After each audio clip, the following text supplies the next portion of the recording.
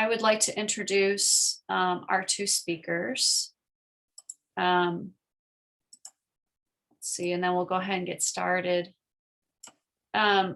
Professor Anna Kokobobo, she is the chair of the Department of Slavic and Eurasian Languages and Literatures, and she specializes in 19th century Russian literature as well as Balkan modernism.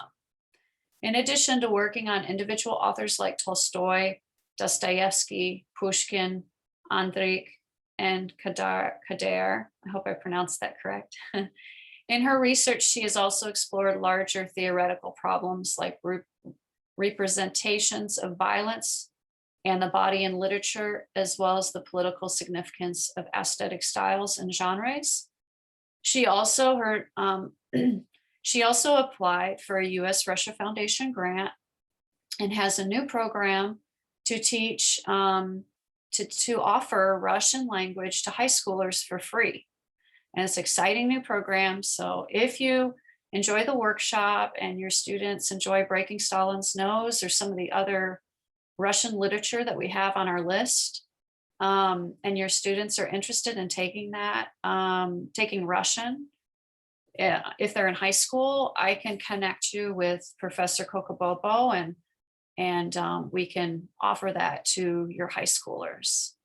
So without any additional comments, I'll go ahead and turn the time over to her. Thank you, Lisa. I have a little bit of a sore throat, so I apologize if I'm going to sound really scratchy. And we're really excited to be here. Thank you so much, Lisa, for organizing this and for all your wonderful work in putting together this workshop.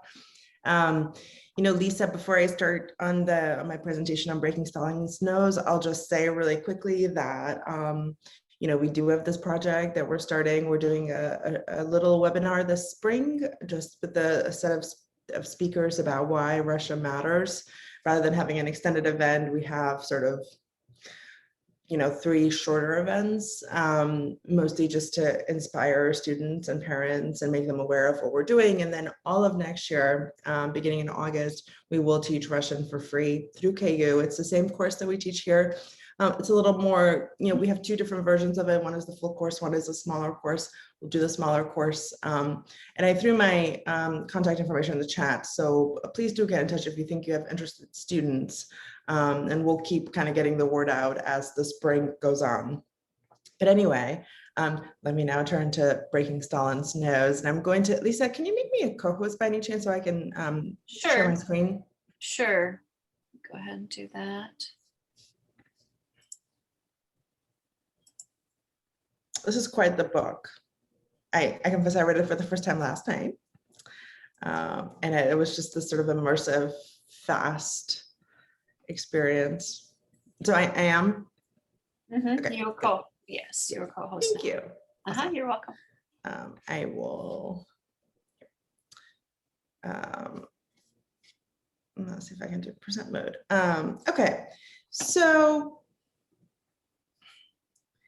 you know, there's a lot that you could do with this book, you know, the way that, so I'll talk about it, and then I think my colleague Eric Scott will talk about it for a bit. And I'm a literature scholar, he's a historian, so what we decided to do was that I would do, how would I approach this book as a literature scholar, and then he's gonna do a lot of historical background. So you will find that my presentation will be less focused on that. You know, because that'll be sort of the bulk of what he does. So I'm not going to do a ton of background on my end. I'll just try to kind of look at the text itself with you and see some of the things that come up and ways in which it could be talked about, you know, with an audience of students. So, I mean, you know, I always, whenever I teach a book, really any book, or a short story, or really anything, I always like to start with, you know, just a basic awareness of what is happening here, like, you know, with the students, and just break down kind of the factual narrative of what is going on, right? We have, you know, as Lisa mentioned earlier, this is a story about a young boy potentially becoming a pioneer. And all of this resonated with me so profoundly, and I'll tell you about that in a second too.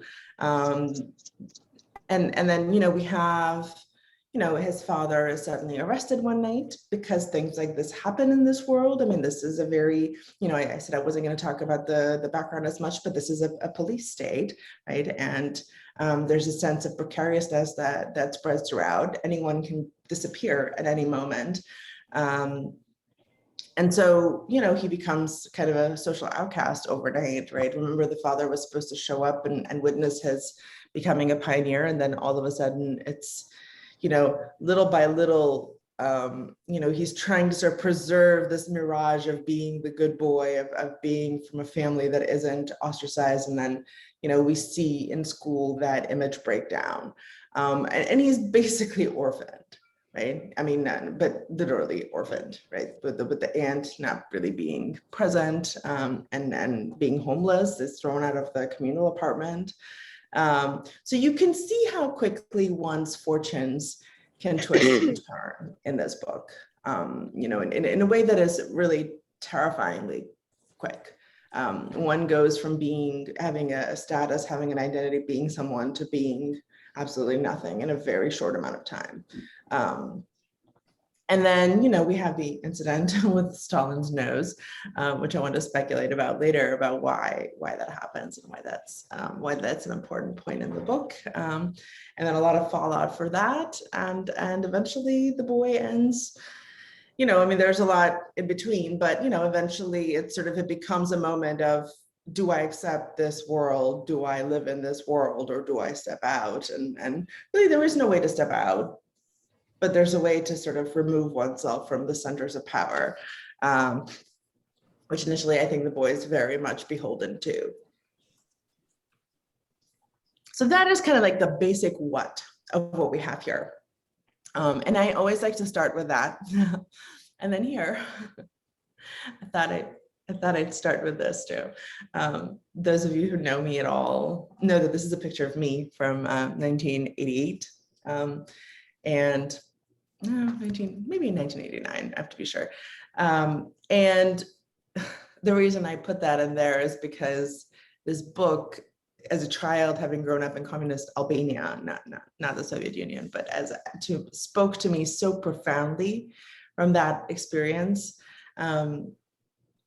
It really just, it was so true to life from that perspective. So I thought I'd give you this, this is the background is communist Albania. And my father has recordings of me reciting party verses and talking about our great leader, who at the time had died. And I remember being deeply, deeply sad that our leader had died and I couldn't speak with him, but, I knew that he lived in our hearts. Hold on, my child has awoken. Give me 1 second. I'm going to mute myself. Hold on, I will return. Sweetie, I'm giving my presentation, remember? So please be quiet. Oh. I told him that we had this conversation and he should be quiet. American childhood. So it really sent me back, I would say pretty profoundly. And I thought I'd just throw that in there. But I want to focus, for that very reason, perhaps, I want to focus on this idea of the communist childhood, and how that's different, right? And Eric will historicize this later when he talks about kind of the background, but it's just an incredible, you can, I think, talking with a younger group of students, even they're in high school, I think it's important perhaps to try to focus on that a little bit, because it's just so profoundly different, right? All these different milestones, becoming a pioneer. I remember, when I grew up, we had this younger category of pre-pioneer, kind of special communist child. And it meant that rather than getting the little scarf, the red scarf, I didn't manage to get the red scarf because the system fell when I was, I think, in second grade. But when you were younger, I had gotten a little red star that I got sewed to my little black school uniform. So you had these little milestones to strive toward. And they're all, of course, founded. I mean, when I was growing up, they were founded on being a good student. But here it's clear that they're founded also on being ideologically just, coherent to the system. I mean, being orthodox with all of those ideas that come about. And for him, this is a really important milestone, as you can see. I mean, if just to kind of see where you are and try to keep you engaged, I would love it if you would put in the chat maybe just a couple words of how you would describe this childhood. And because I think that's the piece that always gets lost, is that we're immersed in this Stalinist world, but it is also someone's childhood. And of course the child is excited about reaching the milestone, right? Becoming a pioneer, but there's very little of childhood in this world. So if you want to put those in the chat, I try to see if I can access it while I'm screen sharing. I'm not always good at doing that. But go ahead and do that if you want to. I think, and I'll keep talking, and then if there's anything exciting, maybe Lisa can tell me if there's anything worth sort of that I should be maybe pausing for. I'm happy to do so and to discuss it. But I think some other aspects of this childhood are, we have this constant indoctrination, right, among the children. Like I said, it's uncanny. It's uncanny. To me, it was just reading that letter that he wrote to Comrade Stalin was uncanny. And then you have this image of Stalin as a kind of father to the people, which is how the old czars would be seen. And this expectation that if something horrible happens in the system, surely Stalin does not know. Surely Stalin will fix this misunderstanding.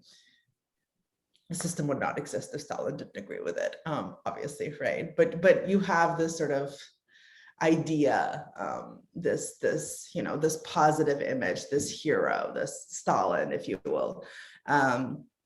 And then, of course, there's this culture throughout of adults bullying one another, informing on one another, and this general expectation of vigilance, which again, is really uncanny. This, you have to watch out. We have to be really watchful. We have to, make sure.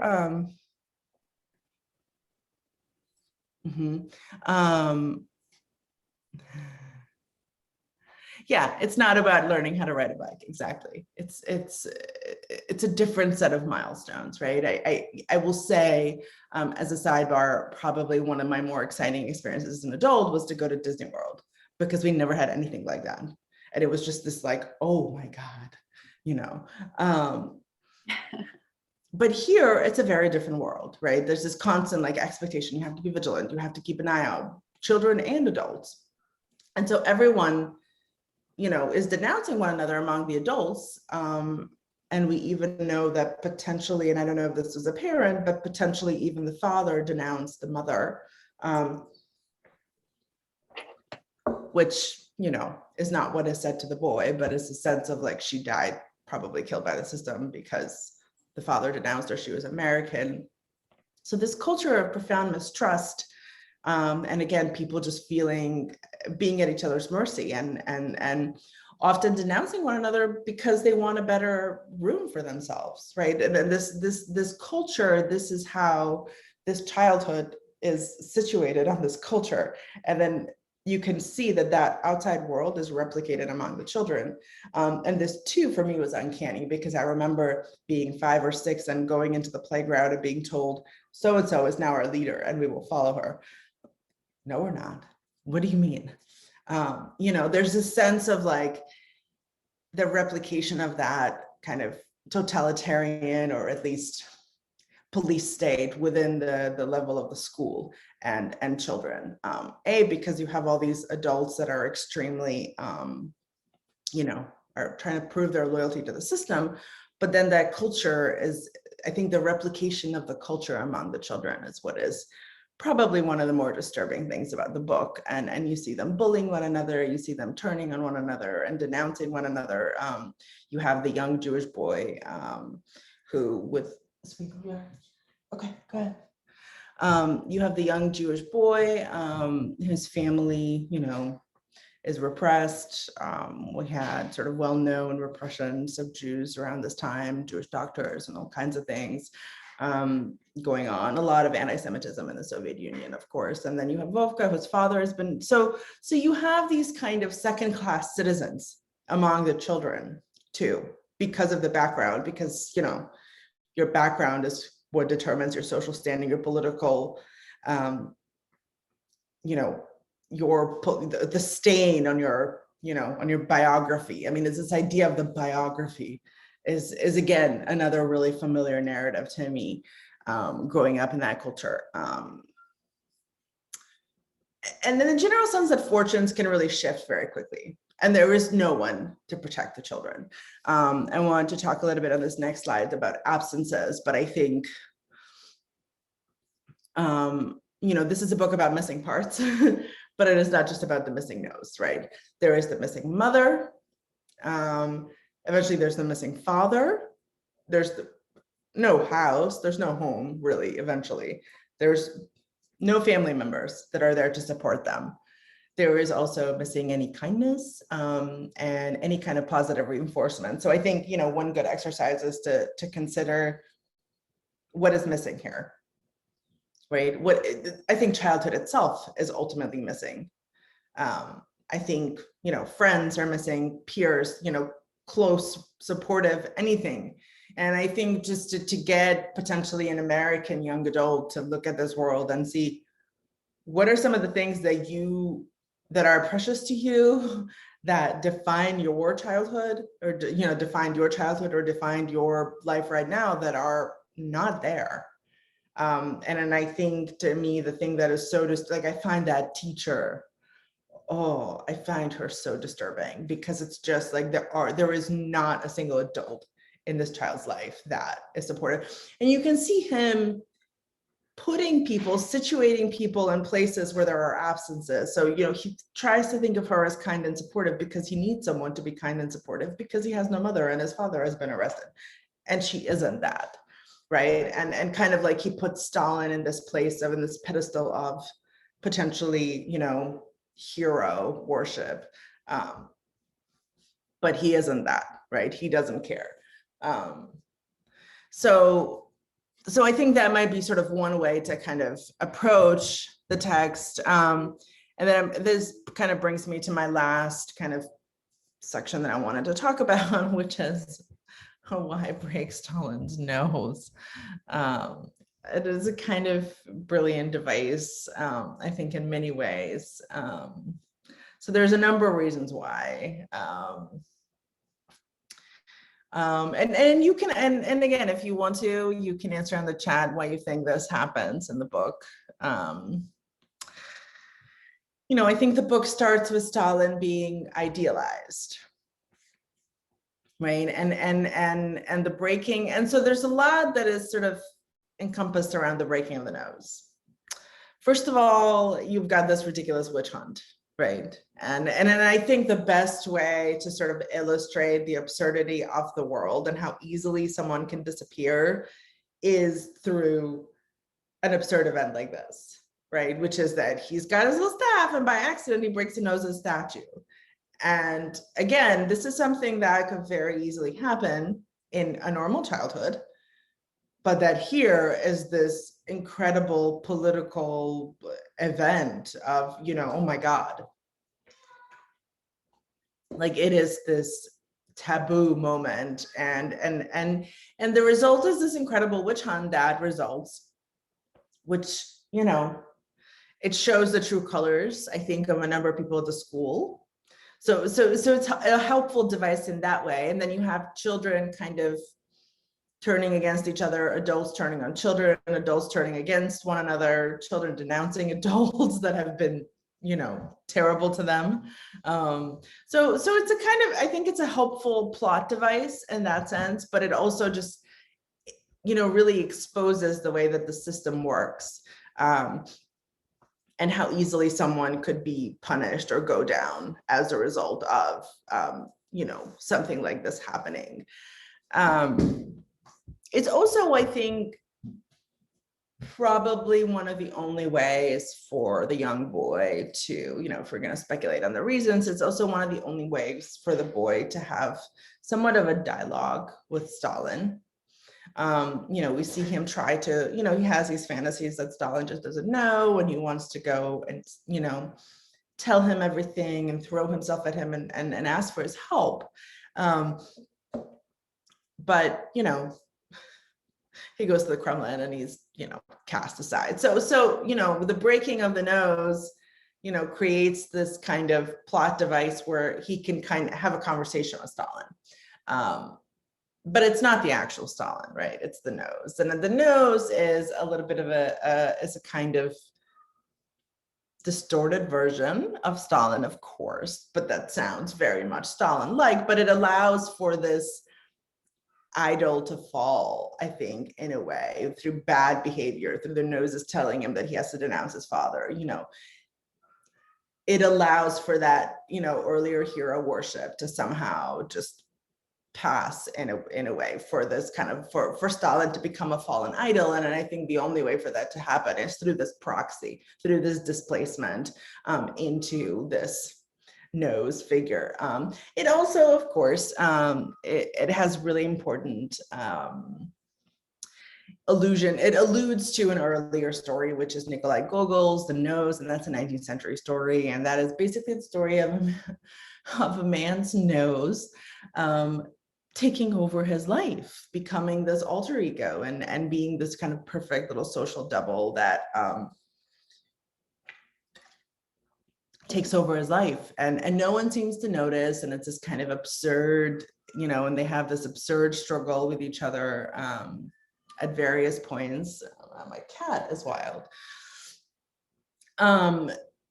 And it's this kind of, everyone accepts the nose for being normal. The nose rises in society. The nose seems to have better sense of social norms. The nose is more popular.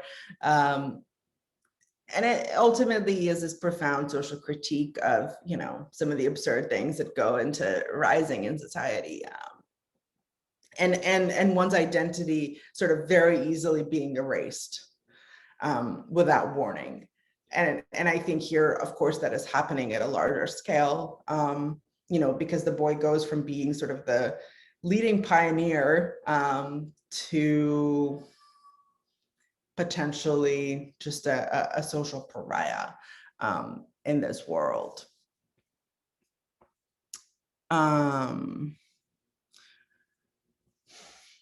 So there's a number of reasons, and if you're interested in the sort of Gogol angle, you might consider there's a number of resources there too. There's been an opera of that as well, with the nose. It's kind of on the stage. So there's a lot of sort of interesting background resources there if you wanted to kind of explore the Gogol angle and the sort of, how throwing like an absurd device like that kind of helps storytelling, if you will. I think it really does. It exposes the culture. It does a number of things, like I mentioned. So how does the novel end? I mean, he starts desperately wanting to be a pioneer. And I think being a pioneer gives him an official status in this culture. And the novel ends with him refusing that status, with him not participating, which I think is really interesting. Scholars of totalitarianism like Hannah Arendt and others have talked about the ethical way to live in a totalitarian state. And there's quite a bit of research on sort of the Soviet system and ways that people were made to feel complicit at every point, in the sense that even just for being alive, but certainly for denouncing others, for being sort of helping reinforce the system. So there's this constant sense of kind of ethical complicity, and feeling like one is part of this really problematic police state, if you will. And scholars of totalitarianism have talked about how to live in such a world and how to live ethically in such a world, and perhaps the only way to do so is by not participating, is by sort of because ultimately it's impossible to refuse the system. It's impossible to sort of change the system, but the only thing to do is to not aid and abet it, basically. and try to kind of step out of it. And so he refuses to be a pioneer, which I think is a really interesting turnaround. And then, you know, unlike his aunt, who's ashamed to be affiliated with him for fear that it'll affect her status, he goes and waits for his father outside of the Lubyanka prison. I mean, this idea of these children, both him and the Jewish boy, wanting to go to this prison because they hope to find their parents there. I mean, I feel like if we're going to talk about this childhood and how it's different, I feel that that detail is probably one of the more harrowing points potentially to focus on, because it's just, they want to go find their parents. And the only way to go to look for them is this sort of secret police prison.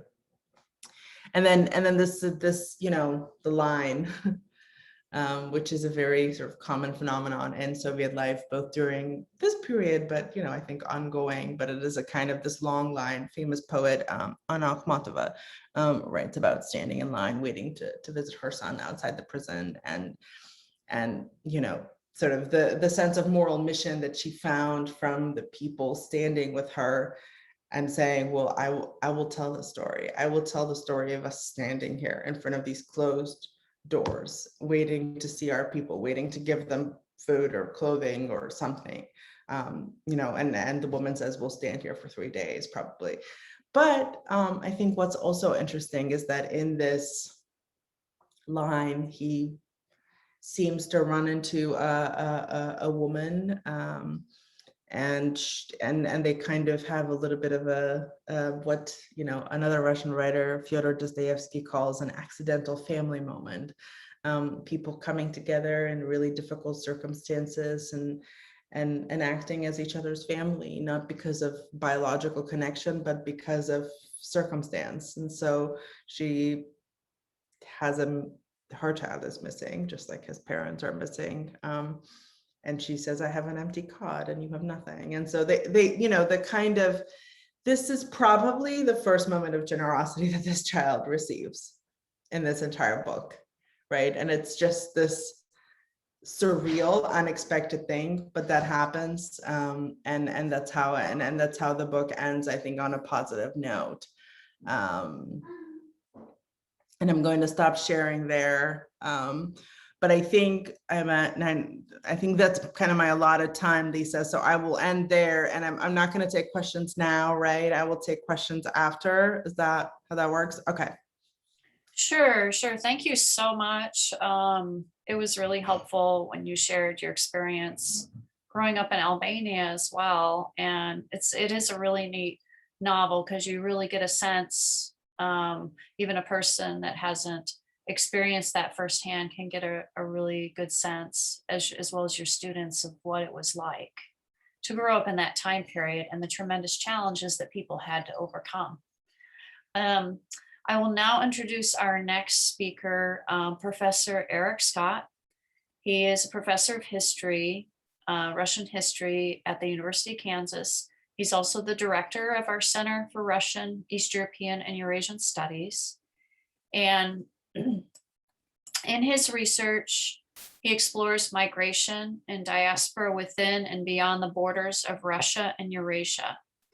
His first book, Familiar Strangers, The Georgian Diaspora and the Evolution of Soviet Empire, moves past the typical divide between center and periphery and colonizer and colonized that guides most scholarship on empire, to look at the Soviet Union as an empire of diasporas. He is now working on a second book, Soviet Defectors and the Borders of the Cold War World. And he's recently, along with other graduate students, put together a very neat website called Cold War in the Heartland. And it talks about this history between, there are a lot of wonderful resources that you can use in your classroom that connect relationships that were going on between the Midwest and the Soviet Union over a number of years during the Cold War. And so without further ado, I will go ahead and let him go ahead with his presentation. And let me see if he's, all right. Oh, maybe he's not here yet. Hold on just one moment.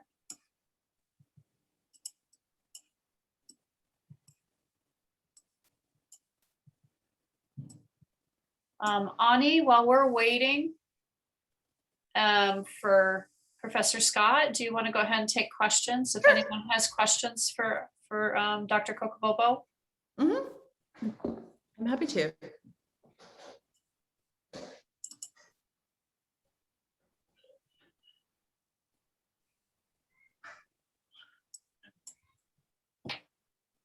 Okay.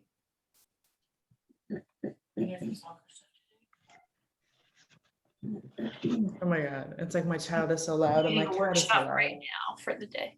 Okay. Let's see.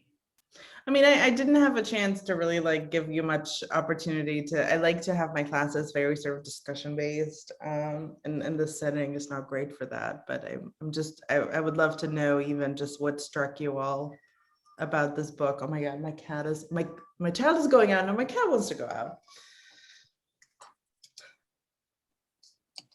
I mean, you know, what struck you probably the most out of it? I mean, I'd be interested to hear that too, if people don't have any sort of questions, or if you want to sort of share your reading as a way to maybe get to a question.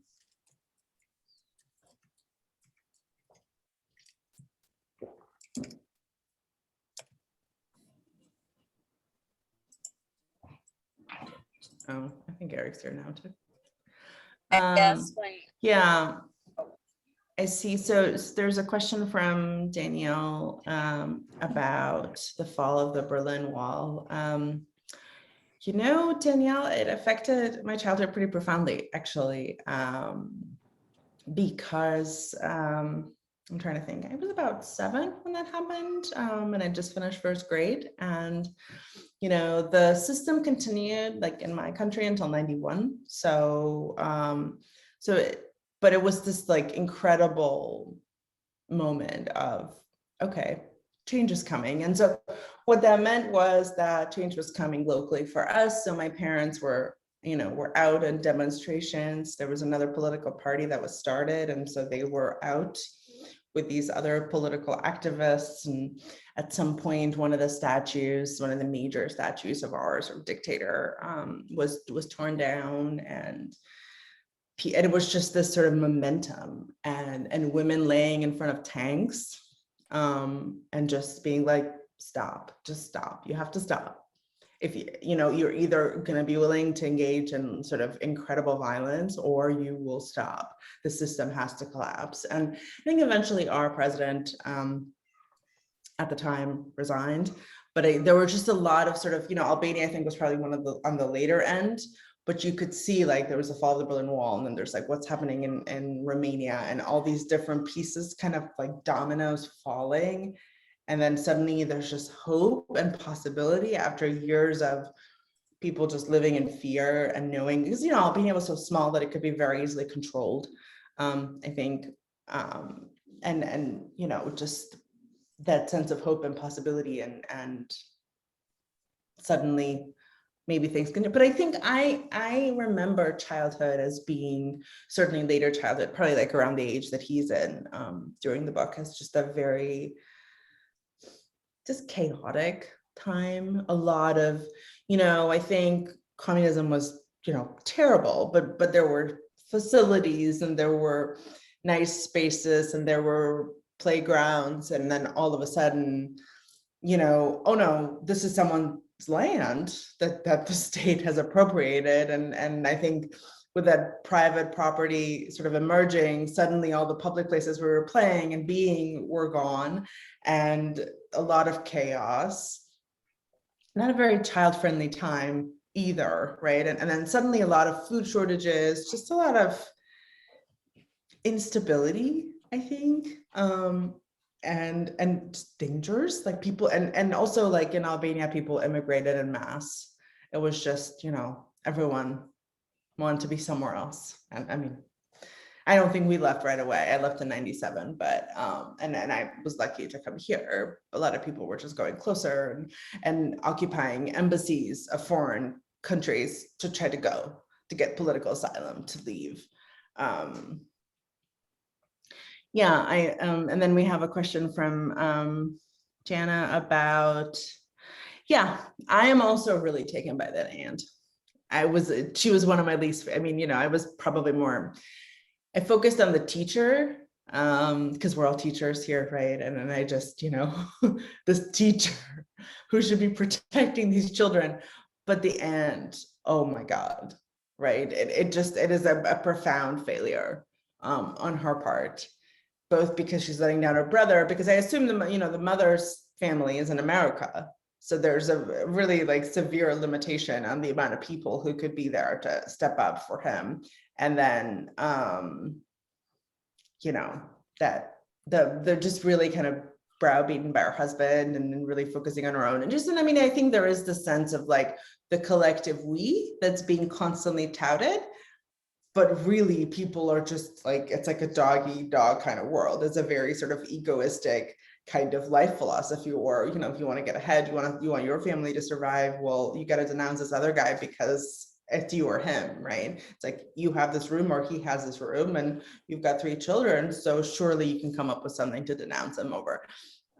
So I think, you know, it's a really kind of interesting culture, and I am sorry, but having a baby is not a reason for you to behave this way, right?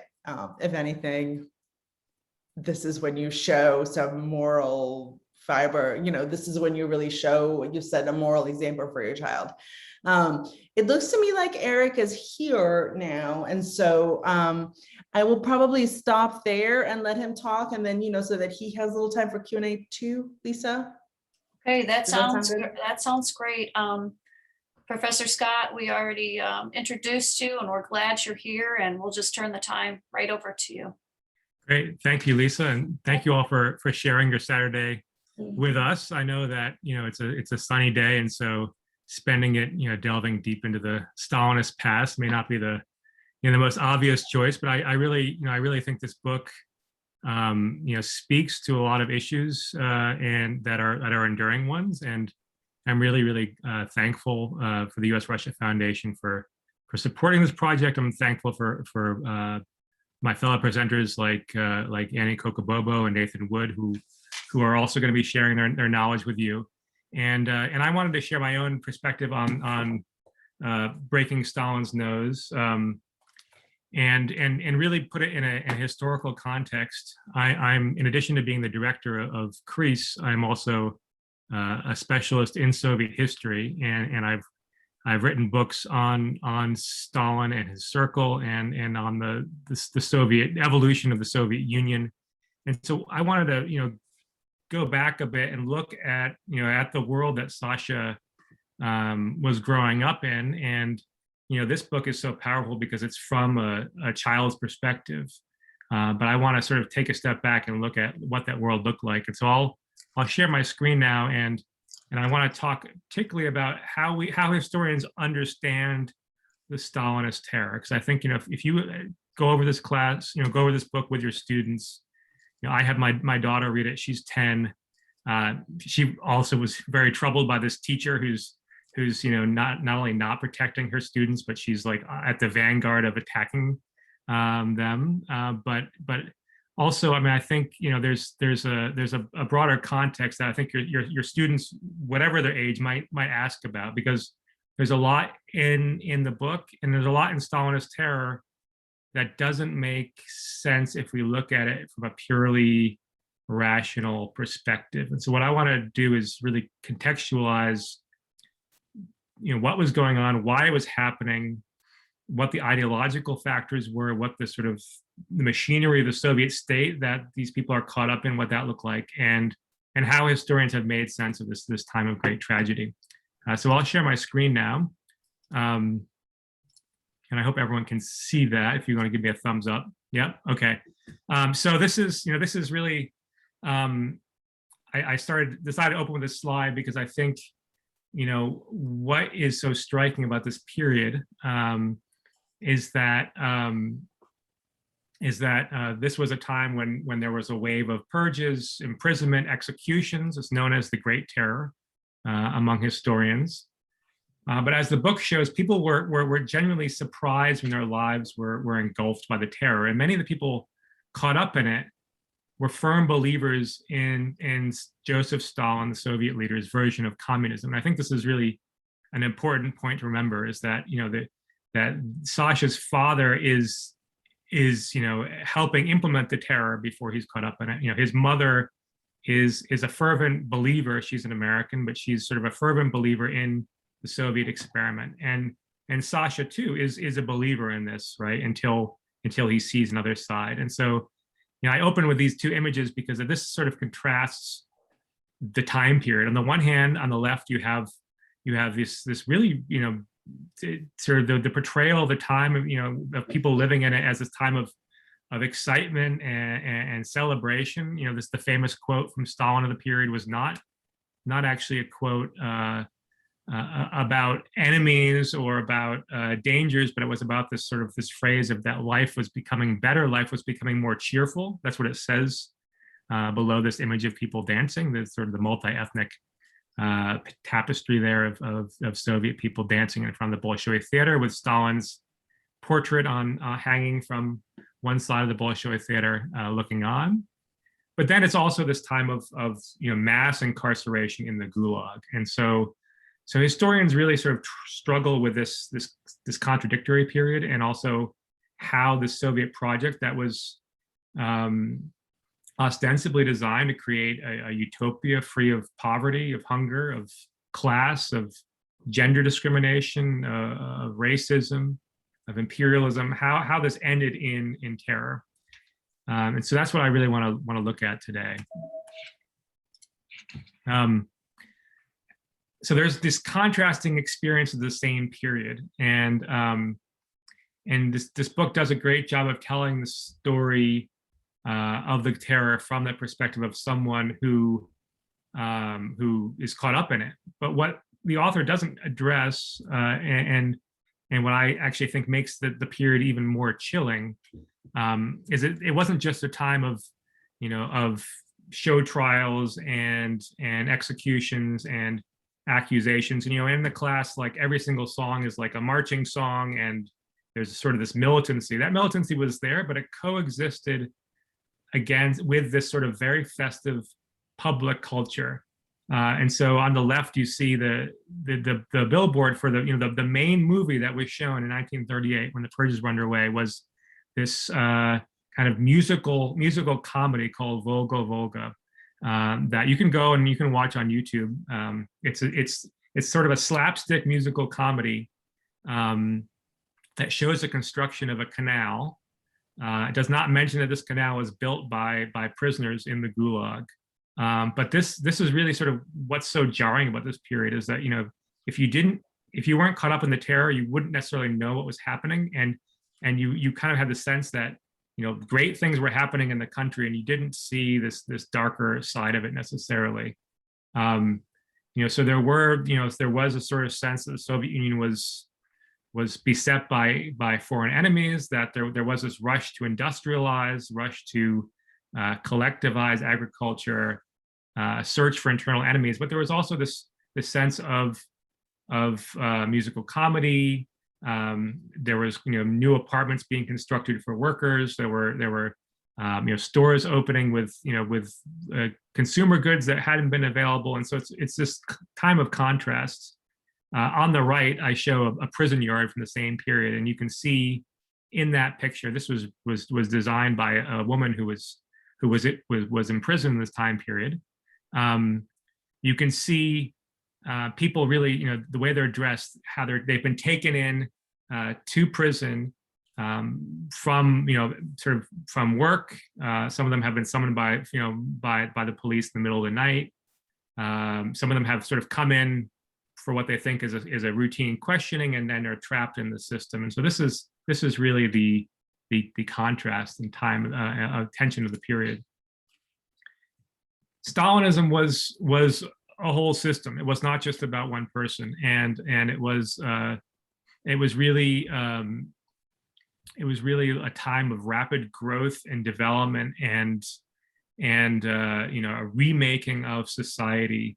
And so Stalin as a figure was present, but there was a whole system that was constructed around him and around the Communist Party that was extremely centralized, that was providing in some sense some new opportunities. So on the left, you see young workers in a city, Magnitogorsk, that was built from scratch in the middle of central Russia to produce steel.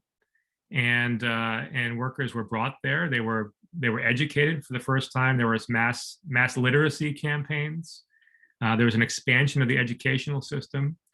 There was the growth of summer camps like the one you see on the right for the young pioneers, which Sasha in the book belongs to. This Young Pioneers is a sort of like a Soviet Boy Scouts with or Girl Scouts, but mandatory.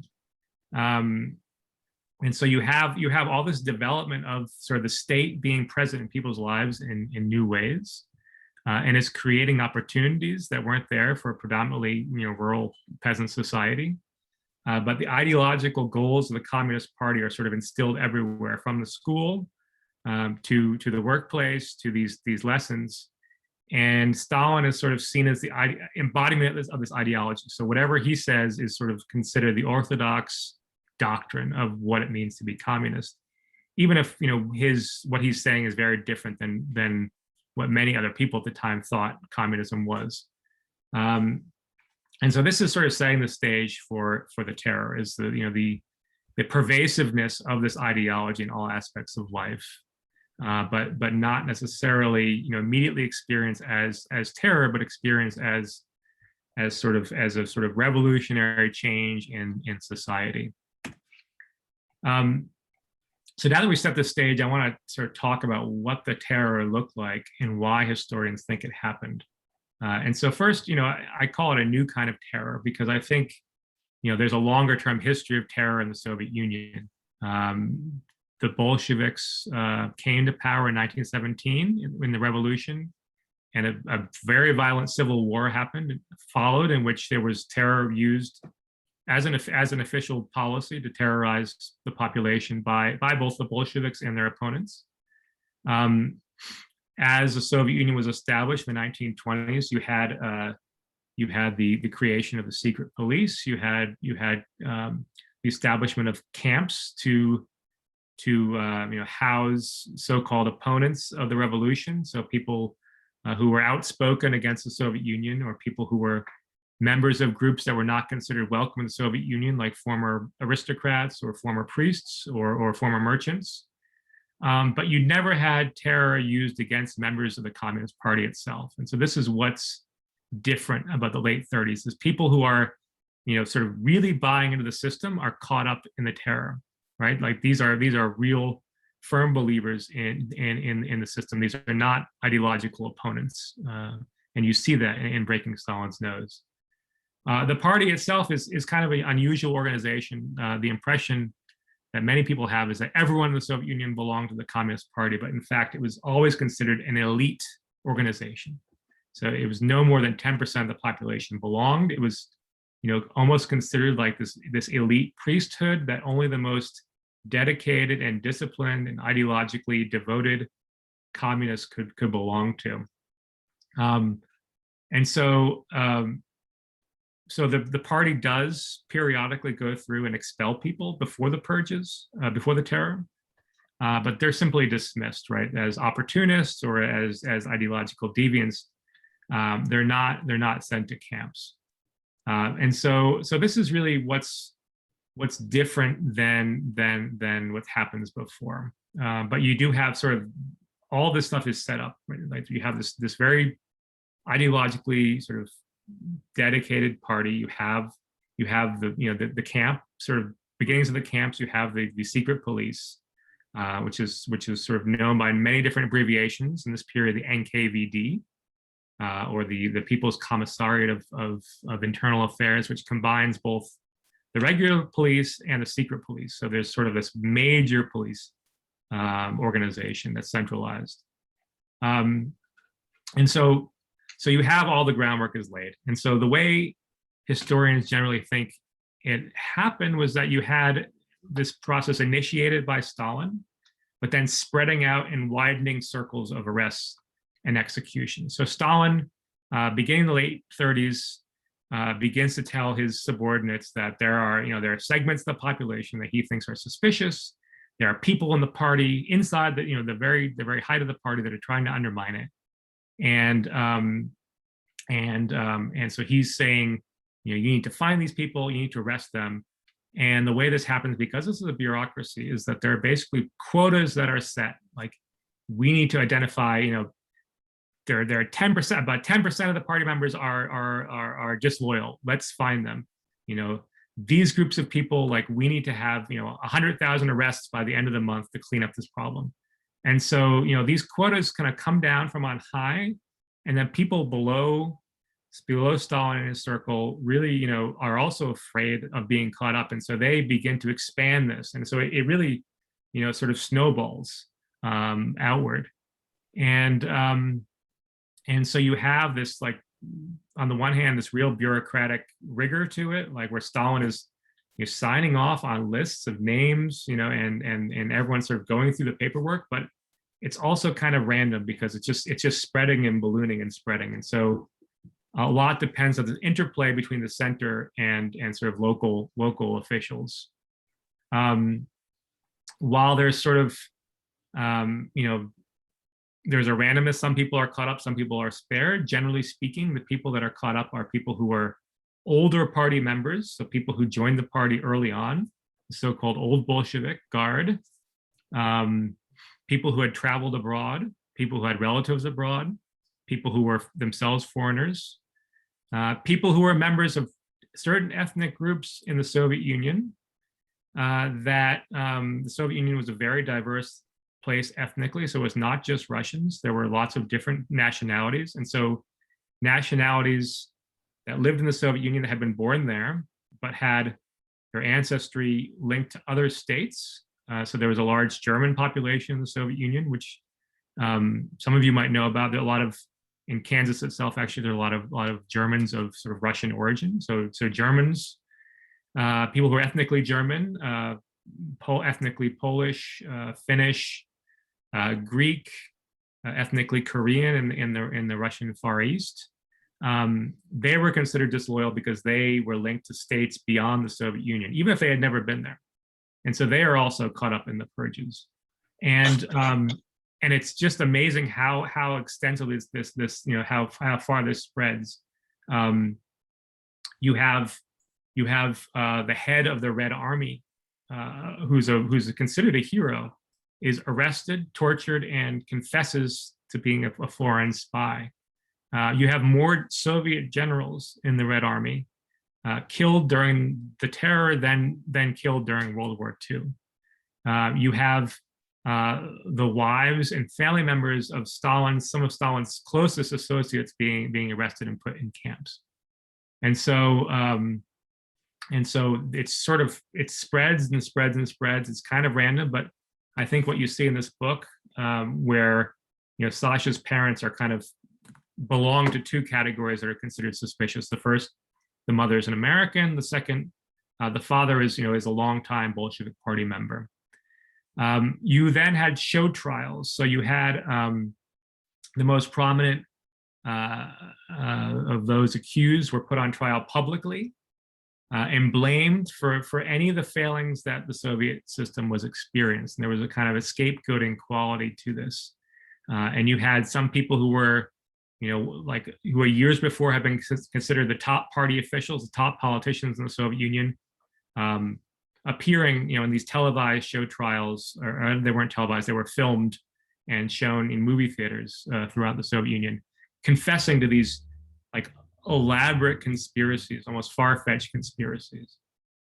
Interrogation was a big part of this too, and the idea that there was a real obsession that people confess their responsibility, even if it was for these imaginary crimes. And I think this reflected this bureaucratic imperative, because Stalin, from the top, they wanted confessions, but they were also considered to be useful sort of turning these people into examples. And confessions were obtained through all kinds of ways. There was, certainly outright torture, but more common was, encouraging people to confess to preserve other family members, which didn't always work, or the so-called conveyor belt method, where they would sort of keep people awake and shuffle them from one room to another without sleep or food until they finally confess, sometimes to these fantastic crimes. Execution. So there's sort of generally two ways out of this once you were in prison. One was execution, and again, I think it's interesting here, and sort of I think some of your students might ask or want to compare this to the Nazi period and to the Holocaust. And there were definitely many innocent people caught up in the terror, but it's also, the lines are a little blurrier because some of the victims of the terror in the late 30s were the executioners of the 19 teens and 20s. And so people like Sasha's father, while we feel bad for him and while he's unjustly accused, he also has blood on his hands from doing the interrogations and imprisonments himself, including of his own wife, which is one of the shocking things that comes out in the book. There are no mass executions, unlike in the Nazi camps. Each case is individually investigated, and many of the deaths, and there are executions that happen. There are sort of groups that were sent out, or people executed one by one in the prisons. But many more deaths happen in the camps. And the camps, the forced labor camps, are not specifically designed to kill people, unlike the Nazi concentration camps, but they do because they are created with no concerns for people's basic safety. People freeze to death, people die of starvation, people die of disease.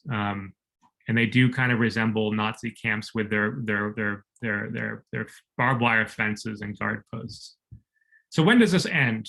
This is the question. I think the Stalinist period is in some ways unique to this, in this context of Soviet history, but it's also, I think, the Stalinist system endures in some important ways.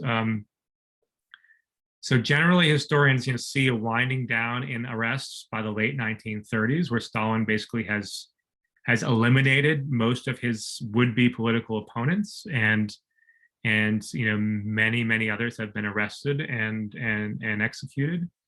And it's difficult to estimate the human cost of all this because you have the numbers of deaths, which are in the millions. But you also have the destruction of many more people's lives. People like Sasha, who are either deprived of family members, or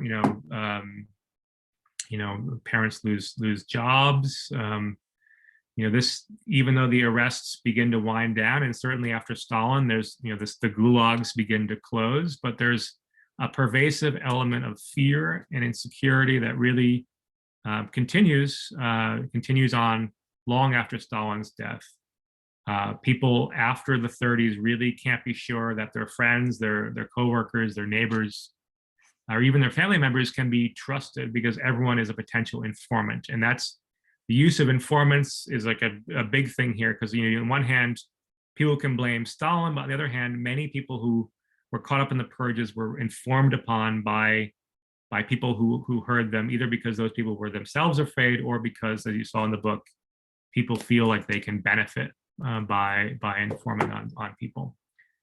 I just want to show a couple images of what this looked like. Again, this is such a great source. This is Yevrosynia Kirsanovskaya, a woman who was caught up in the purges, and she wrote and self-published after Stalin's death this account of her experiences. And I know these images are disturbing and maybe not suitable for younger students, but this is I think shows the horrors of the camps and the horrors of the experience. On the one hand, you have these women sort of initially brought in, and then the second slide on the right, you see them brought to the camps, and really, not only are they torn away from families, from loved ones, but forced into these humiliating situations, forced to strip, to have some cases have their heads shaved, to be sort of transported out to the far reaches of the Soviet Union, to these camps, and put in really humiliating circumstances, and also mixed in with ordinary criminals who oftentimes worked in cahoots with the guards to harass and exploit those prisoners who were considered quote unquote political prisoners of the terror.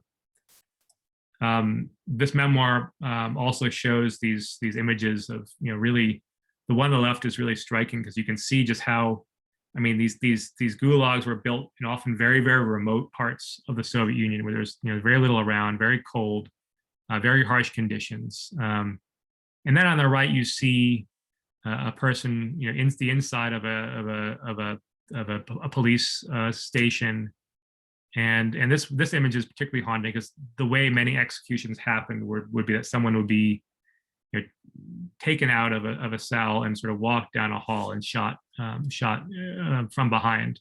And so this I think shows what this machinery of terror looked like.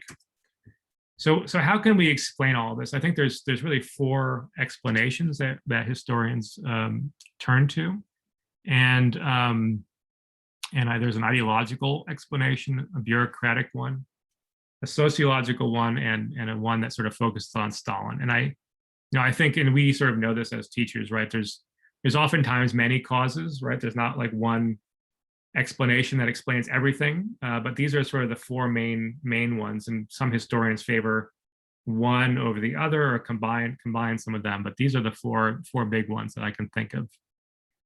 So the first, really looks at the ideology of Stalinism and of Stalinist communism, Stalin's version of communism, as this ideology of good and evil that really divides the world into enemies and friends of the revolution, and considers that any deviation from the party line, which is established by Stalin, is considered, a huge defect, and is considered very, very dangerous. And so some scholars who emphasize this approach even compare the Great Terror to the Spanish Inquisition, which seems like a leap, but if you think about it, both are sort of concerned with this ideological purification and see evil as something hidden that you can reveal through confessions. And so in this Stalinist view, communism as an ideology was perfect, and so anything that was going wrong in the country, if there was a delay in opening a factory, if their production levels were down, if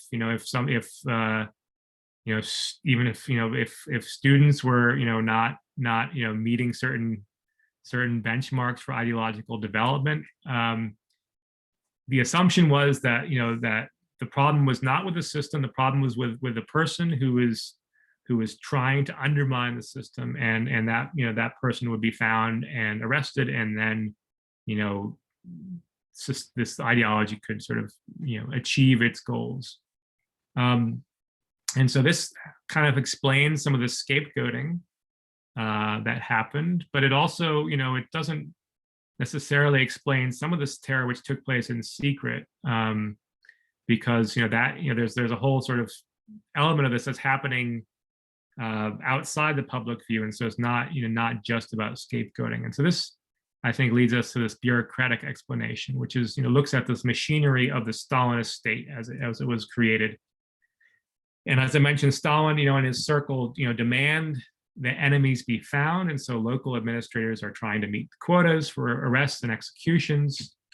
They try to overfulfill the quotas, and you have these widening circles of terror. And so this explains, some of the mass arrests and some of the stuff that was not just, it does not seem to sort of clearly fit the ideological view, but kind of it takes on a life of its own because of the way the state is constructed, and because you have this massive massive police force in place that combines ordinary police functions with secret police functions.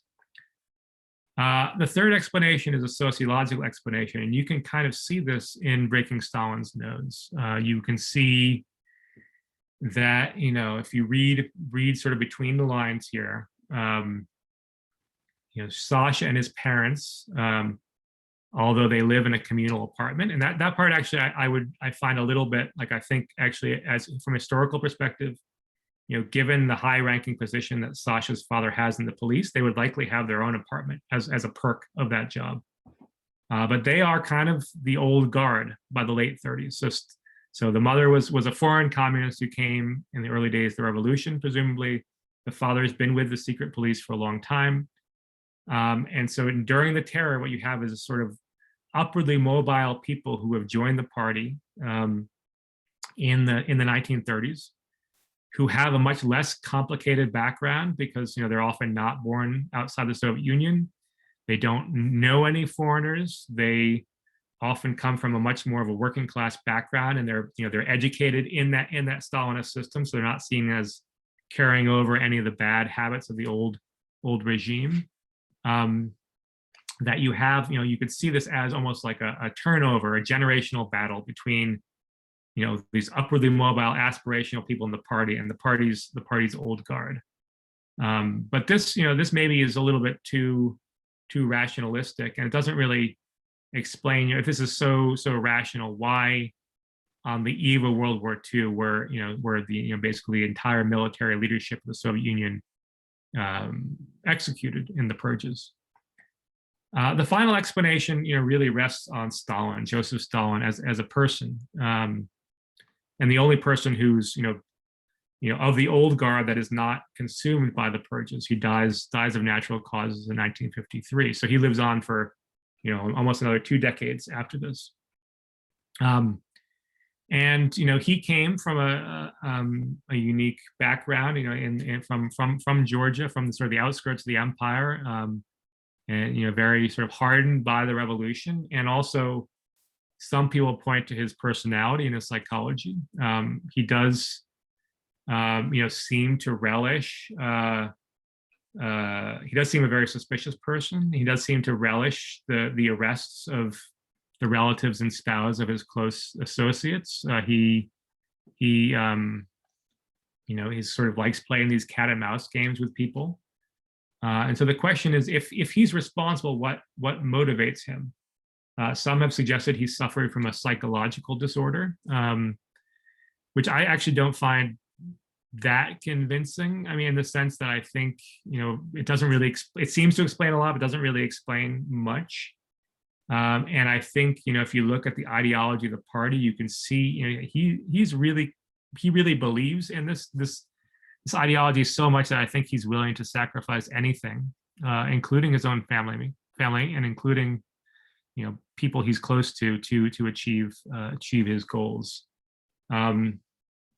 There's also the explanation that maybe he's extremely rational and sort of power hungry, and using this sort of divide and conquer strategy to establish sole control. But certainly this explanation explains only so much, because it's far bigger than one person. And so I think whatever its causes, this terror is really one of the great horrors of the 20th century, and it's all the more horrible not only because of the number of people who died, but also this climate of fear that it created that really endured for generations. Again, if you compare it to the Nazi regime, that regime in Germany lasts for about 12 years, whereas this lasts for 24 years and endures for decades after Stalin's death. And unlike in Germany, there's never any comprehensive effort to punish those responsible for the terror. There's no major truth and reconciliation process, as there was in South Africa after apartheid. There's no Nuremberg process to punish the guilty. And that if you have the Nazi Party banned in after World War II, that the Soviet Communist Party continues until 1991. And so unlike these other countries, there's very little public commemoration of the terror, and actually literature is perhaps the main way that Russians have sort of come to grips with this past. Memoirs, fictional literature, and also stories, oral histories passed on in families. And so this book, I think, is really, really great because it allows, American readers who might not have these stories passed down in their families and who have trouble wrapping their heads around this period because, frankly, as a historian, I have trouble wrapping my head around how this happened and why it happened. But this sort of allows, I think, a really relatable perspective to examine this and sort of think about the consequences and hopefully to avoid something like this happening again. So I will stop my comments there, and I'd love to have any questions you might have. You can, I think, either unmute yourself or ask in the chat.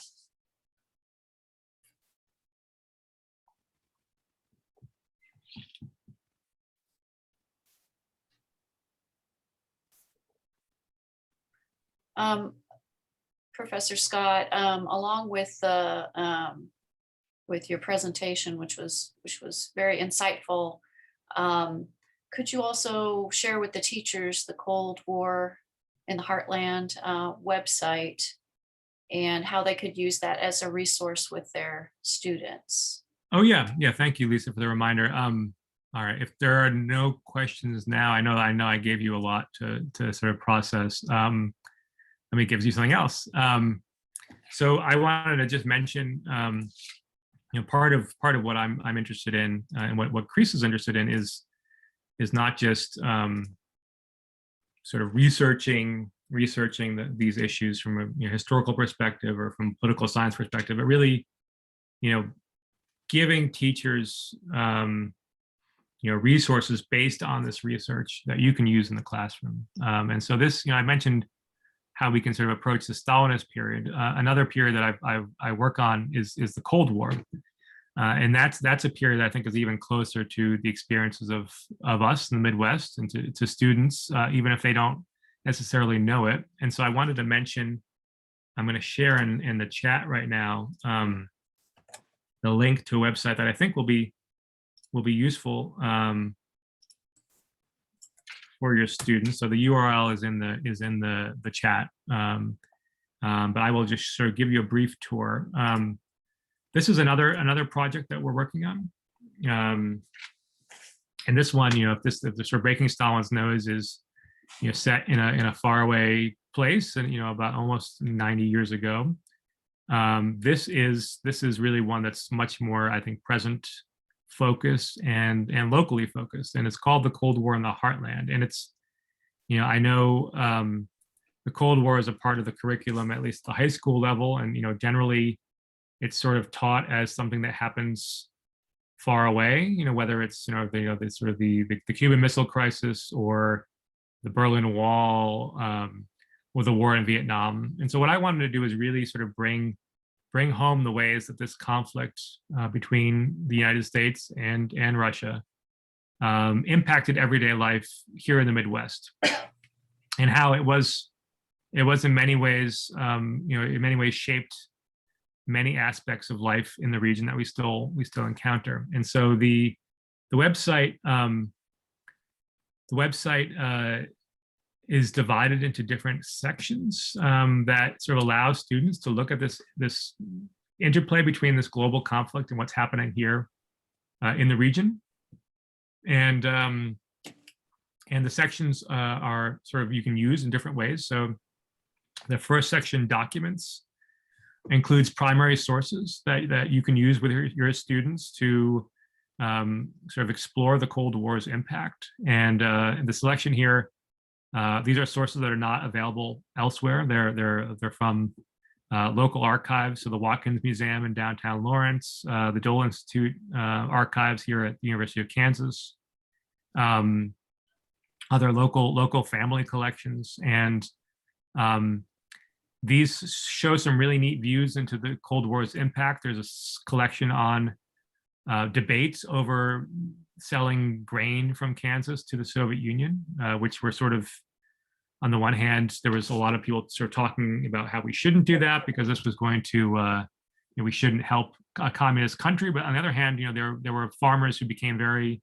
dependent on selling grain to the Soviet Union. And this is one of the things that actually provoked the farm crisis of the early 80s was this embargo on the sale of wheat from Kansas to the Soviet Union.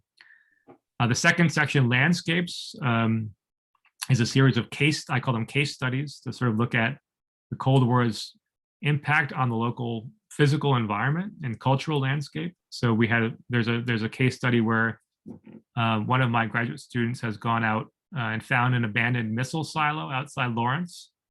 And she has sort of recreated what it looked like and shows what it looks like today. There's a case study of the Topeka airport, which was actually a very, very important piece of the sort of Cold War strategy.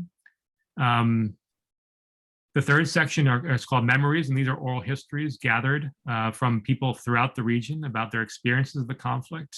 And all these things, the documents, the landscapes, the memories, in the teaching section here, you have sort of guidelines not only of how to use these as teachers, but also how to encourage students to develop their own studies, whether they go out and do an oral history interview with a grandparent or a family member, whether they sort of do their own case study or do their own document analysis, whether they have family documents they want to analyze themselves. So that the teaching section is really useful. The legacies section sort of looks at the continuing impact of this conflict in both Russia and the United States. And then finally, this timeline. I found there's a lot of timelines out there, and historians, despite what you might think, we're not obsessed with memorizing dates and facts. We always tell my students that, like, you can look up a date, you can look up a date of when something happened. That's not what we do. We teach students to make arguments about the past and analyze evidence and use critical thinking. But it is important to think about when things happen in relationship to other things, right? Because there's causes and effects and impacts and trends. And so this timeline is unique in that it takes the sort of big picture global history of the Cold War and also links local developments and events. And so you can see, when things are happening in Kansas versus when they're happening elsewhere. And so I hope this is a resource you'll use. You're welcome to sort of let me know any feedback you have about it. You're welcome to use, sort of take, under teaching, for example, take these tools and resources. There's primary source analysis assignments. There's additional resource links here. There's, if you want to do a landscape case study, there's stuff on how to do that. There's instructions on how students can go out and do an oral history interview, which I've always found not only do they like, but their parents or grandparents are also really happy to have a chance to share their experiences. So please feel free to use this and play around with it, and let me know what you think, and let me know if you found other great documents or oral histories you'd like to share. Great. This is a great resource for teachers. Thank you so much. And I think everybody needs a short break, and we'll come back at 10:45 unless anyone has any last questions for Professor Scott before we take a break. I'll just mention, I know we're giving you a lot today. If you do have any questions, oftentimes I always find, like, I think of a question, like an hour after something happens. So my email's in the chat. Feel free to send me an email. Happy to talk more as you begin to sort of think about how you're gonna put this to use in your classroom. And thank you again for showing up today. And I hope you learned something. And I really I'm excited to sort of learn how all this stuff is going to be sort of put into work in your classroom, because I think there's a lot of potential here for some new directions. Mhm. Great, thank you. So we'll take a break and come back at 10:45. Well, actually, let's do 10:47, so we at least have 10 minutes. Okay, thanks so much. Bye, everybody.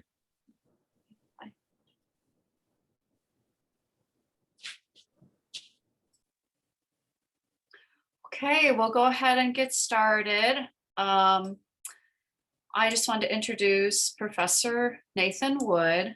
He's a professor of East European history, and he's lived in Poland, I think, a number of times, right? Yeah, so he's intrigued with the ways that East Central Europeans have grappled with the challenges and opportunities stemming from industrialization and urbanization, especially during the overlapping periods commonly known as the Age of Great Cities and the Age of Speed. His first book, Becoming Metropolitan, Urban Selfhood and the Making of Modern Krakow, explores press representations of the city in the early 20th century, including attitudes toward urban expansion, electric streetcars, automobiles, airplanes, and big city crime and filth.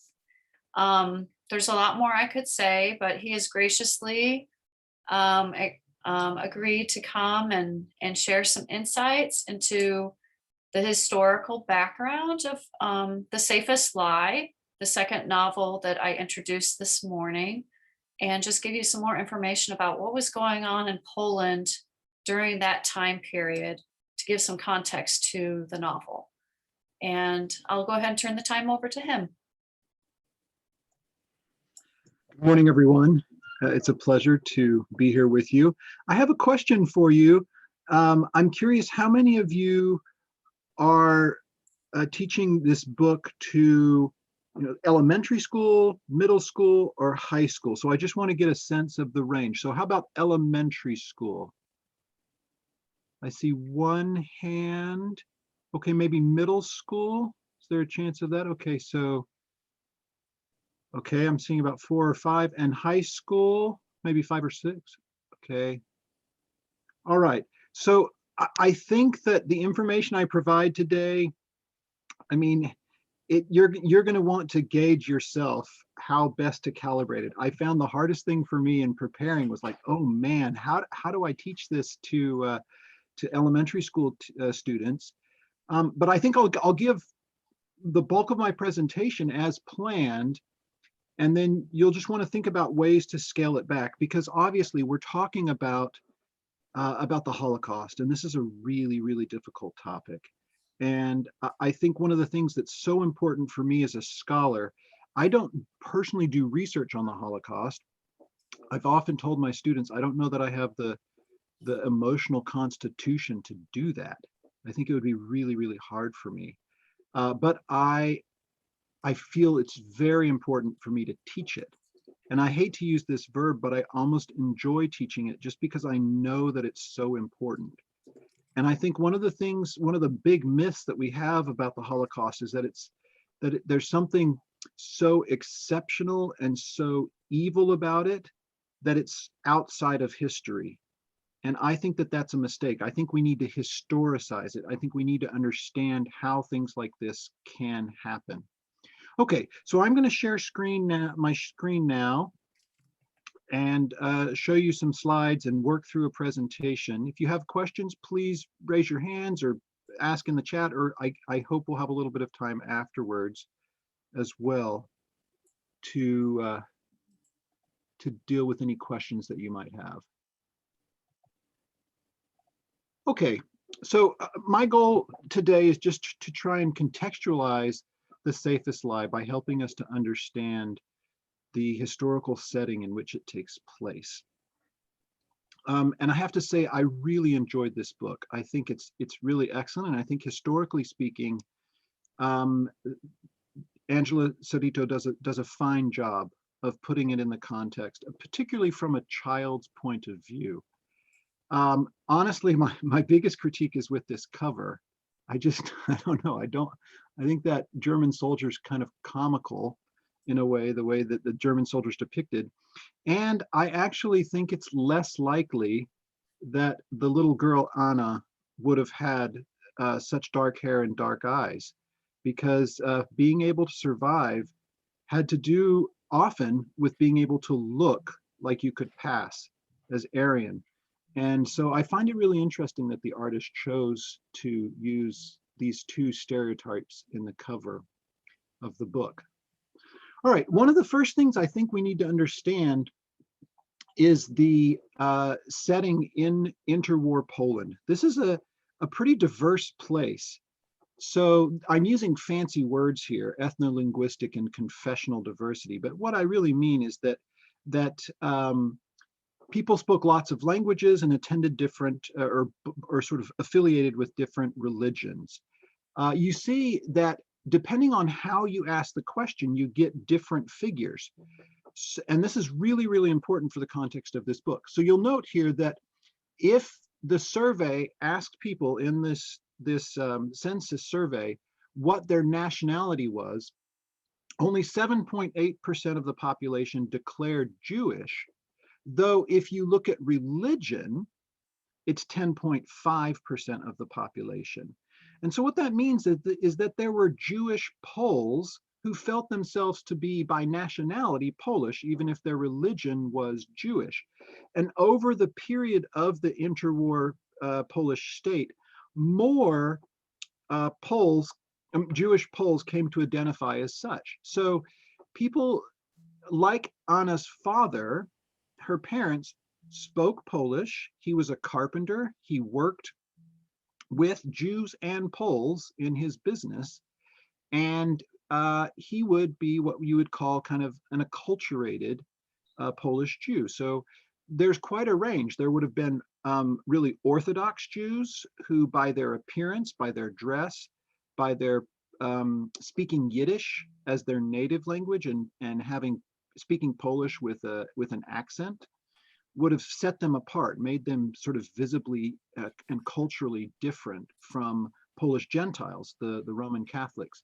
But you see, of course, that there are Eastern Rite Catholics, Orthodox, and even a small grouping of Protestants in the country.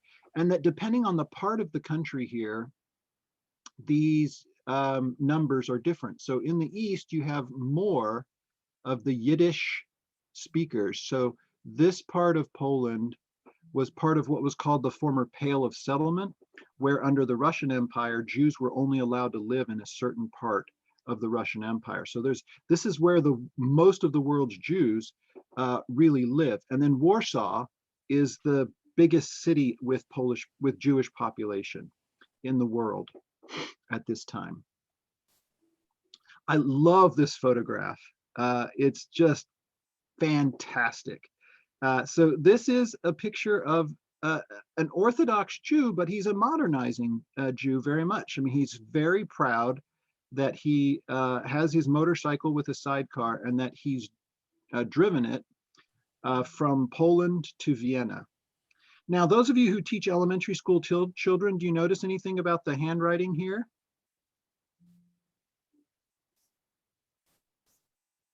I mean, all of us were able to see, right? The backward S and the problem with writing the number, the date down there at the bottom. This indicates to me that his native language was Yiddish and that he made a mistake when he was trying to write his caption on his photograph in Polish.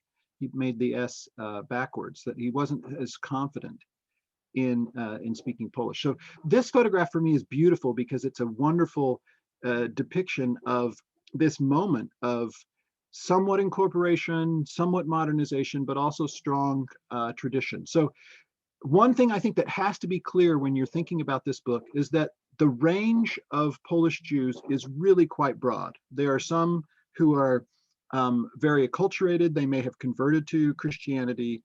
They may be atheists. They speak Polish fluently.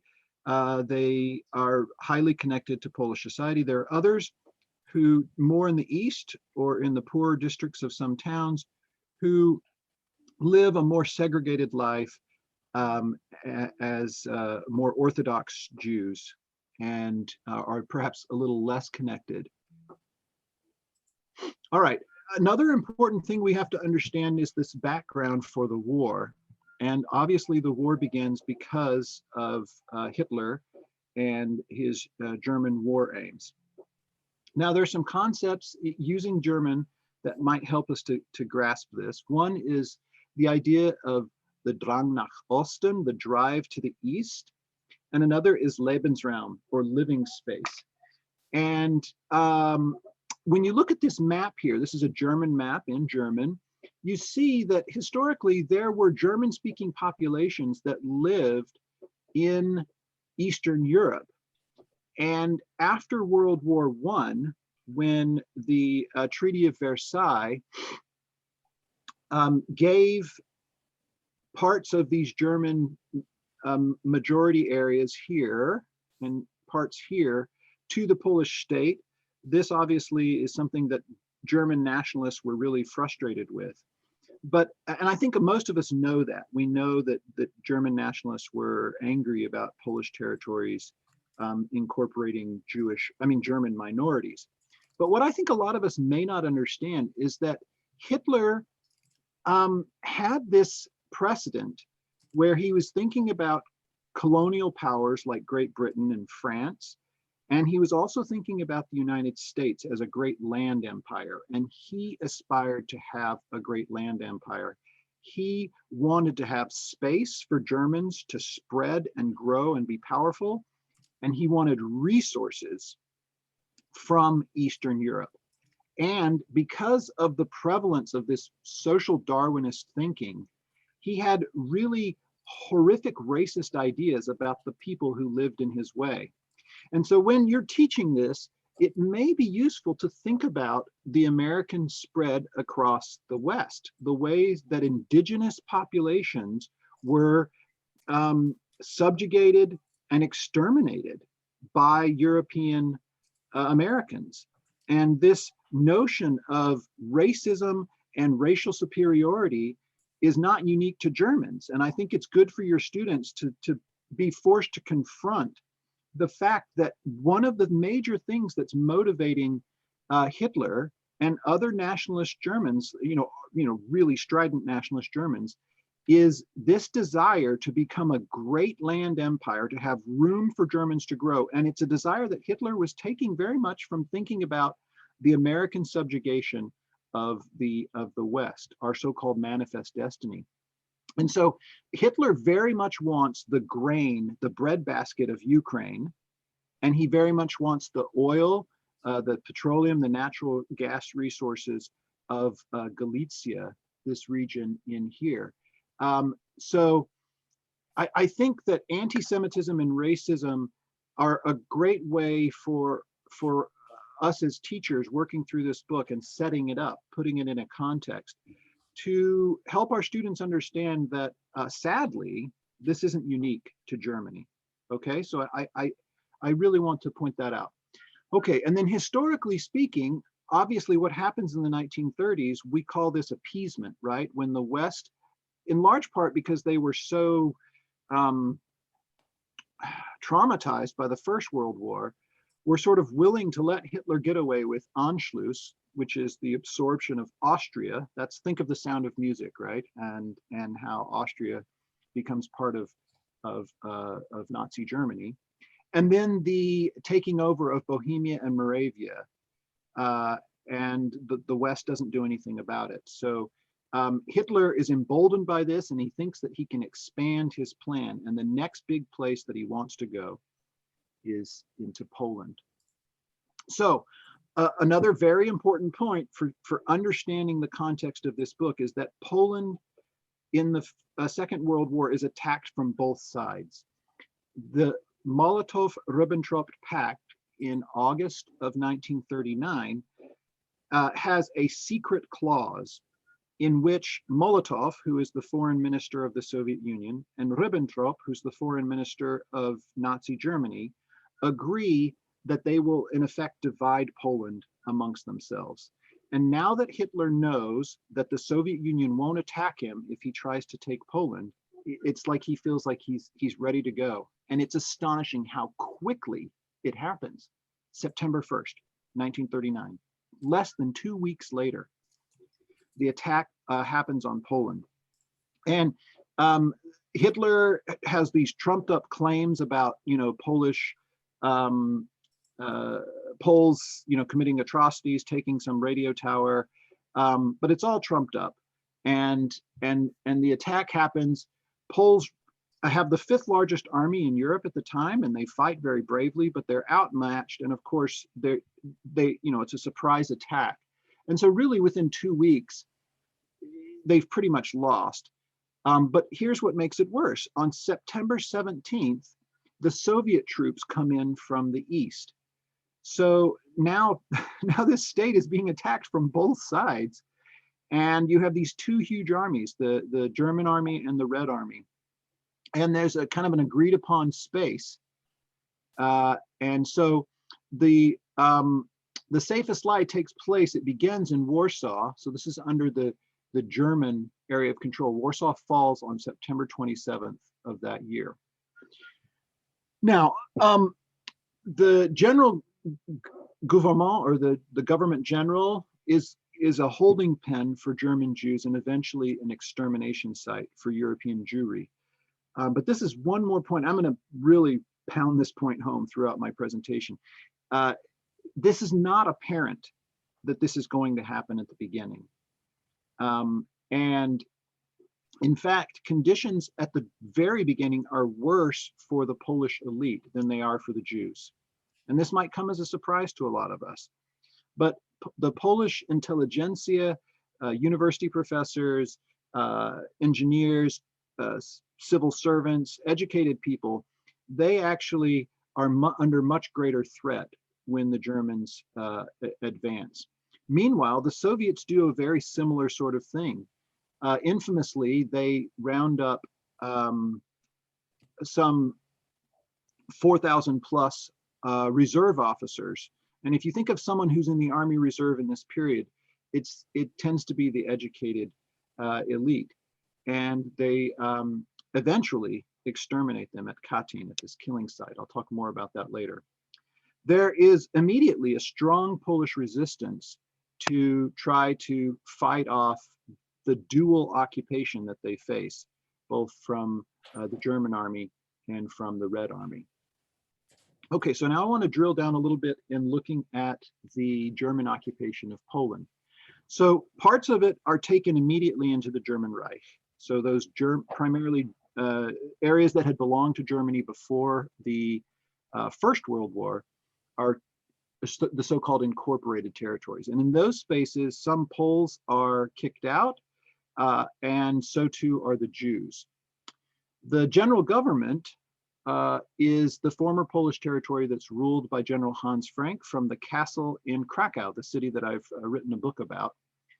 And it's created very quickly, October 26th of 1939. Now, it's very, very important for us to recognize that hiding and assisting Jews in this space is punishable by death. The only other place where this is true under German occupation is Yugoslavia.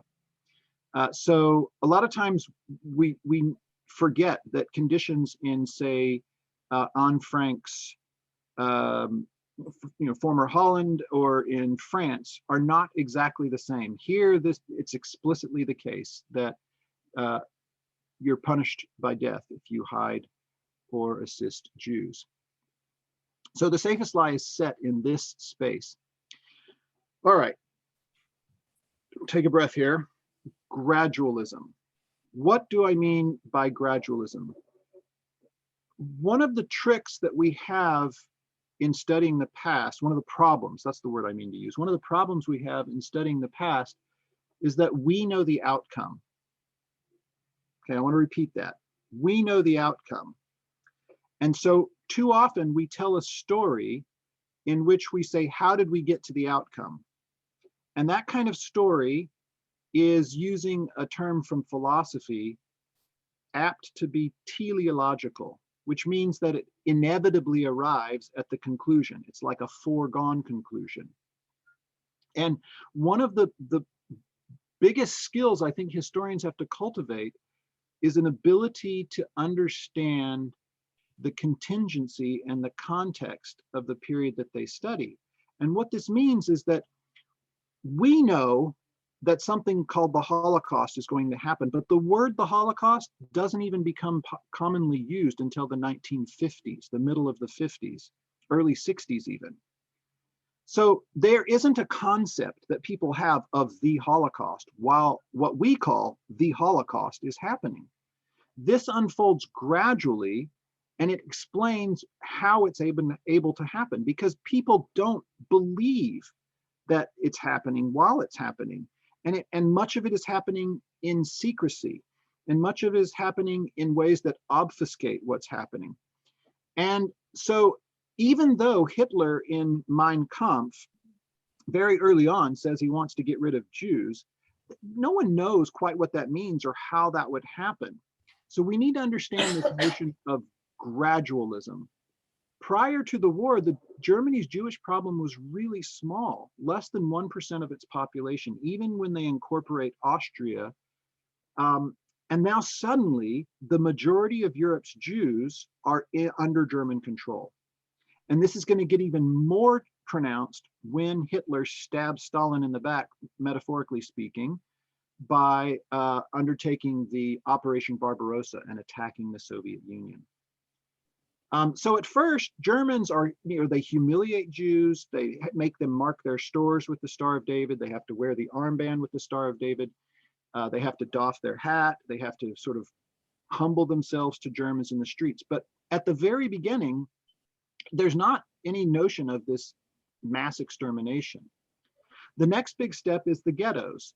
And at first, this is something that took me by surprise when I first learned this. At first, the ghettos were relatively open, and many Jews felt safer going to a ghetto because they felt that they would be in the context of other Jews, and that they would have sort of mutual protection, and that they would be away from like the fighting and the other problems that were going on around them. So for very rational reasons, there really wasn't a lot of opposition at the beginning to these processes. And in the smaller towns, the ghettos, by necessity, remained relatively open. It's only in these big cities, Warsaw, Łódź, Krakow, Lublin, and Radom, that you start having these literal walls that go up around the outsides of the ghettos. This chart shows a really interesting comparison in the deaths of Gentile Poles and Jewish Poles in Warsaw over the years from 38 to 42. The Polish Jewish population of Warsaw was about 31%. And so in 1939, the percentage of Jews who die in the city is below the percentage of Jews who live in the city. Whereas by 1941, obviously things have gotten catastrophic, and 42, also horrific. And then after that, the ghetto is liquidated and the survivors of the ghetto are sent to the extermination camps. So you can see how at the beginning, Gentile Poles are actually in more danger than the Jewish Poles were at the very beginning. All right, so again, at first, many Jews felt safer in the ghettos because they sort of presumed that they could, quote unquote, purchase their survival by just paying off Germans and being economically exploited. They had Jewish government, Judenrat, led by a local eminent citizen in the Jewish community. And it varied from ghetto to ghetto how well this Judenrat governed the ghetto. But really, it didn't take too long for the ghettos to become absolutely horrific places to be. And a lot of this had to do with the fact that they were isolated, that the Germans only allocated 200 calories a day, which is 1/10 of what a healthy adult needs to survive, that there were shortages in black markets, that there were these literal walls that prevented them from interacting with the rest of the economy and with the rest of the society.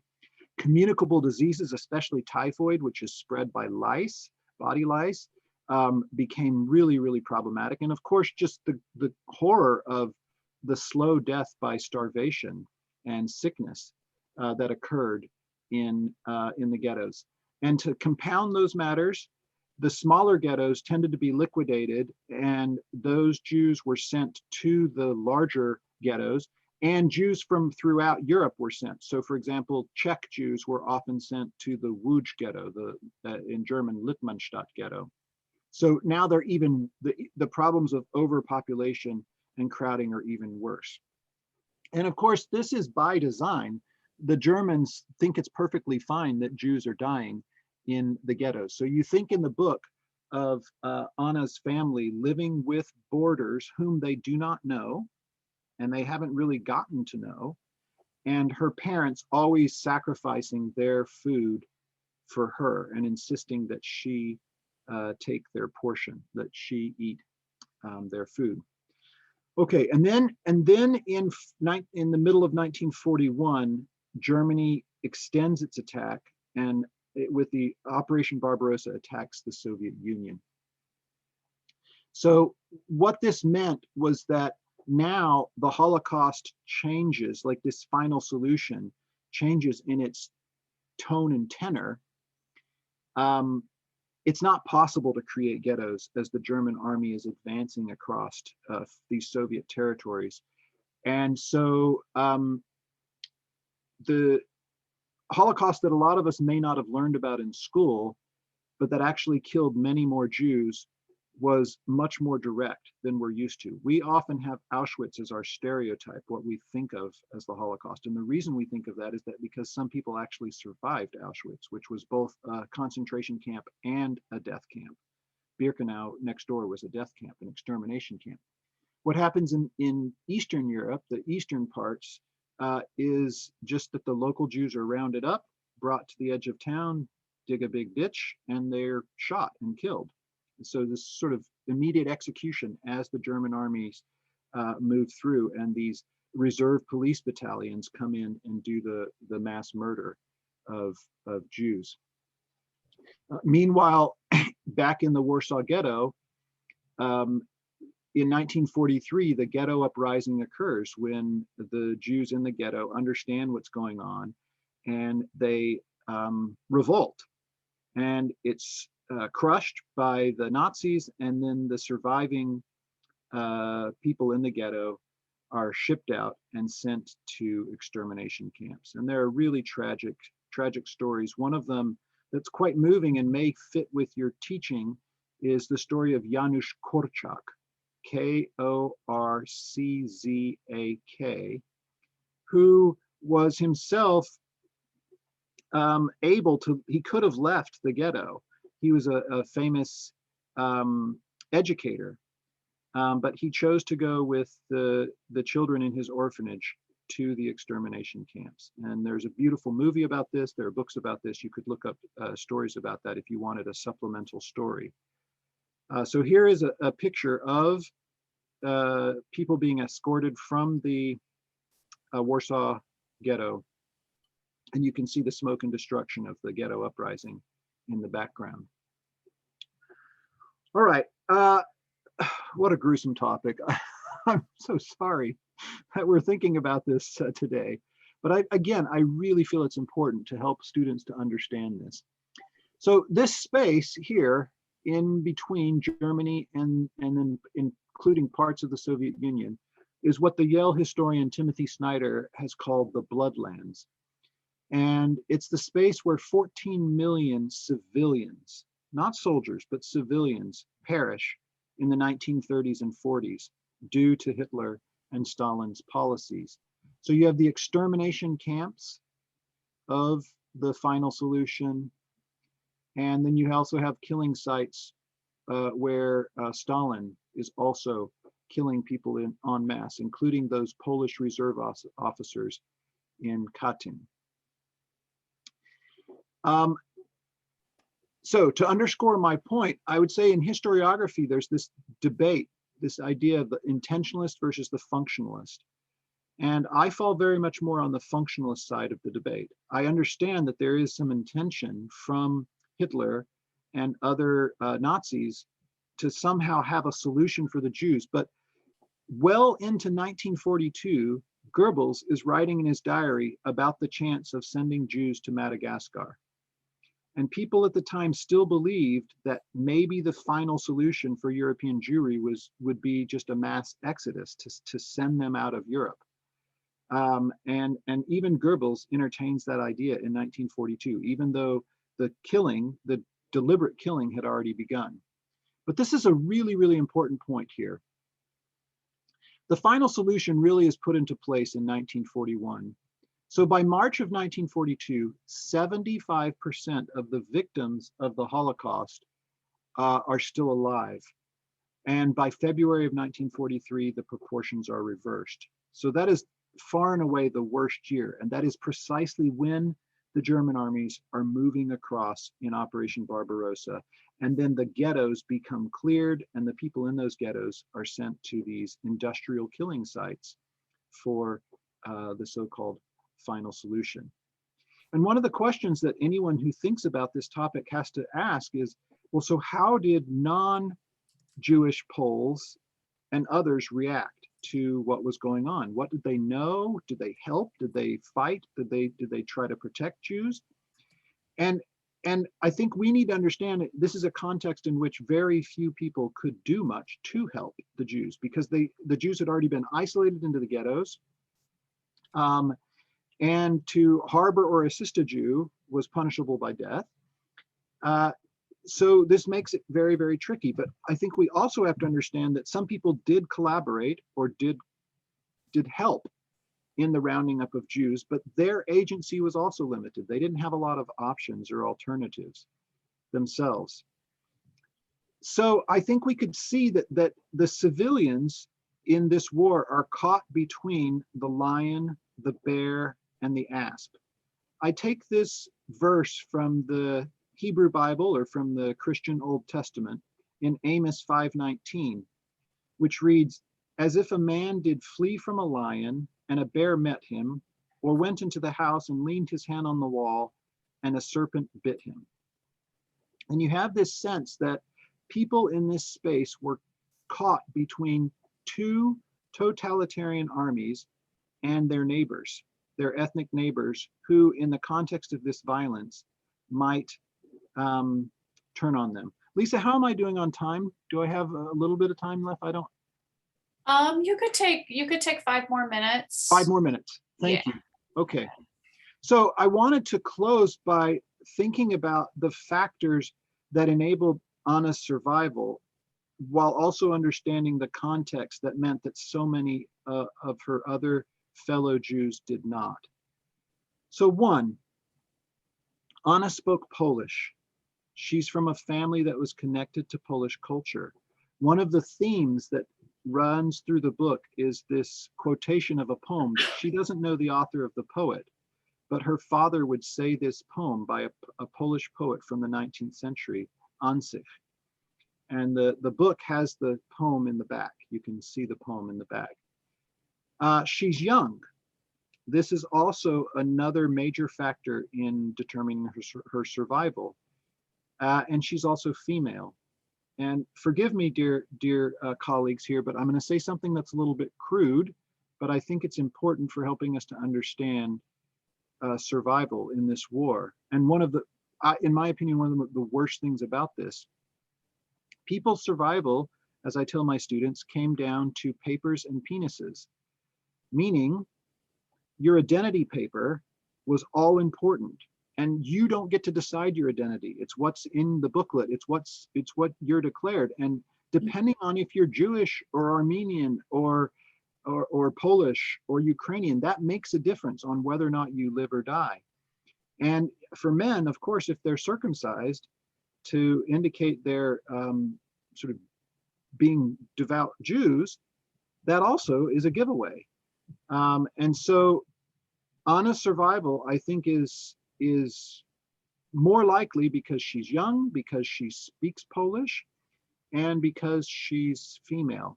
And you have these convents where these children went and were able to hide. Now, the author of the book wants to stress Irena Sendler's bravery, and I do too. I'm really looking forward to Kathy's presentation on Irena Sendler. And I think that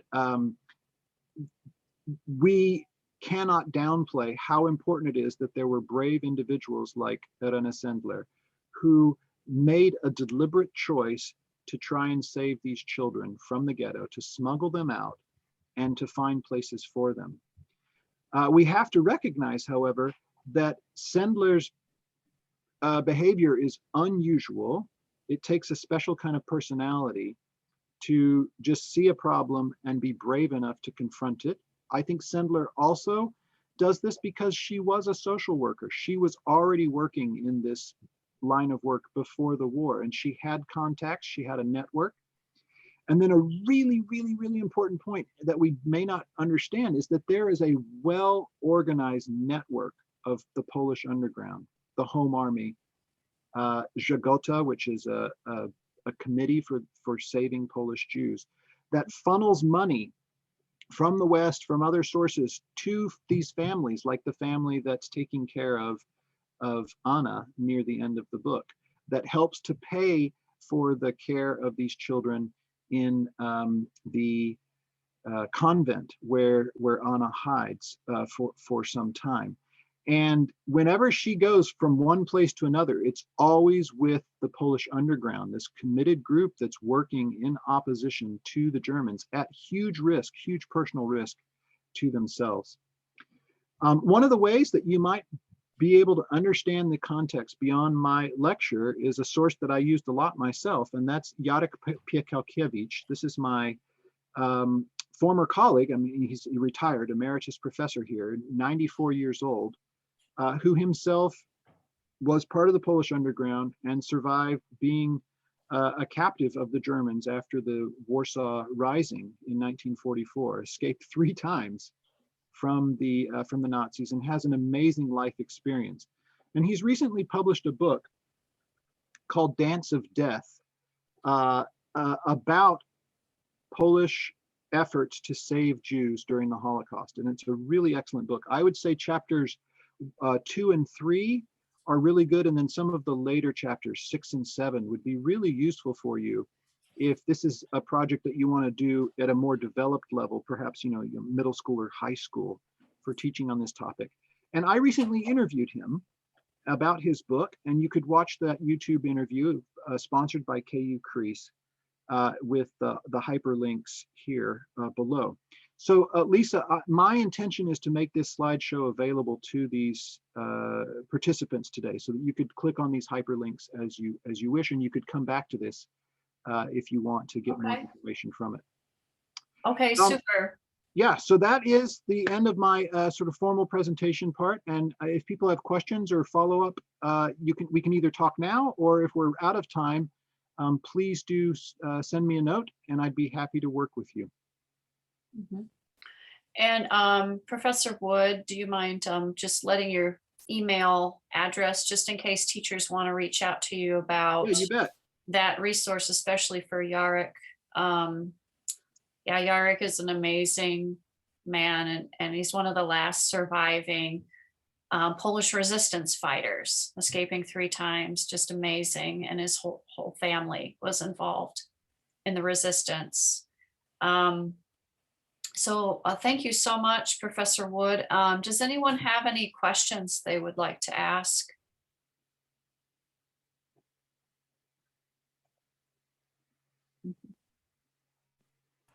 I posted one about the rating on the chat. It's on Prime, Amazon Prime. The author you mentioned, is it appropriate for middle-aged children at the like 8th grade level? Probably not. I Okay. think this is a source that you would want to look at yourself, and it would give you a really great context so that you're able to help set up the book and help them understand context. I don't think. Yeah. Okay. Yeah, because I'm currently teaching Mouse by Art. Oh yeah. And it's a fable and a graphic novel, and I am trying to explain to them the idea of the animals characters being used, like the Poles are pigs. Yeah. And try to explain to them that there was some betrayal of, between the Poland and their Jews, and maybe this might be helpful for me watching this film. Actually, I think this book would be very helpful for you because I love Mouse. I think it's a great graphic novel, but in many respects, it perpetuates a stereotype that Poles were all anti-Semitic and generally tended not to care or to help. And I think that by choosing to make each nationality a different animal, it's painting in a rather stereotypical broad brush. And so this book would actually be very good for contextualizing ways that, yes, there were some Poles who participated in rounding up their Jewish neighbors. Yes, there were some Poles who exploited their Jewish neighbors, but there were also some Poles who are among the righteous among nations, who made really tremendous sacrifices to try and assist and save their Jewish neighbors. And so I would be really, really, really happy. Was it Gabriella who was asking this? Yes. Yes, yeah. Yes. I would be really happy if you were able to supplement that kind of depiction with this more nuanced approach as well. I think that would help your students to avoid perpetuating simple stereotypes. And you said chapter 2 and 3 would be helpful of the book. Yeah, and then you could just skim around in the back. You could use the index to look at places where he writes about Irena Sendler, for example. She was one of the main motivations for him writing this book, and he talks in the preface about being moved to tears when he saw the Glass in a Jar play, and then deciding that he ought to write a book about this. So it's a very direct connection. Thank you. I definitely my will look pleasure. into this. Great. Thank you so much, Professor Wood. And I'd like to introduce Kathy Warling. She's from the Lowell Milken Museum of Unsung Heroes, and right there in Fort Scott, Kansas. So there's a really neat Kansas connection to Irena Sendler's work, and for which The Safest Lie also, the inspiration for The Safest Lie comes from her work as well. And the 4 students from Kansas who, doing a history project, discovered Irena Sendler and made her story known. And so Kathy will talk about the Irena Sendler exhibit that they have there and different educator resources you can use to talk about unsung heroes or to teach about them, and to also enrich your lessons and activities on The Safest Lie. Go ahead, Kathy. Hi. Well, I'm going to tell you this. I'm coming at it probably more from the perspective of all of you, because I am actually a retired teacher living here in Fort Scott, taught here for many years, and then retired not too long ago, and loved what was happening at the Lowell Milken Center for Unsung Heroes, and all the work with teachers and students, and the inspiration of wanting them to understand that we can all make a difference in the lives of people around us. And so when I made a connection with them, they asked me to come and work a couple of days a week. I love being here, love the stories of all the unsung heroes. And then we've actually kind of worked together, and they've asked me to work on children's books that can tell some of these stories. And we're kind of down at the elementary level because that's what I taught. But I've worked a lot with the high school students and teachers and middle school teachers and students too. But I want today to give you a little bit of an idea of what we have here at the center, but mostly talk about the story of Irena Sendler. Now, I'm going to come from this perspective that Megan, one of the 3 students that actually got to know Irena very well, and she says Irena as well. She said that Irena kind of gave them a choice and said, you say my name how you feel comfortable saying my name. So I don't have the Polish pronunciation of her name going right now, but it's a fascinating story. And so I hope that I can let you see what we have available, and maybe it will help you in your teaching. So I'm going to share the screen here, and I don't have it says mine's not disabled by sharing. Oh, I will make you a co-host and you'll be able to share very soon. Okay. All right. And just so I don't know if you all know where, is it work? Okay. All right, here we go. Be good now. Yeah. Here we go, hopefully. Yeah, and we'll just start this from the beginning here and there. All right. Well, so this is the Lowell Milken Center, and this is a brand new building, 2016. And we'll maybe get into more of that if we have some time as to why we have that. But as we move along, when you walk into the center, the first thing you'll see is the Cornerstone Exhibit, which is about Irena Sendler. And the background behind that is a history project that was started in 1999. 3 girls in Uniontown, Kansas were interested in doing a history project for History Day.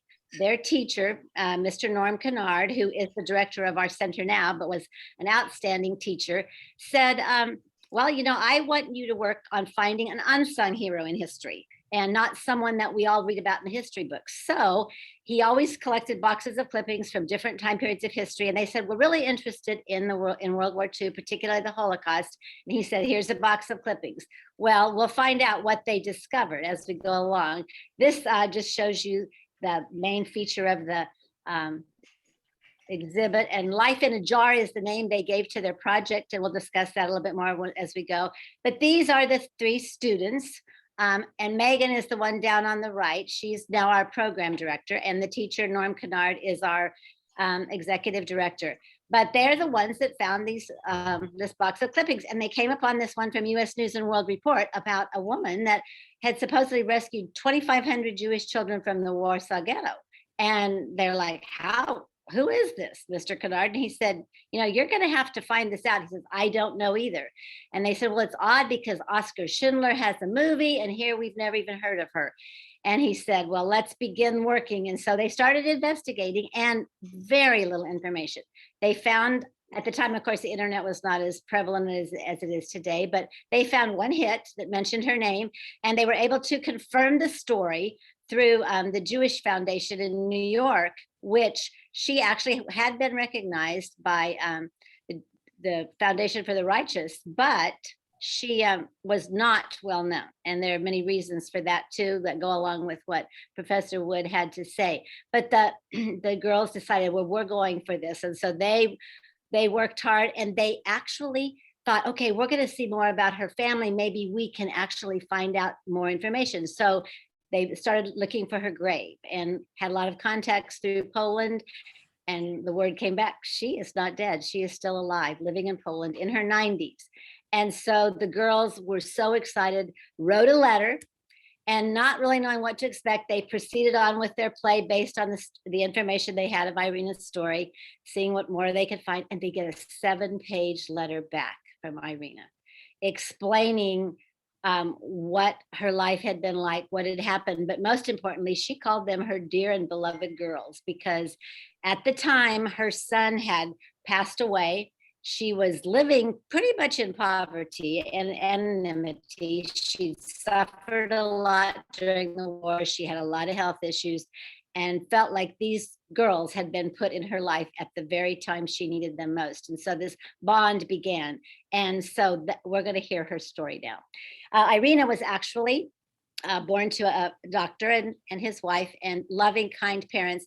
And her doctor was the inspiration. I mean, her father was the inspiration for her life, because he had died when she was only 7. And the reason he died is because there was a Jewish community suffering from typhus, and no one would go in to help them because of the horribleness of the disease.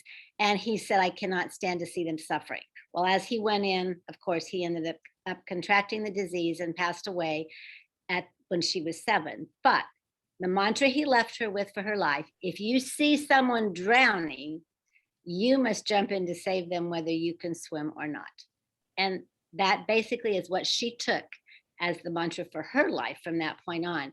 So she became a social worker, and she had a lot of interesting stories about her college years and things that she went through to kind of make her the person that she was, standing up for what she believed was right. But already she was very in tune with what was happening in the world, and she knew what was happening with Hitler and Germany. And in 1939, before the Warsaw Ghetto was even established, she started within the social welfare department to start seeing we need to do something for some of these Jewish families. They were already trying to get some of them to safety at that point in time. And so, of course, then we see what happens in 1939 when Poland was invaded. And this became, even more critical that they start working together. So she did have a network, and she was very quick to tell the girls, I did not do this alone. And there was a network of 25 helpers within the social welfare department that she's given us the names. We have them listed here at the center at our exhibits. But she never wanted to take the credit herself, and she never felt like she did enough. And so as the story goes with what actually started happening when the Warsaw Ghetto was established, because she was a social worker and because this network of 25 helpers were also there, they had access to all of the information and they could falsify documents. And so that is really what let them into the ghetto, because they were able to falsify documents not only for themselves, but for the people that the families, the children that they were going to get out. But Irena actually was not a nurse, but you can see there's an image of her as a nurse. She was only 4'11", so she was a very tiny woman, but she pretended to be a nurse. That's what her document said. And she was allowed in the ghetto because of that. And so consequently, when she got inside, she saw the horrific suffering, could not imagine what they were going to do, knew they could not get all of these people out of there. And they knew that things were progressing quite quickly. The suffering, like Professor Wood said, 200 calories a day, the starvation, the typhus, and then the threat of extermination and being taken to Treblinka was the death camp that was the one most of the Warsaw Ghetto people were taken to. So she decided, okay, we could get children. Well, you can see the picture on the right is actually a drawing of orphan children, but those were the ones they targeted first because they had no connection. And so they would find ways to disguise these children, give them different clothing, teach them Polish phrases. If they did not know any Polish, they gave them Polish names, and then they found ways to get them out. Now, the wall of the ghetto actually went right through the Catholic Church and the courthouse. So half of it was on the in the ghetto, half was on the Aryan side. So they were actually able to get those through tunnels, sometimes right out through the gates of the ghetto, but they found various ways to get these children out. And they met someone who's all prearranged on the other side. And they're usually people from Catholic families, convents, monasteries, and orphanages that were taking these children in, okay? And then as this shows a little bit more, that shows some of the pictures of the actual children that were rescued by Irena. And then as realizing that's not enough, the babies and the toddlers were the next group because they were small enough. They didn't have to worry about disguising them so much as hiding them. And so there's more pictures of the ghetto, as you can see there, the children, and more pictures of the children. Well, Irena then has to start talking to parents because she knows how much the parents care for those children, but they also know that the children's fate is just going to be the same as their families unless they can get them out. And so this is actually taken from the movie, the Hallmark film called The Courageous Heart of Irena Sendler, that was made as a result of the girls' connection with Irena and the resultant telling of her story. And so these particular scenes come from that. But that was a scene where they're talking to the families and saying, we will get them out to safety. And then, can you guarantee us that? Well, of course, there were no guarantees. But her plan, and that's what the jar you see sitting down there is like, they would write down the names, the Polish names of the children. I mean, first of all, they're Jewish names. Then the new Polish names they'd been given, the parents' names, where they'd been taken, their birthdays, everything they could get on little slips of paper. They were just like cigarette jars that were on the shelf of a friend of Irena's. Well, here was the deal. they had to figure out what to do with those jars. So their plan was to bury those jars under a tree that was growing in this place, this apartment or house of her friend that happened to be right across from the German barracks. Very, very risky.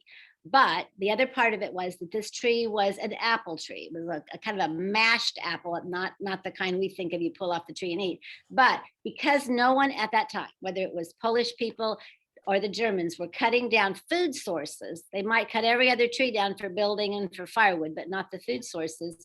Consequently, they felt, okay, we're going to bury these jars here. Our plan is to dig them up after the war, and we're going to reunite these children with family, praying that it would be their parents, knowing that's probably not. But they were going to try to find some kind of a connection for these children, at least find the children and let them know how much their parents cared for them, enough to give them up to get to safety. And so these were the different kinds of hiding places, families that welcomed them in, like in the Safest Lie. And we saw Anna go through a lot of different hiding places.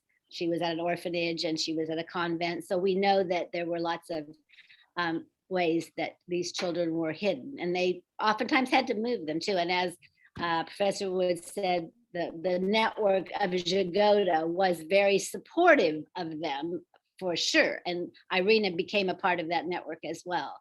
And so now just to give you a little background on a couple of the children, they do have a list. Irena did after the war, and her friend, they did dig up those jars and they got lists. Unfortunately, not all of the, they didn't get all the lists back, but they got enough of them that hundreds and hundreds of connections were made. She gave us a list here at the center. They have on file of the names of many of these survivors. And interestingly, over the years, the girls and Mr. Kennard have met many survivors.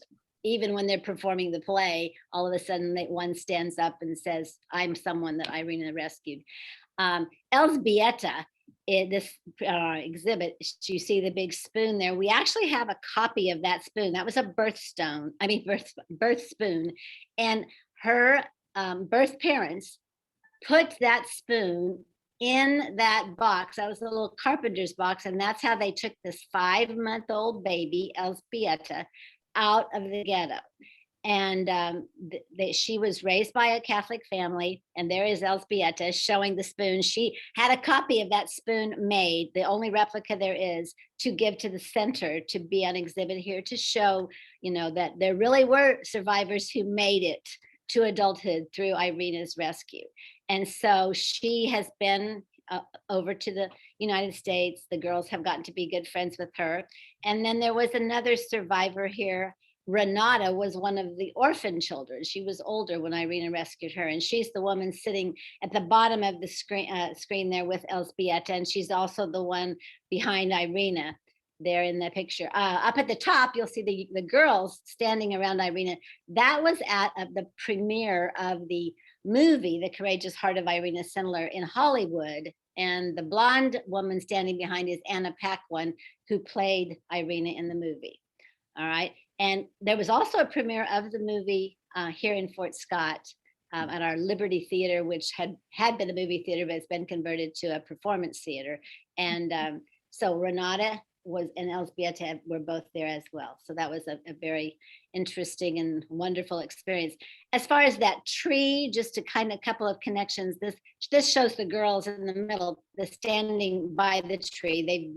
Some of them have been several times to Poland and have seen Irena multiple times before she passed away. But the actual tree we had a replica made of that tree, and we in our center have it. And Norman and Megan both said when it first got put in here, they felt like they were standing right by the tree because it's down to the details of the trunk. It was so exact.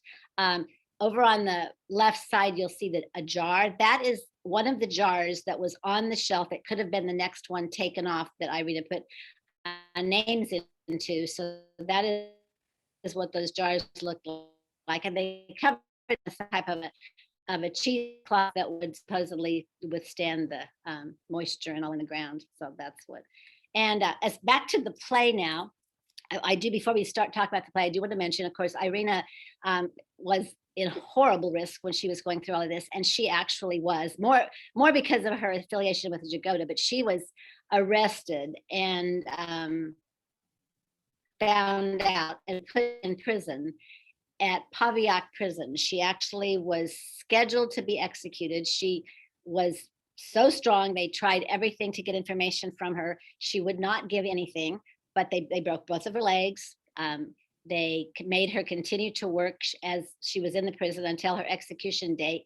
And actually, she said many times she'd be made to stand in the courtyard area and see every other woman shot in the line that she was standing in, and she was still alive. But the night before her actual execution date, Jagoda was able to get someone to bribe a German guard, and she was taken and rescued from prison, had to go into hiding for the rest of the war. And it was only after, the war had been declared over that she was able to dig up the jars and start looking for survivors. So, and again, this goes back to what Professor Wood was saying, but many people wondered why was her story not told? And even because of the amazing things that she did. Well, communism, of course, had taken over, and no one was wanting to recognize anybody like Irena who would have done anything. And there, I know there's a lot of, even denial of the whole Holocaust and the whole situation, because we call an LMC, a Low Milk and Center Europe, because we worked with a teacher who teaches in Poland, and she's been here several times, and she's had a real struggle even trying to teach some of these stories in the high schools and universities there, because people deny many of the things that happen. Okay, this shows the simple play that the girls came up with. The costumes were very simple. For a while, there were only 4 people in the play. Over the years, we continued to do the play. They recently, last fall, well, no, not last fall, before the pandemic, they performed on an aircraft carrier in South Carolina, the Yorktown.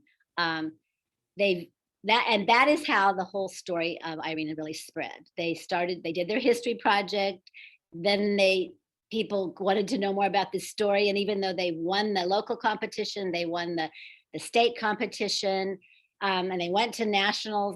They didn't win the nationals, but what happened is everybody said, we want you to come and perform the play here and here. And before long, they were, being asked to perform the play everywhere. Well, there was a Jewish businessman in Olathe that saw them perform it at a high school. And he went up to them and he says, don't you want to go and meet Irena? And they said, oh yes, we're raising money. We've got candy bar sales, and we have, $18 or whatever it was at that point in time. And of course, he said, if I get you the money, will you promise me that you will never let this story die? And we want you to perform this and tell us about your experience in Poland when you come back. And so they said, of course. 2 days later, he had the money for them. All the girls, their families, Mr. Kennard and his wife got to go to Poland and meet Irena for the first time. And so you'll see a picture of Irena down there on the right. They're working on the play as they're doing it. And there's their trip to Poland. Megan, the young gal that works here now, she's in her 30s and married and with a family, but she's been to Poland 5 times, so she got to meet Irena. And the bond with Irena was just amazing for them. Irena felt like they were continuing her work in a way, because she always believed that you should be the good in the world, and that good would overcome the evil, and that that we needed shining lights in the world. And the main thing she always told them is I never did enough. I always could have done more. And that's just how she lived her life. See more of the pictures of them with the girls. And the girls, Megan has shared this story. When they got off the plane the first time in Poland, there were all kinds of paparazzi around. And they were like, these young high school girls are going, well, who's the famous person here, Mr. Kennard? Why are they here? And he said, they're not here to see someone else. They're here to see you. And they said, but we're not anybody. It's Irena. She's the one. And he said, but she's in her 90s. She can no longer share her mission, but you can be the light in the world to share how important it is for each of us to stand up and do what we can, in our world. Maybe nothing as dramatic as what Irena did, but make a difference. And they, from that point on, they really felt like they had something in their hands. And Megan actually changed her whole career choice. She was going to be a pharmacist and ended up going a totally different route and working with the center. And it was on May 12th, 2008, when Irena passed away at the age of 98. And Megan happened to be, that was her birthday. So there's a lot of strong connections between these two women. Megan, and this is a really powerful story too. Megan and one of the other girls in the project lost their mothers during the work on the project. And Irena became for them like a surrogate mother and grandmother. And of course, her mantra was Tikam Olam, repair the world. And these are some of the things that resulted from of course, Life in a Jar, the book, it's called the Irena Sendler Project, was written by a pediatrician in Middlebury, Vermont. And that's an interesting story too. I'll quickly share that. He actually was always going to write, he's Jewish, he always wanted to write a historical novel about someone that had truly made an impact in history, but he didn't know what it would be. And he had saved clippings, just like Mr. Kennard. It happened that he had the very story, the very clipping in his file, but he was busy being a pediatrician. And one day he walked into his office and someone had opened a ladies' home journal magazine on his desk with the story of some Kansas girls in Uniontown, Kansas, who had shared the story of Irena Sendler through their history project. He couldn't really believe that this connection had happened. He called them and talked to Mr. Kennard, and the very same day, they had actually been working on who could we get to write our story. It was just one of those, Irena called it the shared, meant to be moments. And so he tells a powerful story of not only Irena, but of the girls and their journey through big losses in their lives and the power that she gave them to try to make a difference in the world. A Hallmark movie was made, like I told you, The Courageous Heart of Irena Sendler was made because of this also. Now the children's book down here, that's the one that I worked on Irena, Mommy Who Was Irena Sendler. We're trying to touch, and it's very hard, like you said, to be able to get to elementary children with some of these really hard concepts. But I know as an elementary teacher that they know hard things happen in this world, and they need to understand that it takes people that stand up for what is right.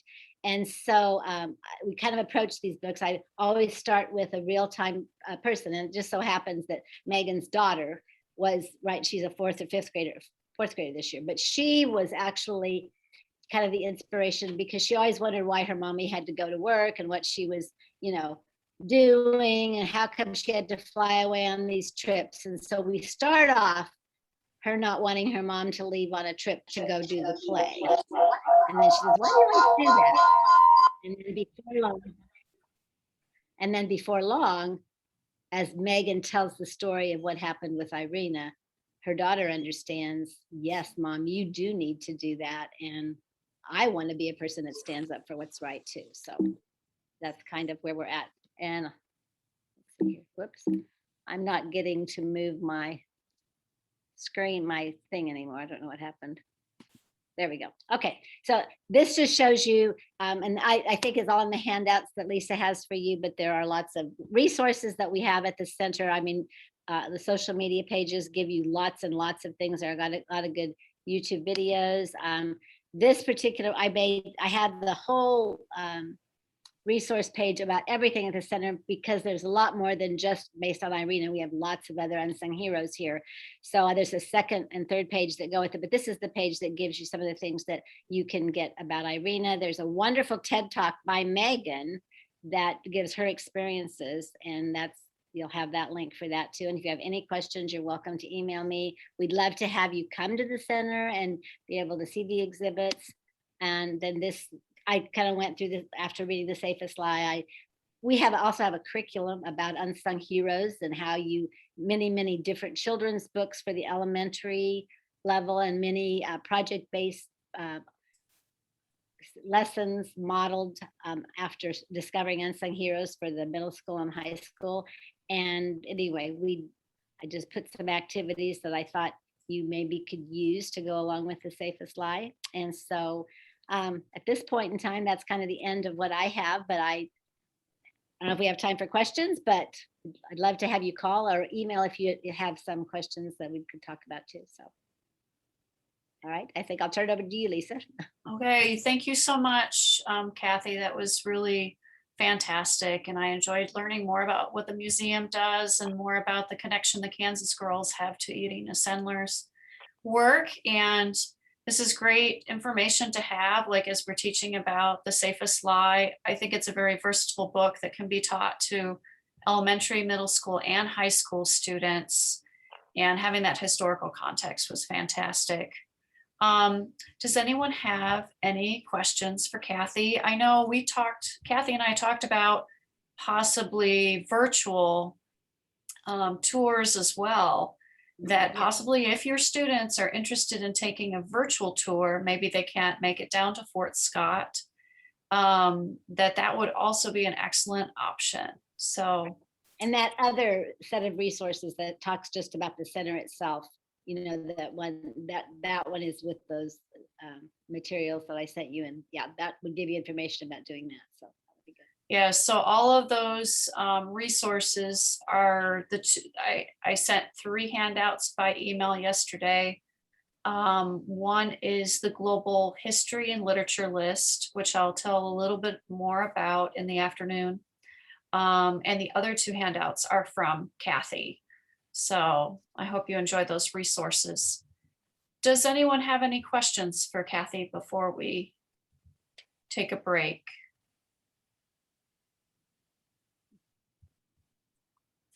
Hi, this is Lisa from Manhattan. Hello, Lisa. Yeah, go ahead. Hey, I just want you to know I've been teaching 40 years. So I was teaching when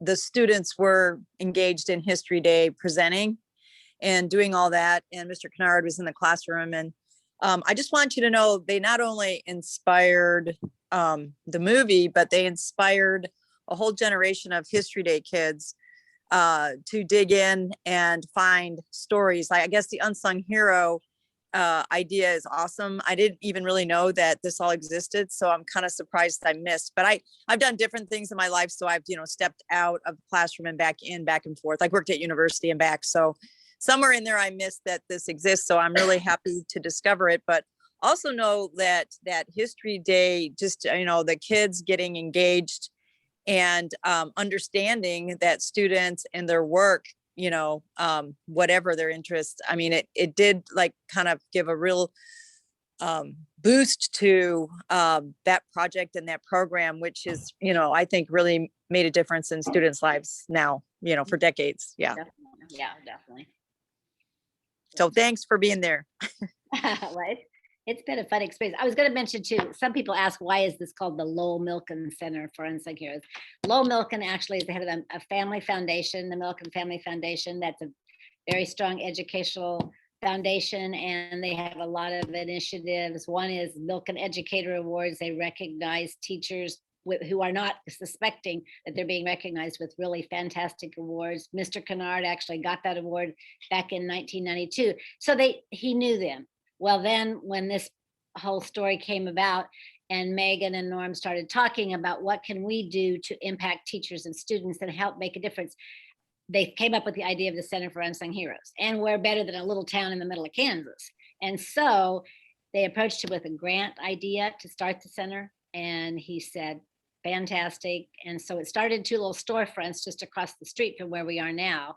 And then in 2016, this beautiful new facility was built because we had a fire downtown in 2005 and burned out a part, and we needed something new. So they thought, perfect place. Well, now, just for kind of update, this spring, we are adding right next to the next blank space next to us is going to become an Unsung Heroes Park. And we're going to have exhibits throughout the park too. So it's going to be really cool. It's a great place. Wonderful. Thank you, Kathy. Does anyone have any other questions? Okay, then we will take a break for lunch and we will come back at 1 o'clock. And just to let you know kind of a little bit about the program, you have the schedule, but I'll explain more about the global literature and history list and some of the wonderful resources we have. And also we'll talk more about, well, we'll hear from our colleagues at the different area studies centers here at the University of Kansas, who are gonna cover some other world regions, such as East Asia, Africa, Latin America, and the Caribbean, and tell you about some wonderful resources and books that you can use too to teach your students. And we'll have breakout sessions at 2:30. We'll divide the teachers up to meet with Kathy, myself, and our assistant director, Justina Beineck. And the idea for the breakout sessions is 30 minutes to just brainstorm ideas, what you liked, some ideas for lessons or activities, and then 30 minutes from 3 to 3:30 to either pull something together or start on a lesson or utilize one of the lessons available in any of the resources we've provided today.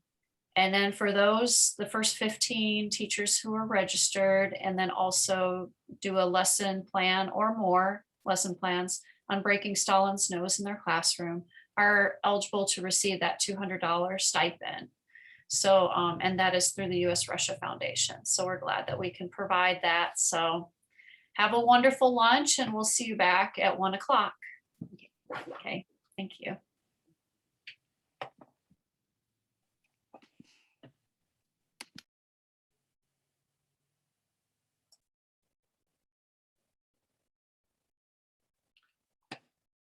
Okay, I know there will be a few people coming back from lunch break, but we'll go ahead and get started. I just wanted to take a few minutes before my colleagues speak, just to take a closer look at the global literature and history list that I sent you. It's a compilation of books, literature, histories, resources that you can use with your students in the classroom from all over different world regions, such as Africa, East Asia, Latin America and the Caribbean, as well as Russia, Eastern Europe, and Eurasia. I'm going to go ahead and screen share so that I can bring up the list here.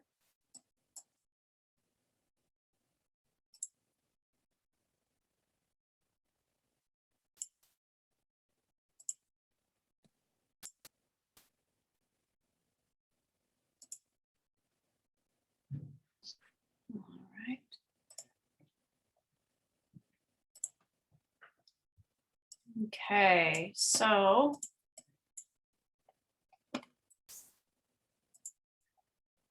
so this list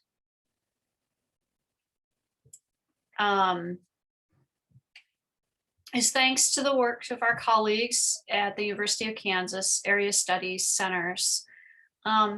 I mentioned this morning the first two websites that I think are really important to go to, that you can get a lot of good recommended reading. There's the multicultural and social justice books, and these are carefully selected and are the best multicultural and social justice books for children, teens, and educators on 70 plus different topics. So it's a great resource. I wanted to actually go to the website for the next one. We have the pairing the K-12 Common Core Exemplar List with global and international literature. And if you go to this first link, the Globalizing the Common Core Exemplar List, and you should have all this. This is the same list I sent you yesterday by email, and I think Thursday too, but the updated list is the one I sent to you by email on Friday.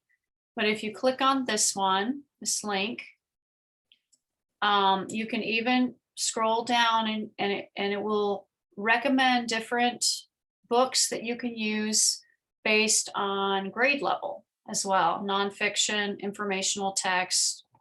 So this is the Globalizing K-12 reading lists of children and young adult literature. And if I, for example, click on grades 4 to 5, global lists,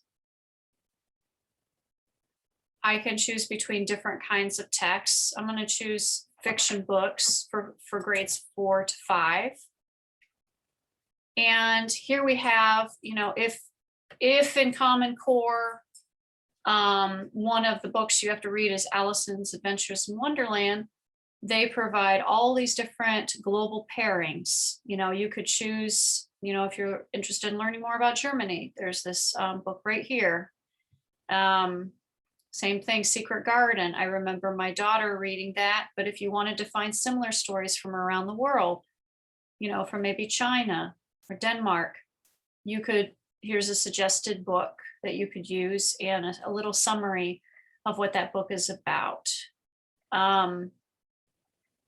So here it has all the different countries that these books represent. I believe, let's see, just looking for, they even have some from the Middle East. This one looked really interesting, The Story That Cannot Be Told, from Romania. And it tells it in the view of a young girl, which is kind of neat. So anyways, you can teach about all different kinds of places in the world and different cultures and histories by looking at this list. Bud Not Buddy, again, my kids read that in school. I'm familiar with that book. Here's a big long list of, you know, different, well, not a big long list, but here you find Breaking Stalin's Nose, for example. So kind of similar parallels, right? So anyways, that's by grade level, as I mentioned, and whether it's like fiction books, informational books, there's a lot to choose from for just about every grade level, which is neat. So these are divided by world regions. So here are some of the selections, for example, from or on Africa. And I clicked on some of these links and there are some really good books. And some of these are New York Times bestsellers, have won lots of awards. So this is kind of like, consider this kind of a short list of some of the best. This is very touching. The Kafuta Boy and Miriam's Song, which our next speaker may mention in her remarks. But as you scroll down, you get books on East Asia. I know I myself teaching my 9-year-old at home. I know I kind of put in my basket one of these. They're science books, but yet they're about China too. It's really awesome. So going down, here are some selections for Latin America and the Caribbean. And all of our speakers this afternoon will touch on these different world region and suggest some different books and have some ideas of incorporating different activities into the classroom for some of these books. And then finally is pretty good list on the world region. I represent Russia, Eastern Europe, and Central Asia. We have a large list on our website of 50+ titles separated into age groups, elementary, middle school, and high school. But here's like kind of some of the best, like you're getting like half of the list in this one.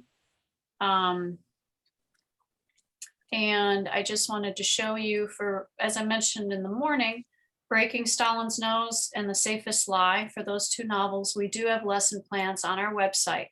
So I'm going to go right here to our website. You have all this information, but just to show you.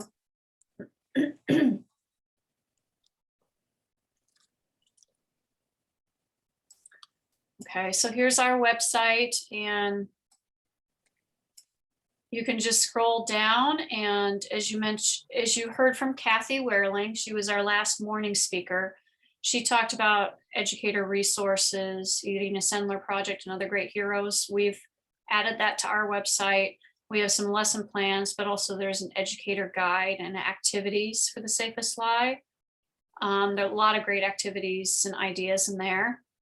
And then when you scroll down further, you don't have to recreate the wheel, so to speak. You know, if you're limited on time, there's lessons already provided with discussion questions. but then feel free to adapt those questions or adapt those lessons to the needs of your students. For example, if you have special needs kids or kids who are reluctant readers that are maybe in middle school and high school, Breaking Stalin's Nose, they would probably enjoy that a little bit more. Here is also from the author, Eugene Yelchin. It's just a 2-minute clip on his, just that the book is based on his personal experiences growing up in the Soviet Union. So if you have any questions about these resources from any of the world regions, you can always reach out to me and I will connect you with my colleagues in African Studies, East Asian Studies, and at the Center for Latin American and Caribbean Studies. So this list is about 8 pages long, but just kind of save it as a reference. And when you're looking for something awesome to do in your classroom and, some new ideas, there's some really good ones. I will say this one was one that I added just recently. And it looks like a great read for high school students. I mean, because it was a very dramatic history around the Russian Revolution and the fall of the Tsar and his family and the Bolsheviks coming to power. It's a very interesting read. So anyways, there's a lot of good titles here. I don't want to take up too much of the next presenter's time, so I'm going to just introduce our next presenter. Let's see here, just one moment. Okay, so our next presenter, we're excited to have Professor Elizabeth McGonigal. She is the director of the Kansas African Studies Center, and she's also a professor in the history department at the University of Kansas. And she focuses on processes of identity formation in African and diasporan settings in her research. Her work crosses historical, geographical, and theoretical boundaries to examine links of nature, culture, and ethnicity. In her first book, Crafting Identity in Zimbabwe and Mozambique, she examined 4 centuries of history from the 1500s to the 1900s in Nadal region of southeastern Africa to challenge popular notions about tribalism. She's a fantastic historian. I'm really excited to hear from her what resources she has to share with you. So I'll turn the time over to you, Professor McGonigal. Okay, thanks so much, Lisa. Please, everyone, feel free to call me Liz. I'm gonna share my screen.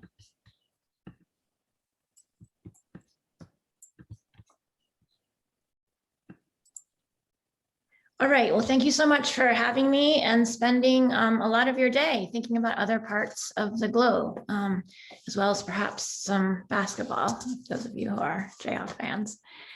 It's really great to see your interest in literature and history from around the world. I'm going to talk today, as you can see from the slide, about Kenya and South Africa and give you a few examples. So I first want to start with some themes in the life story of a very famous woman from Kenya, Dr. Wangari Maathai. She was the first African woman and the first environmentalist to win the Nobel Peace Prize. The award was bestowed in 2004 for her efforts to lead women in a nonviolent struggle to bring peace and democracy to Kenya, really through a massive program of reforestation. The Nobel Committee cited her for, quote, her contribution to sustainable development, democracy, and peace. So I want to point out that they linked these together, sustainable development with democracy and peace. And the committee also praised her courageous stand against the former oppressive regime in Kenya.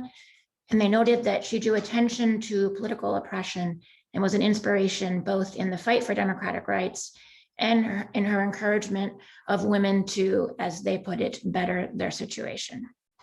So we have a real champion of the land and a champion of women's rights, someone who encouraged women to plant rows of trees that looked like green belts across the land. And so this was the foundation for the Green Belt movement that began in 1977. And through this movement, women in Kenya planted over 30 million trees in 30 years. She came to be known as Iti in the Kiswahili language, and this means mother of the trees. Her life's work was dedicated to showing how a tree is worth more than its wood. Wangari Maathai has said that trees are living symbols of peace and hope, and the trees that she and the Greenbelt movement planted are more than symbols, right? They're the result of hard work of women she enlisted to replant Kenya's forests, to replenish the wildlife and instill democracy among the people. Now, as you can imagine, she was viewed as a threat by some government leaders and those in the business community, both foreign and local.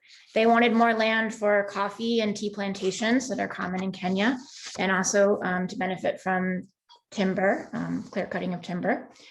So she was arrested, she was beaten, she spent time in jail, but she was able to marshal her international support to secure her release.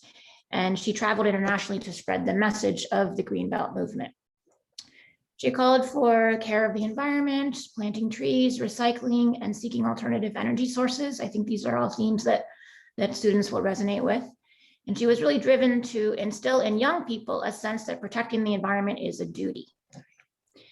When there was a change in Kenya's government, she was elected a member of parliament in the early 200s, and she became an assistant minister of the environment under President Mwai Kibaki.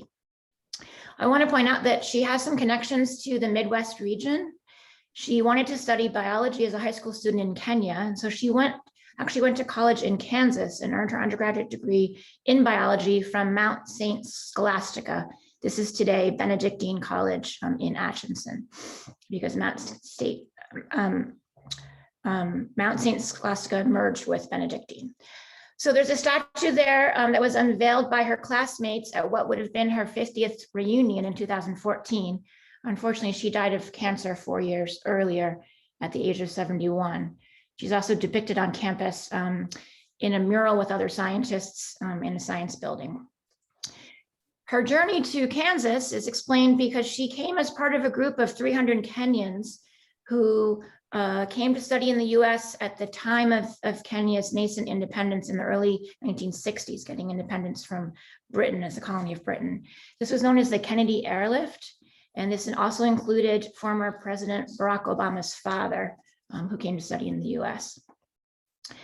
After her undergraduate studies, she received a master's degree from the University of Pittsburgh in biological sciences, and then a PhD in veterinary anatomy from the University of Nairobi back in Kenya in 1971.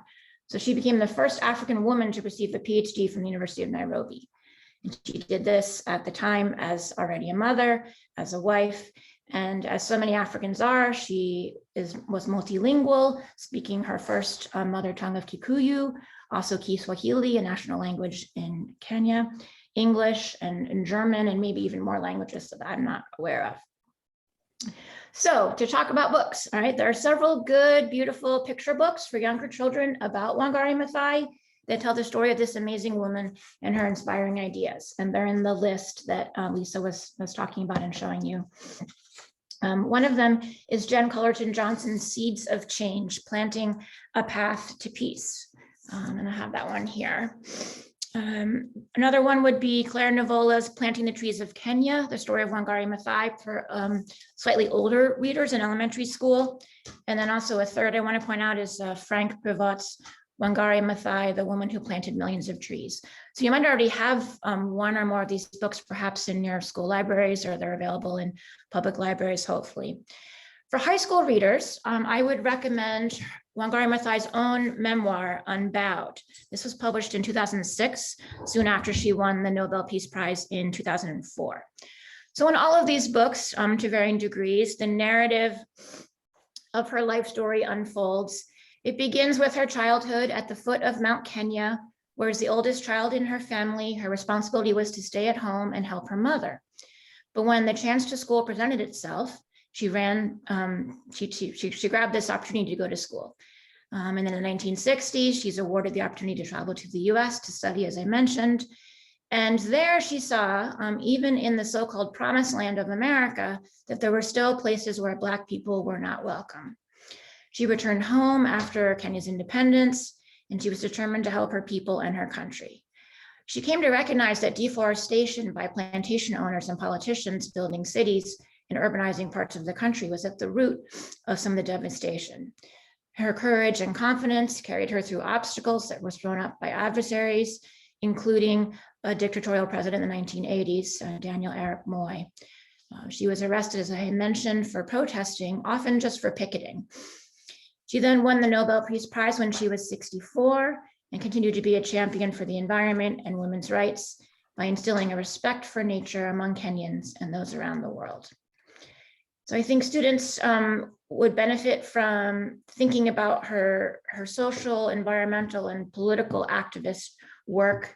If you go to her Wikipedia page, they can even listen to a short interview that she has there about facing Kenya's dictatorship.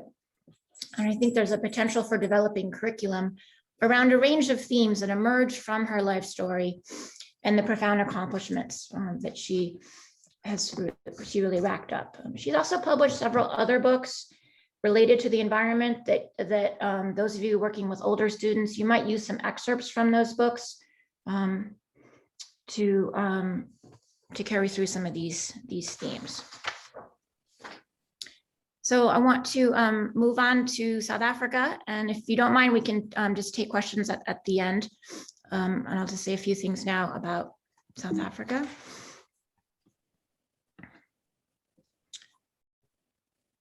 Okay, so there's some themes that resonate across both of my comments today about each of these spaces. Certainly inequality, the value of education, a desire for peace, reconciliation, and healing. In this case, the healing of a nation that's gone through such troubling times. These are themes in the life stories of some of the authors I'll talk about writing about South Africa. And these include Archbishop Desmond Tutu, Trevor Noah, Mark Mathabane, and Miriam Mathabane, his sister. Like Wangari Maathai, many of these authors are renowned South Africans, with Archbishop Desmond Tutu also receiving a Nobel Peace Prize way back in 1984. And so I think we might consider the weight and perhaps the relevance for youth today of that honor in contrast with the very prominent role currently held by the comedian Trevor Noah as the host of The Daily Show. Some themes in these books include discussions of racial segregation, the system known as apartheid in South Africa, inequality, reconciliation, and this real desire for an education, and also seeing religious leaders as activists. It's really important, however, to teach students about the context of apartheid to fully understand and appreciate these books. And I don't have time to do that today, but I give you this cover from Time Magazine, and just let you know that there's a lot of information out there about South Africa's past, especially the last 50 years of the 20th century, some good teaching materials from about 1948 to 1994, when the apartheid regime was dismantled and the nation, what's known as the new South Africa, achieved real true independence as a non-racial democracy. In 1994, there were elections where finally all adults could vote, regardless of the color of their skin. And there was an end to the apartheid government's very arbitrary racial classifications. So righting the wrongs of the apartheid era has proved to be challenging in the 21st century. As you can see from this photo, it's taken from a drone just a few years ago, from 2019, and it demonstrates the ongoing inequities. And I give you some information on the slide there about the photographer who took this image. So in the memoir by Mark Mathabane, known as Kaffir Boy, readers would need historical context to understand more about the midnight raids of police to Mark's tiny home in an urban township north of Johannesburg. This kind of disruption of and control over his family's lives stemmed from racist legislation, such as past laws that affected individuals by determining where they could live and how they could be employed. And as you can see, where people can still live is very much evidenced by this image from Time. It spotlights how the rich and the poor can inhabit spaces that are right next to each other, but not know much about the lives of the other. And this isn't just in South Africa, right? So as you can see, this photographer's website has images from around the world. One engaging documentary I would recommend for your students, the older students, to learn more about South Africa is this one, Amandla, A Revolution in 4-Part Harmony. It focuses on the role of music in the struggle, and it features the musician Hugh Masekela, who received a trumpet from Father Trevor Huddleston, later to become Archbishop Huddleston, a prominent anti-apartheid activist. And he's portrayed in the young children's book, Desmond and the Very Mean Word. And so I want to turn to that book now, Desmond and the Very Mean Word. This is for young children ranging from perhaps 1st through 5th grade, but I think the themes in this book that I'm going to talk about now can be discussed with older students if, say, they were to study Tutu's life and read some of his work or listen to interviews with him or speeches that he's given. Okay, so the author is Archbishop Desmond Tutu, who you see here, a very famous South African social rights activist and now a retired Anglican bishop. And it's based on a true event that occurred in his life. It's a very short book that unfolds as he takes his new bicycle out for a ride through his neighborhood. But his pride and joy at having this new bicycle turn to hurt and anger when a group of boys shout a very mean word at him. He first responds by shouting an insult as well, but he soon discovers that fighting back with mean words doesn't make him feel any better. And in the story, he has the help of a very kindly Father Trevor, and Desmond comes to understand his conflicting feelings, and he sees that all people deserve compassion, whether or not they say that they're sorry. The mean word is never spoken in the text or explained, so we don't even know what the mean word is. But it's really not necessary to know what it is, because it's what matters is not the word itself, but the effect that it had. And I think the author's very sensitive treatment to this issue is really remarkable. So by not naming the very mean word, it opens the story up to any child who's been called something hurtful. This book suggests how you can deal with cruelty from others. And it also shows that even great men, right, even future Nobel laureates at one time struggled with being hurt by other children. And they learned the best way to deal with that. So young Desmond in the story has a really strong desire to get revenge, but Father Trevor shows him that there's actually a better way to get free of the hurt that he felt. The book ends with a brief 1-paragraph note from Desmond Tutu about his own experience with the real Father Trevor Huddleston. And it includes a photograph of Father Trevor with Louis Armstrong. And there's a trumpet from Louis Armstrong that made its way into the hands of young Hugh Masekela, who became a famous South African musician, who was forced for a time to live in exile, just like the prominent singer Miriam Makeba and many others. And these musicians are all featured in the documentary Amandla that I just mentioned. So Father Trevor goes on to become Archbishop Huddleston, one of the most important members of the South African anti-apartheid movement. And as you can see, Desmond Tutu becomes an Anglican archbishop himself. And as I mentioned, he's awarded the Nobel Peace Prize. He also names his first son Trevor after Father Trevor. Before the story even begins, on the front pages, the book itself here, there's a really nice and simple explanation of racism in South Africa that makes it easier for younger students to understand what's happening in the story. The book doesn't explicitly say that Desmond is Black or that the other children are white, but the illustrations do reflect this. I think for older children, teachers can point out that Archbishop Desmond Tutu was appointed chairman of the Truth and Reconciliation Commission, known as the TRC, the acronym TRC. He was named chairman in South Africa soon after Nelson Mandela was elected president in the 1990s. And this is something really important to talk about. This commission sought to compile a very full and objective record of the effects of apartheid on South African society. Victims of violence could testify, and perpetrators of violence could also provide evidence and request amnesty from prosecution. This was a real major undertaking. It was a type of national soul searching and also a period of mourning, because South Africa had experienced numerous human rights abuses during the apartheid era. One recommended documentary about this time period is Long Night's Journey into Day. That's the title of a documentary about the Truth and Reconciliation Commission. We plan to focus more on this subject in another workshop for educators. Perhaps it will be on Saturday, May 1st. It kind of depends. We'll try to get some feedback from you about the best time it is to hold workshops such as this one, but we'll have a workshop later this spring. For Tutu, the concept of amnesty was really an important element because he thought that amnesty reflects the nation's focus on restorative justice versus retributive justice. Your colleagues and other educators have said that this book, Desmond and the Very Mean Word, can serve as a tool to use when teaching about social issues, including the history of segregation in South Africa, talking about bullying, controlling one's emotions, and overcoming adversity. They've said that it could be a great piece of introductory literature for social studies units focusing on civil rights and racial issues around the world. You could discuss these issues in America and South Africa in the middle of the 20th century. These issues of bullying, hatred, and forgiveness could be topics for discussion in a class team building exercise, or certainly following a bullying incident.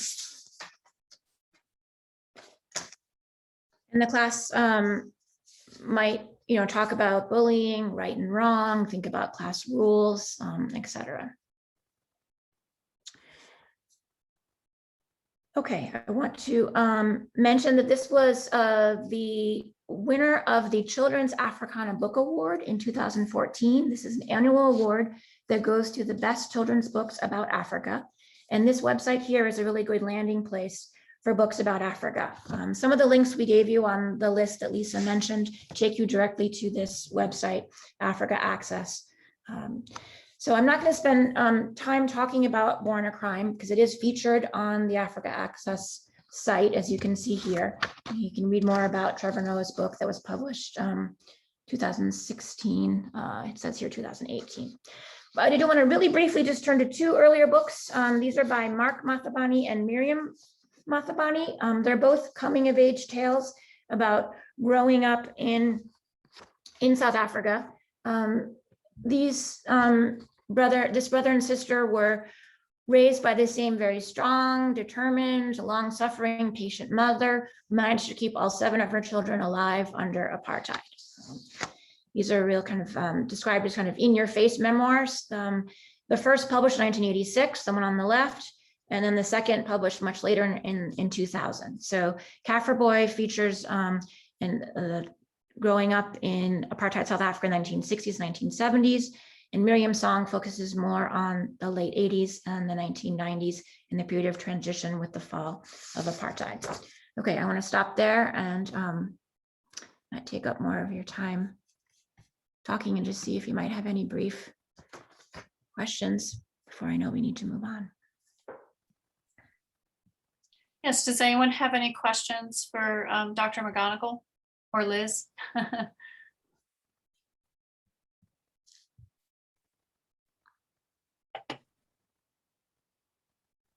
You guys are welcome to email me or get in touch with Lisa or our center, and I'd be happy to talk with you further or help you find more resources if you think you might want to pursue some of these books or these themes. And as Liz mentioned, we'll definitely send out a survey shortly after the workshop. And if you could let us know, I think one of the questions is what time of year is the best time to hold teacher workshops. And so if you could make sure to fill that out, then that will give us a sense. And the Kansas African Studies Center is looking to hold one on May 1st. So just to emphasize that. And thank you so much, Liz. It's great to learn more about those resources. All right, thanks again for having me. I'm sorry I've got to dash off and go pick up kids, but I hear you. I hear you. All right, everybody, have fun. Have a good rest of the day. All right, you too. So we'll now introduce my colleague Amanda Snyder. She's Assistant Director at the East Asian Studies Center, or the Center for East Asian Studies. I'll turn the time over to her. Thank you so much for having me here today. It's really nice to see you all on this beautiful day. And yes, as Lisa said, I am the Assistant Director for the Center for East Asian Studies at KU. And I also coordinate the Kansas Consortium for Teaching About Asia. And today I'm going to talk with you a little bit about some really great online resources, and all the links are shared in the document that Lisa showed you all at the beginning of this afternoon world tour. So I'll walk through some of those, and then I want to more specifically delve into a couple of resources that I think are really great. So let me share my screen with my presentation, and then we can get started.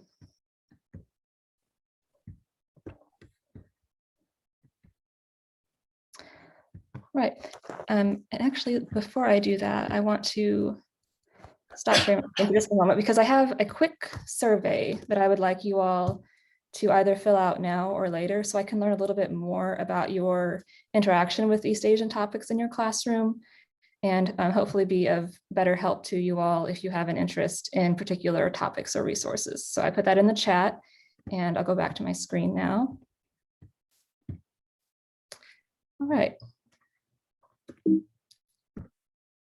So a little bit about the center that I work at. You may have heard of it before because we've been around for quite a while. And the Center for East Asian Studies at KU was founded in 1959. And it's actually the only East Asian Studies National Resource Center in the Great Plains region. So we do outreach in this region. We've done it for a long time, and K-12 educator outreach is a key part of what we do and what we're about. So we're really excited to partner with you. And as I said, if you could fill out that survey, we would love to learn more about how we can support you and what your interests might be in learning more about East Asian topics. So in today's talk, I'm going to introduce the online resources that I've shared links for in the document. And I'm going to walk through some specific resources, and I'm going to share with you how you can connect with us to learn more about Center for East Asian Studies and Kansas Consortium for Teaching About Asia activities and potential workshops in the future. So one of the things that I think is really important, and I'm sure you've already gone over some today, is just how this fits into your classroom. Sometimes I know your classrooms they're busy, especially this last year. I know it has been a really challenging time for educators, and having to sift through tons of information to learn about how to incorporate new content from different parts of the world takes a lot of work. So I just wanted to share a little bit about how some of this work has been streamlined for educators. A lot of the resources that I'm sharing today already list out how these lesson plans fulfill Common Core goals. These resources and lessons also help emphasize the importance of learning less commonly told stories. I know some students grow up with very diverse communities around them. I did not. And so a lot of what I learned about the world around me before I got to leave my small town was through reading and literature. And so I definitely see the importance in that. And I think it's great that we're taking some time to delve into that today. But these less commonly told stories help promote empathy and curiosity and inclusivity. And as we look at this past year, especially thinking about East Asians, Asian Americans, and Pacific Islanders, and the resurgence of racism we've seen through COVID-19, the events of the last week, I think it is especially important that we make it a point in our classrooms and in whatever forum we have to tell these stories and to start curating that sense of curiosity and empathy in children at a young age, so it becomes part of who they are as adults. And I think that this literature is one way that we can do that. This also provides creative ways to introduce new information on a range of topics. So often when we talk about literature, we're thinking about language arts, we're thinking about history, maybe geography, but some of the resources that I'll share with you today also delve into using this to teach about science or basic ideas about economics. And I think that's a really great thing too. It doesn't just have to be kind of siloed off into the traditional connections we might think of, but there are also some more innovative ways to introduce these topics into your classroom. So one of the absolute best resources for literature about East Asia is the National Consortium for Teaching About Asia annual book contest. In this book contest, they rank dozens of books every year. They have tons of submissions, and then they select the top ones for each country and for each grade level, and they put that on their website.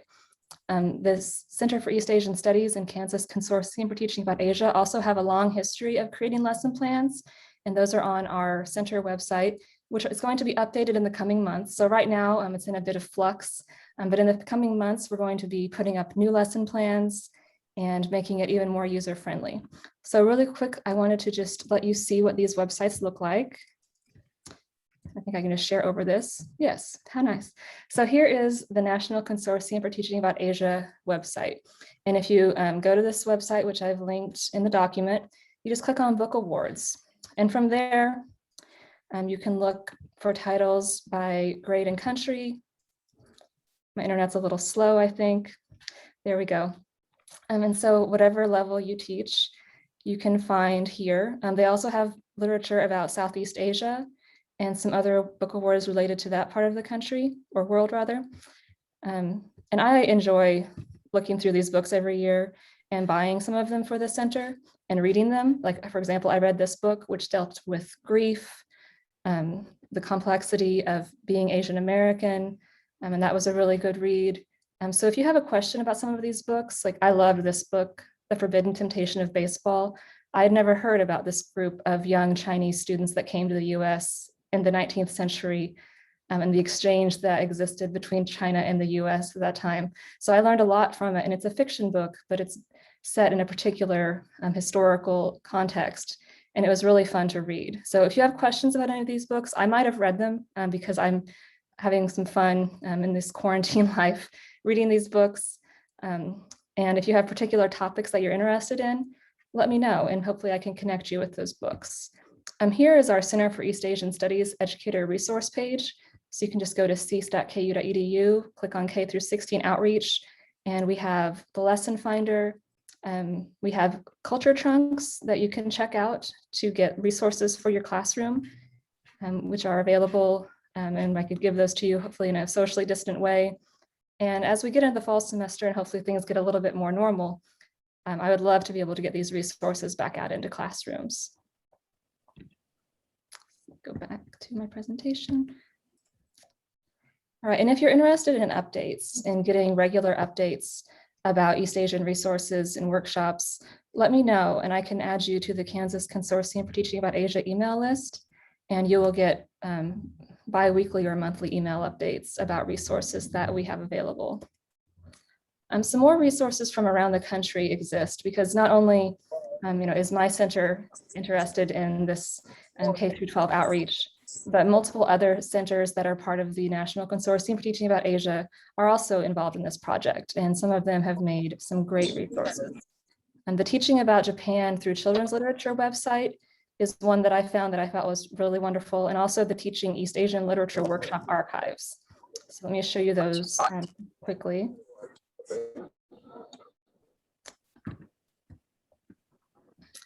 And so here, this is through the University of Colorado Boulder, and they have selected particular children's books about Japan, and they give you a little summary here.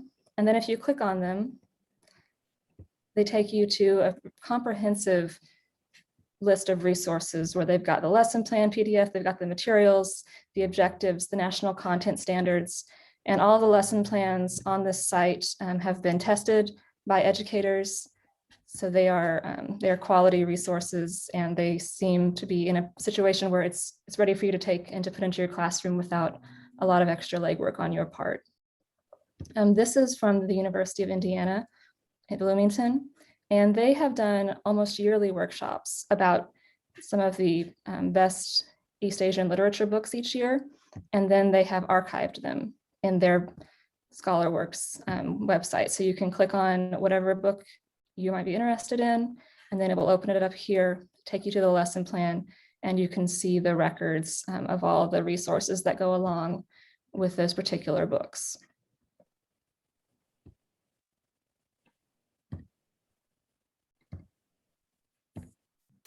All right, so a couple of books that I want to talk about more specifically. This one is really cool. And we actually, a couple years ago, were able to invite this author to the University of Kansas to do an East Asia Literature Fest about her book, about her research process. And she has created so many resources for educators to use. So this book is about one of China's top archaeological finds of the last century, when basically this group of construction workers came upon this, they came upon a tomb that no one had ever found before, and it was completely undisturbed. And this body was so well preserved because it had been undisturbed for thousands of years. And the book is quite detailed, and it's more for a middle school audience, but she goes into a lot of detail. So it was interesting, even for me to read as I was learning more about it. And in addition to this book, she has also created a website with an eye toward educators. So this is the author, and she spent 14 years writing this book. So she definitely put a lot of thought into it.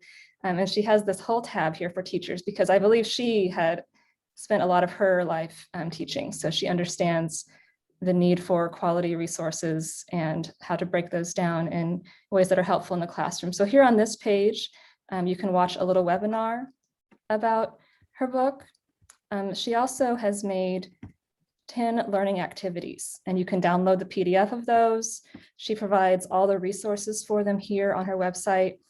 Some of them delve into writing, creativity, imagining the situation. Some of them are science-based, where you can teach about death and decomposition through this book. And then she links you to a decomposition unit that's created for science educators.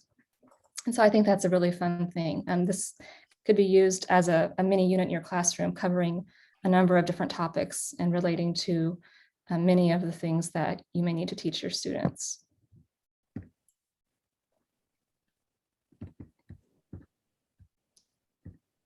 Another resource that my center has recently been creating in partnership with Amy Churin, who is my graduate assistant who's working on her PhD in curriculum development, is related to this book called We're Riding on a Caravan. And we're making a module of resources related to the Silk Road, just to help bring resources about a topic that maybe students don't learn a ton about, but that has tons of applications. So this is a new lesson plan for second grade, and it gives them a chance to explore the journey of a Chinese family along the Silk Road.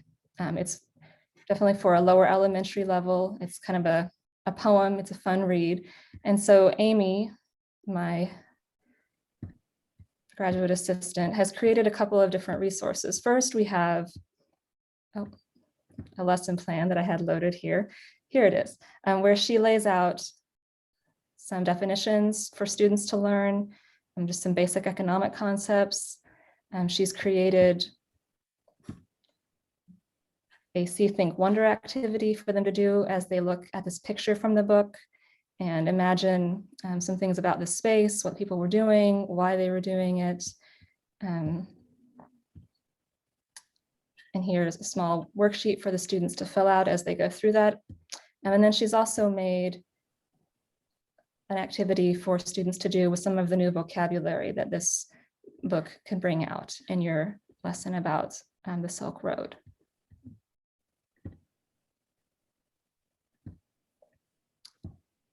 Oh, and I wanted to mention, if you're interested in the At Home in Her Tomb book, I have a lot of those books in my office because we were able to purchase a collection of them.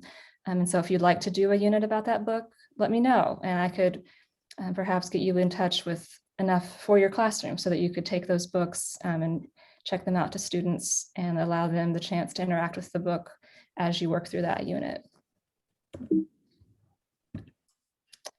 I also wanted to let you know that there are some upcoming book talks through the National Consortium for Teaching About Asia. So as I showed you the website where you see the yearly rankings of books and the awardees, each year they also have author talks by some of the authors that won.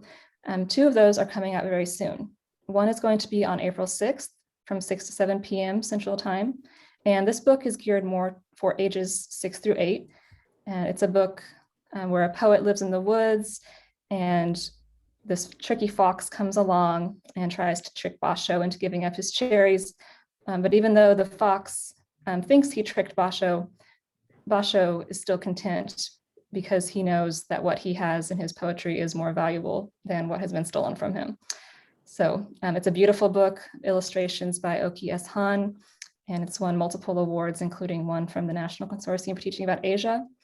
Another book talk that's coming up on April 8th is about this book called The Silence of Bones, which focuses on 1800s Korea, which I think is a time that I didn't learn a lot about whenever I was in school. So it might be something that is interesting to your students, as I know a lot of students are very interested in Korea right now with K-pop and all of those cultural things that are making a lot of students come to KU to want to learn Korean, but perhaps they don't learn as much about the history. So this book is historical fiction. It's got kind of a mystery element to it. So it's an engaging read, it's a fun read, and that author talk will be again in the evening on April 8th. And this book is more for high school level. And I also wanted to let you know to stay tuned for future resources. Oh, let me go back. We're going to be updating our lesson plans on our website in the coming months. So stay tuned. Where we're at, can't get the reception. Sorry, I'm here. And then we're working on some resources about some books that I personally think are really wonderful. These two books, Factory Girl and The Vine Basket. And I wanted to share with you that website as well, because it's one that's in your list of resources. So let me put that up here. So this author traveled to far Western China, which is an area that I am very familiar with. I've studied Uyghur language, and I actually am right now, I'm teaching it at KU. And I think it's wonderful to learn about parts of East Asia that people maybe did not think about, maybe they didn't know about. I didn't know about the diversity of China until I went there. And it was really eye-opening for me to see the wide array of cultures in China, not just Han Chinese culture, but there are 55 recognized ethnic groups and many, many more than that in reality. But Uyghur culture is one that I never learned about until I went there. These books are written for more of an upper middle school, lower high school level, and they introduce you to a world that you probably never thought of. The world of Turkic Muslim Uyghurs that now live in what is China, but did not used to be. And the complexity of colonialism, of being a young girl living in this complicated, difficult environment. This website also has a photo essay where you get to see some parts of life that the author was able to enjoy while she traveled in the region. And the author is unfortunately now deceased. And she wrote these books very late in her life, which I find inspiring in itself, that she had a really interesting long career that ended with her giving these wonderful books. So my graduate assistant is currently making some resources about these books, and those will be coming on our website in the next couple months, which I'm very excited about. And if you're interested, feel free to email me and I can let you know when those are ready. If you're interested in a particular lesson plan or a certain book or topic that you come across while you're looking at some of these websites, please let me know. We would love to make something for you that you can enjoy in your classroom. And no doubt, if you're interested in it, someone else will be too. We also have funding for you to buy East Asia related classroom resources. And I know it's been hard to communicate during the time of COVID, but we're still here and we still care about educators. So if you have some ideas for how you might like to buy a set of books or buy some kind of resources for an activity related to East Asia, please email me and let me know. And we will do our best to support you in that, because that's why we're here. So again, here's my email address, asnyder@ku.edu. And it's been really great getting to connect with you today. So now I can open it up for questions if you all have any.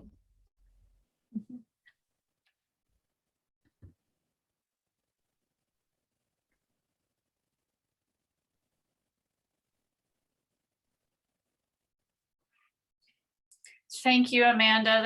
That was a wonderful presentation, and it sounds like there's a lot of good funding and resources, and we at the Area Studies Centers are here to help you if there's a particular book or resource that you need, and we want to make it easier for you to teach about these different countries and cultures and histories in your classroom. Does anyone have any questions for Amanda?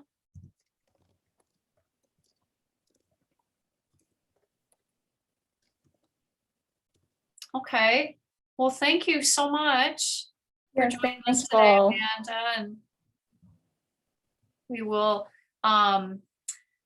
let's see, let's take just a real short, stay logged in. Let's just take a break until 2 o'clock, just like a stretch break, or if anyone needs a drink.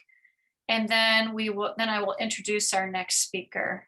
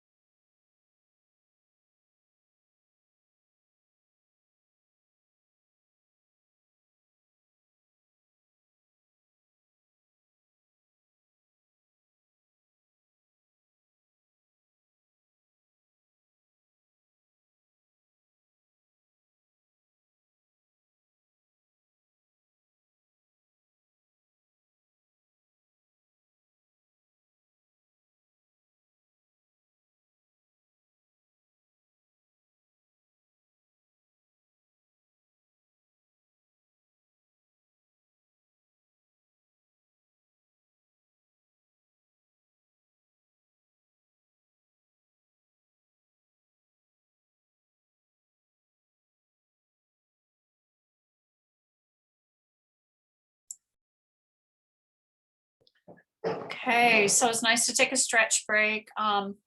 So I'd like to introduce a wonderful colleague to you from the libraries. She's a librarian for Spanish, Portuguese, Latin American, Caribbean studies, and she has some great resources and books to share with us today from that world region.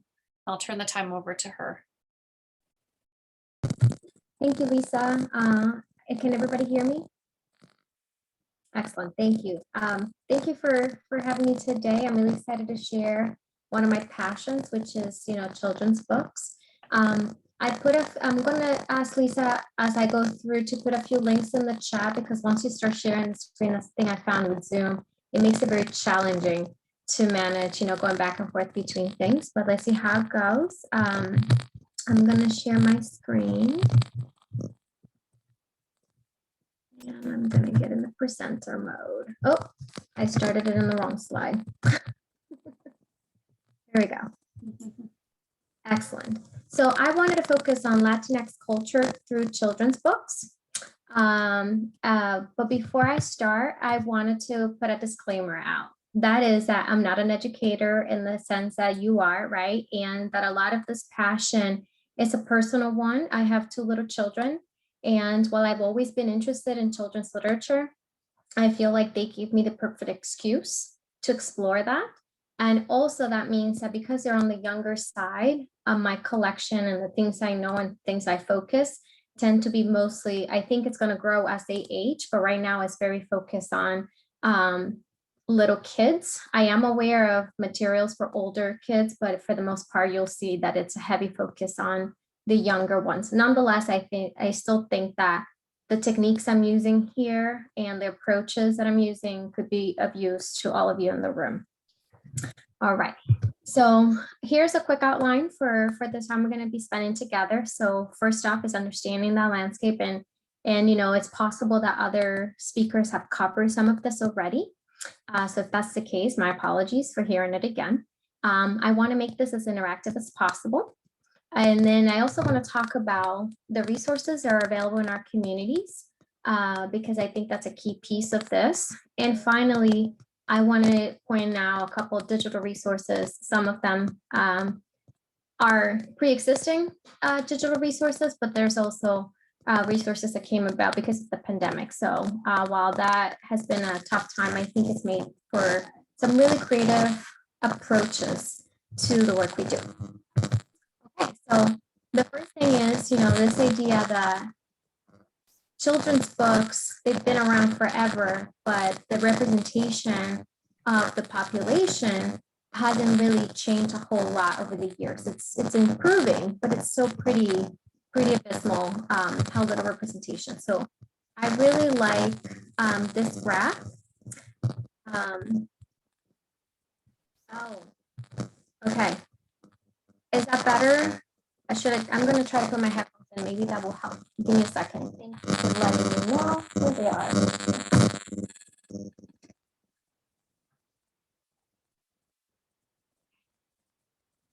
Let's see. Make this better.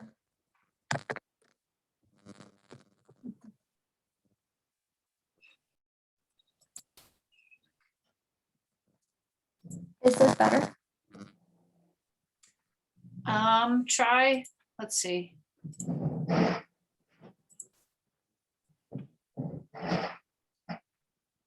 Let's see, go ahead and say something. Okay. Is this better at all? For some reason, there's static. Is anyone else hearing the static? Is it making it difficult to hear or no? I see Jana waiting as well. My apologies, I don't know. Oh. Yeah. I haven't changed any of my settings since last night. As far as I can tell, I'm the only one online right now at my house. Do you want to try logging out and then logging back in and see I can try to do that. Sure. if that helps, and I'll admit you. All right. Okay. Let me try that again. Okay.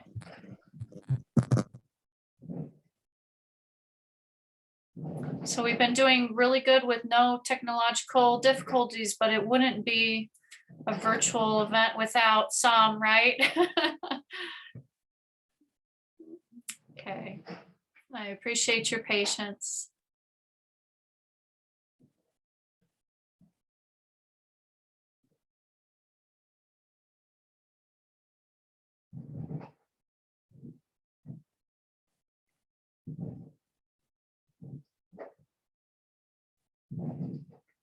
All right, here we go. Try.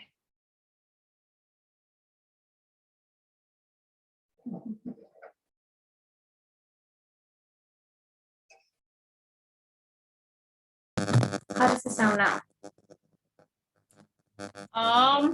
About. No.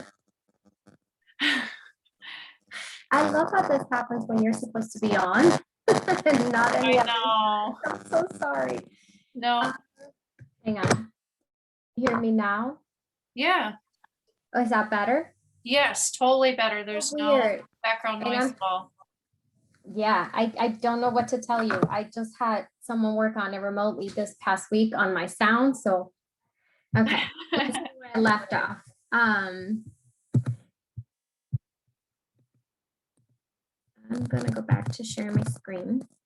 I apologize about that. I have no idea. Oh, I don't have a screen sharing privileges at this point because I'll reset that. take Yeah, care of that really quick here. sure. Okay, that well, should be, that should work now. While we're waiting, had any of you seen that graph I had up before about the diversity of books? Okay, I'm gonna put it up again. Again, this is better than the last time they did this. I think it was like 2015.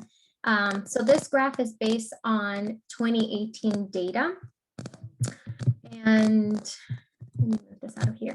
And one of the things they did between the 2015 and 2018 is that there, I don't know if you could tell, it took me a while to like see them.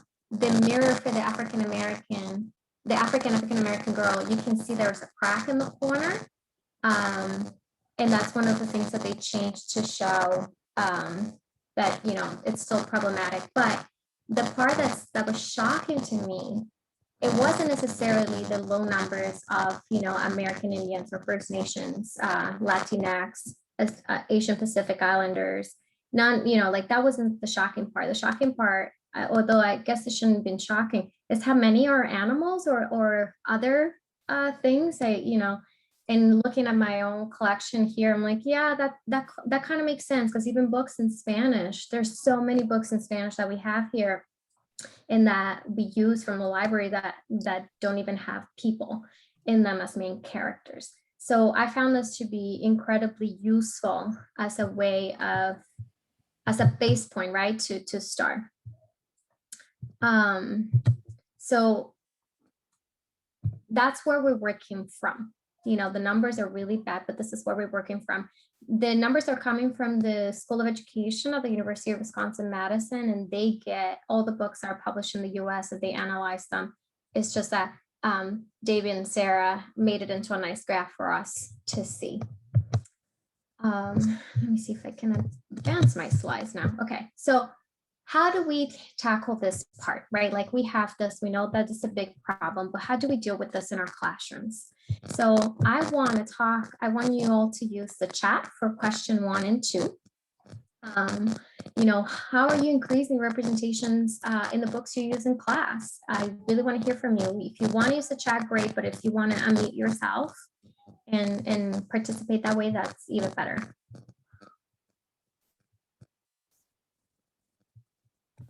I don't know if the chat is visible now that I'm sharing on the screen or not. Something I've been trying to do this past year has been like reaching out to different people of different diverse backgrounds. And so recently I reached out to an Indigenous person and just said, hey, like, what books can I have in my classroom so that my students can be exposed more? And so that's something that we've been trying to do this year a lot. Awesome, that's really cool. I like the comments in the chat, especially the poetry, right? Like that could be such a fun way of interacting with, especially like you said, you know, living poets, because that could really change someone's perspective, right? Try to have the librarian come in and do book talks. Awesome too. Yes, I hear you on the Spanish. It's really challenging to find materials. The materials are there, but it takes a lot of work to find them. So I'm hoping that some of the resources I'll share today might help with that. But yeah, it's a big challenge. The other thing is I think of representation more than one way. And I think that people that are language teachers, you know, you can get that too. So for me, representation is the characters, right? Like making sure that there's a diversity of voices of children from different backgrounds represented, different abilities, and also the language. Like it's very important to me as a bilingual person that my children hear spoken and written Spanish that has not been translated from English, right? So I'm really fussy, as my mother says, about finding materials that are written by Latino authors and illustrated, even if I can, by Latino illustrators, rather than getting, you know, the traditional English stories translated into Spanish, because it's just not the same. Yes, this idea of which Spanish, right? And some publishers do have that. With the TV that they do watch in Spanish, it's interesting when it switches back and forth between Castilian. My oldest will look at me and he's like, why? They sound different. Yes, they do. They're from the Spanish they're using is from Spain. It is very different, but we can still, it's interesting that he can pick up on that. Okay, so you don't use a lot of full text, but you're trying to carve out more time to delve into non-Western narratives. Yes, that's the other piece, right? Like how do you, that's great. That's really good. Excellent, well, thank you. Now for the third, in terms of your favorite resources, I wanted to make sure that you all had a chance of cross-source it, if you will. So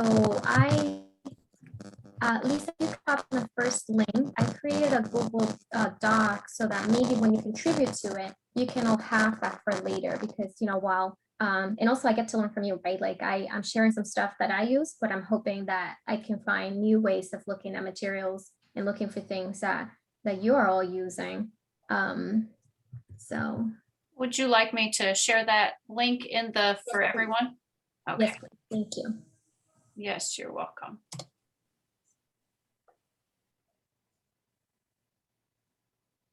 Yeah. Yeah, and that's a tricky one, Dana, because and I think that's why it's interesting to figure out who is in your population, right? Like obviously any books that brings in a diverse voice is important and interesting to have, but if you can have things that hit the groups in your community, then there's going to be that engagement of like, I see myself, not just another kid that looks a little bit like me, but I see myself, and I definitely see my youngest has curly hair like me. And they both pick up when they see another, either a little girl, a little boy that has hair like them. And it's like, oh yeah, that looks so much like me. I'm gonna stop sharing so I can take a look at the Google Doc for a second and see what you're all putting in there.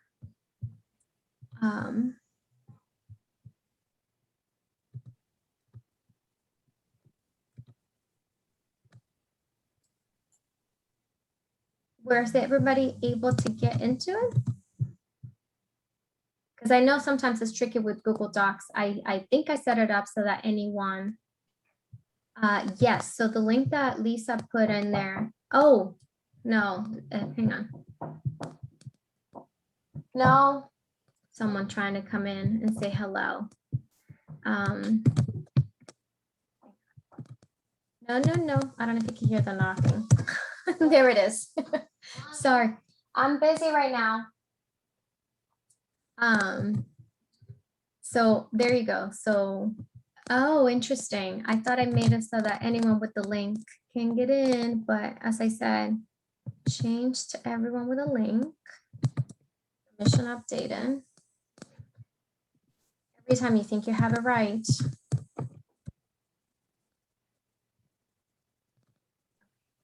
Let's see if that works better. Yes, I see tons of people popping in. Great. Yeah, so the way I want you to use this is not necessarily to put them in right, like if you want to put them in right now, great, but you know, it's about having a place where you all add to this so you can come back to it later and have a record of like other resources that maybe others you are using and they're new to you. So Great, thank you. I'm gonna go back to my slides. And make sure that I advance them so that I don't end up on the same thing. All right. So one of the resources that I use that is fairly easy, local, inexpensive is actually the book sales at our public library. I have been able to get so many great books. The only thing there is that I can't be too fussy about the language because usually the room where they have the children's section is pretty big, but if I go by language only, then it's a much reduced space. But I can show you a few of the things that I have gotten. I had a couple of piles. There it is. I had like 3-4 piles in my room now that I wanted to share. So this one you could tell we use a lot, pretty beat up. Actually, I'm sharing my screen, so I don't know if you can see my camera. So this one's pretty beat up because my kids use it a lot. Well, what I liked about it is that because it's a book about space in Spanish, like I can engage the language in that regard. So it's not about diversity so much, but like I think I spent 50 cents on this one. So a great purchase. But some of my favorite at the library, so it's this book. Thank you, Umo. And it's a book, there's a grandmother here, and it's about sharing. And in the back, it tells you a little bit about the word and what it means, and it's a Nigerian language word. So it's not a book that has nothing to do with Latin American studies, but it's a book where I can talk about diversity and culture that is not just my own. And I think at the end of the day, it's really important. Again, because it's a hardback, probably 50 cents. So really, really, really inexpensive. Getting a little closer to home, I really enjoyed this one. It's the Freedom Counter protest. And I get to have conversations with my kids about, you know, what this was, what it means for us. And I didn't spend a lot of money because, you know, kids' books are so expensive. And I picked this up at the public library, so really easy to do. This one's really fun. Korean Cinderella. So again, it's English, but I'm getting a variety of perspectives. I'm getting a variety of topics that I can talk about with my kids without really spending a lot of money. I think every time I do these things, I tell my husband, I'm like, I'm going to buy books at the public library. It's like, all right, don't spend too much. It's like, spend 20 bucks. Okay, I'm looking at the time. Let's see if I can keep moving on this. Let me see the chat real quick. Oh, I'm so sorry, Natasha. I don't know why that's not working. I'm going to look at the permission, but I'm going to go ahead and move on for now, just in the interest of time. Okay, so the other thing I do is I have an app called Library Thing, and this is a screenshot of the first list, and these are books added by the ones that were added last. So you can see a few things here. Some of them are from the public library purchase. The one towards the left with the indigenous child, that's a public library purchase, probably not very expensive. And I get to talk about, again, the Amazon and the people that live there and what it means. And then on the left side, you see Mama's Nightingale, the one with the bluish cover. That is actually a book that I got from the center. It's a great book about immigration and undocumented immigration and separation of families. It was written by the famous Haitian American author, Edwidge Dantucat. She, fantastic author, and this is one of her, I think maybe only, but maybe one of her first children's book. And such a sweet story, easy entry level to talk to children about this issue that our nation's facing of immigration, right? And then in terms of digital resources, this is one where I think this has been around for a long time. It's a great resource because all the materials are available electronically, free of charge. But what I like is the richness in language. So I'm going to go ahead and actually explore this website with you. And if I go to the homepage, one of the things I love is that when you start to look for books to read, you could tell that they have children working with them because it looks so engaging to little ones. But you can see that you can look for books that are even up to 10 and 13-year-olds based on the menu from the side. But the thing I like best again is like, I want a red cover, or I really want books about fairy tales. Let me look at the chat real quick in case I'm not missing anything.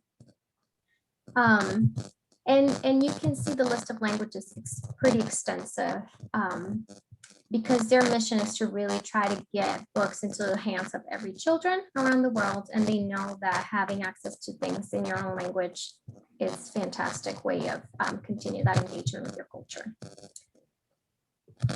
I'm gonna go back because again, I'm looking at the time.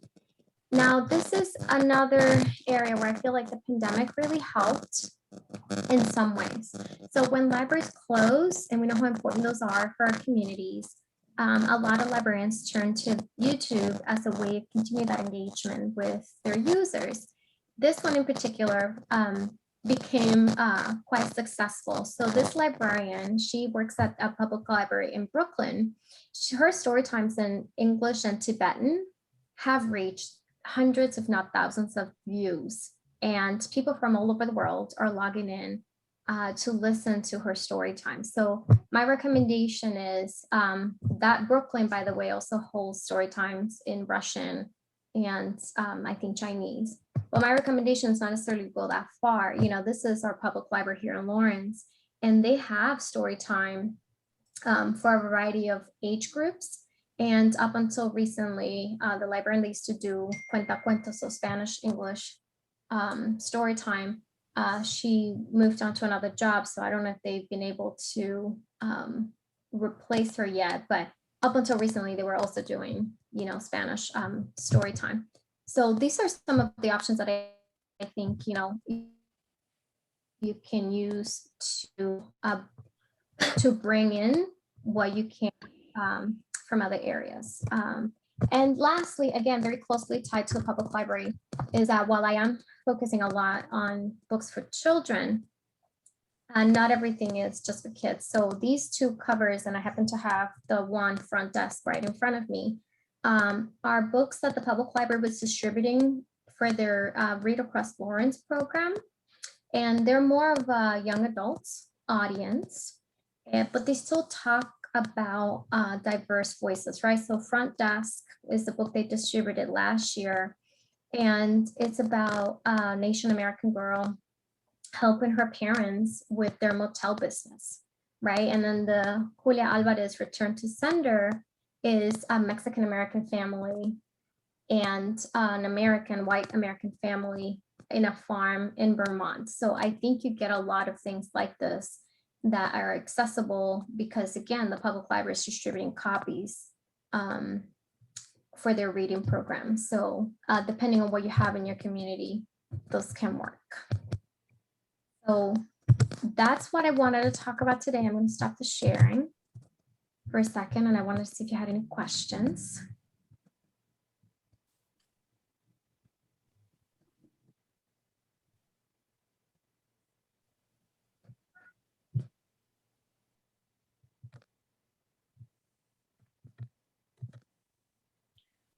Thank you so much, Betsaida. Those were some really great resources, and I like how you brought in the resources for the library and as well for local libraries. I was wondering if anyone has any questions for Betsaida.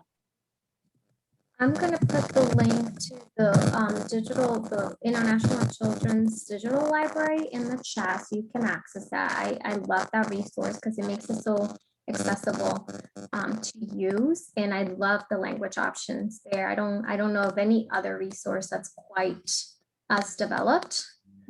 That one. You can look by country, not just language, but you can look by country. So it's really cool. Then that is neat. That is neat. That's unusual. Not very many libraries have that. Yeah. So, well, wonderful. Thank you so much. I'm gonna, let's see, I think we'll take like I want to say like a 10-minute break. And I sent a link to the survey if it's a very short survey, and it really gives us a lot of useful information for planning future workshops and getting funding as well. Also, so if you could take a minute to click on that link, I sent it to you all by email, but I also sent it, or I just have it right here in the chat. I'm going to go ahead and assign everyone, all the educators, to 3 different breakout rooms with myself, with my colleague, Justina Beinik. She's Assistant Director for the Center for Russian, East European, Eurasian Studies. And then with Kathy Warling, who you heard from this morning from the Museum of Unsung Heroes, or for Unsung Heroes. And so go ahead and take a 10-minute break. And if you want to go ahead and get that survey out of the way right away, we sure would appreciate it. And I will be I'll go ahead and assign those participants to breakout rooms. So thank you. Thank you. Have a good day. Bye. You too. And everyone else stay logged on. Okay, thank you.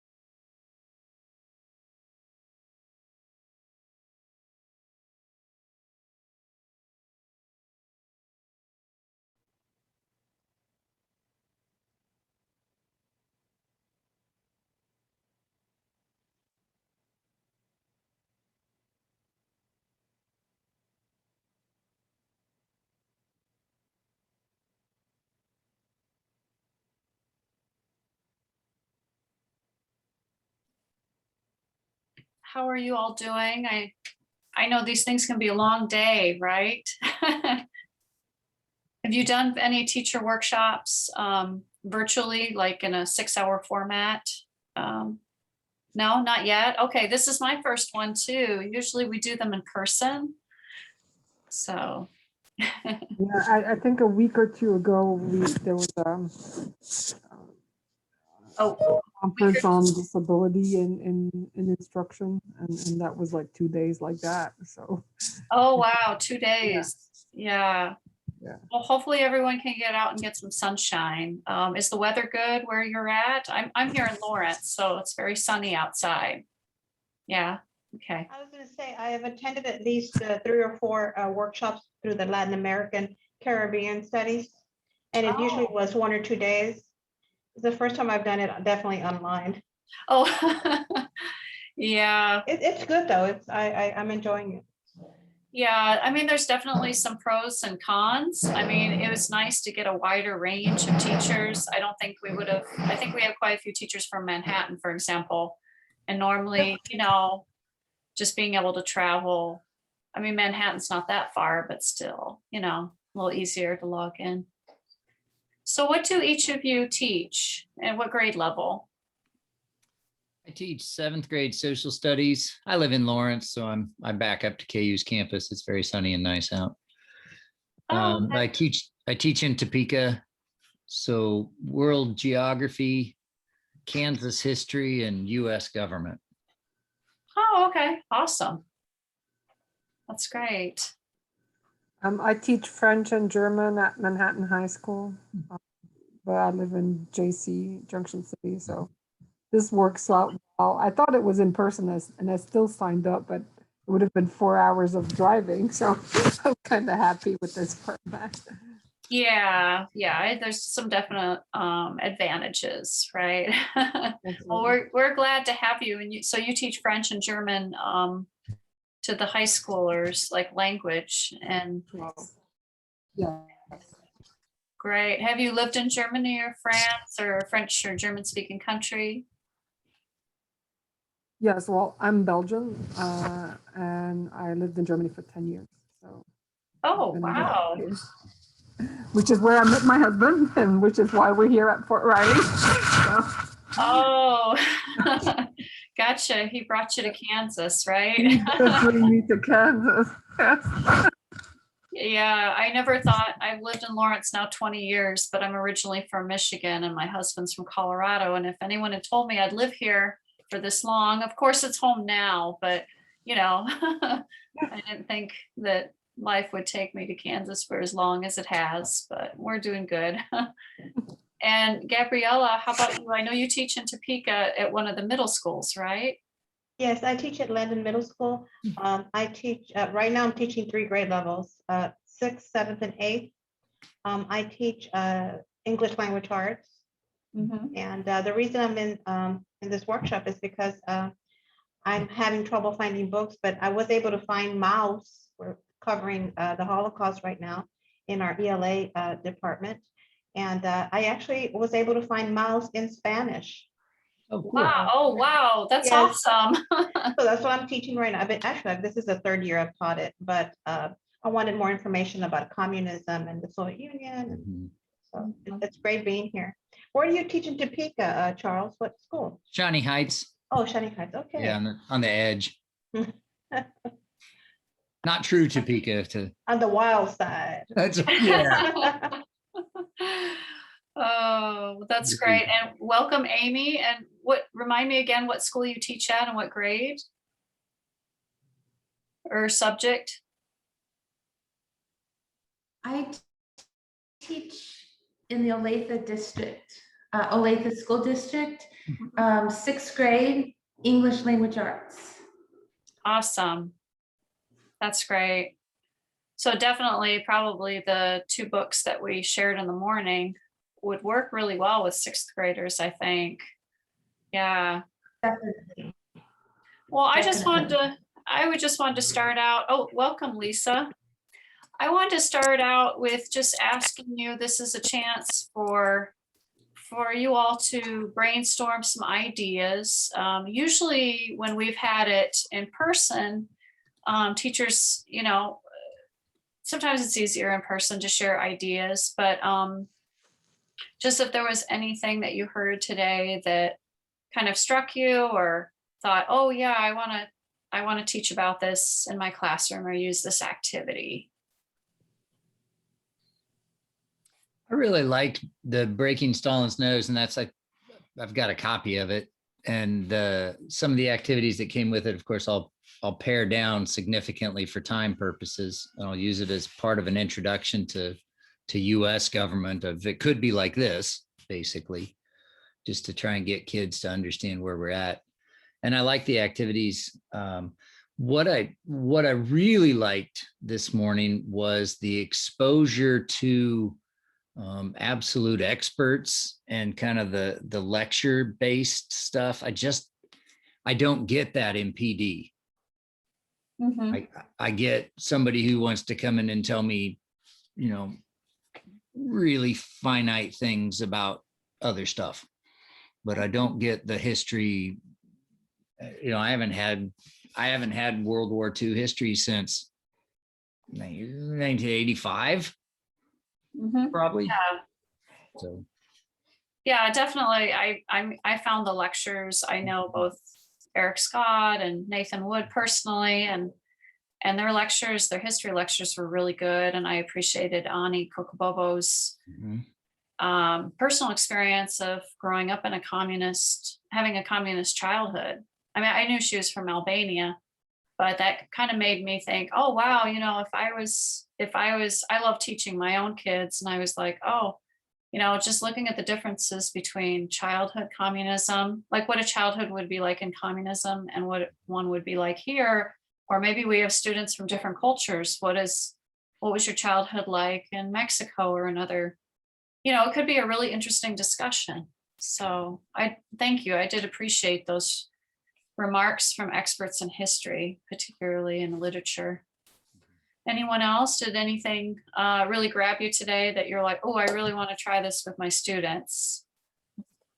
Well, I agree with what was just said 100%. I feel like I was really stimulated to, honestly, I'm a generalist. I've taught elementary and I'm in middle school, but I teach all subjects. So right away, I see life is integrated anyway. So I've gotten lots of ideas or avenues to connect this beyond just the exposure to books and reading.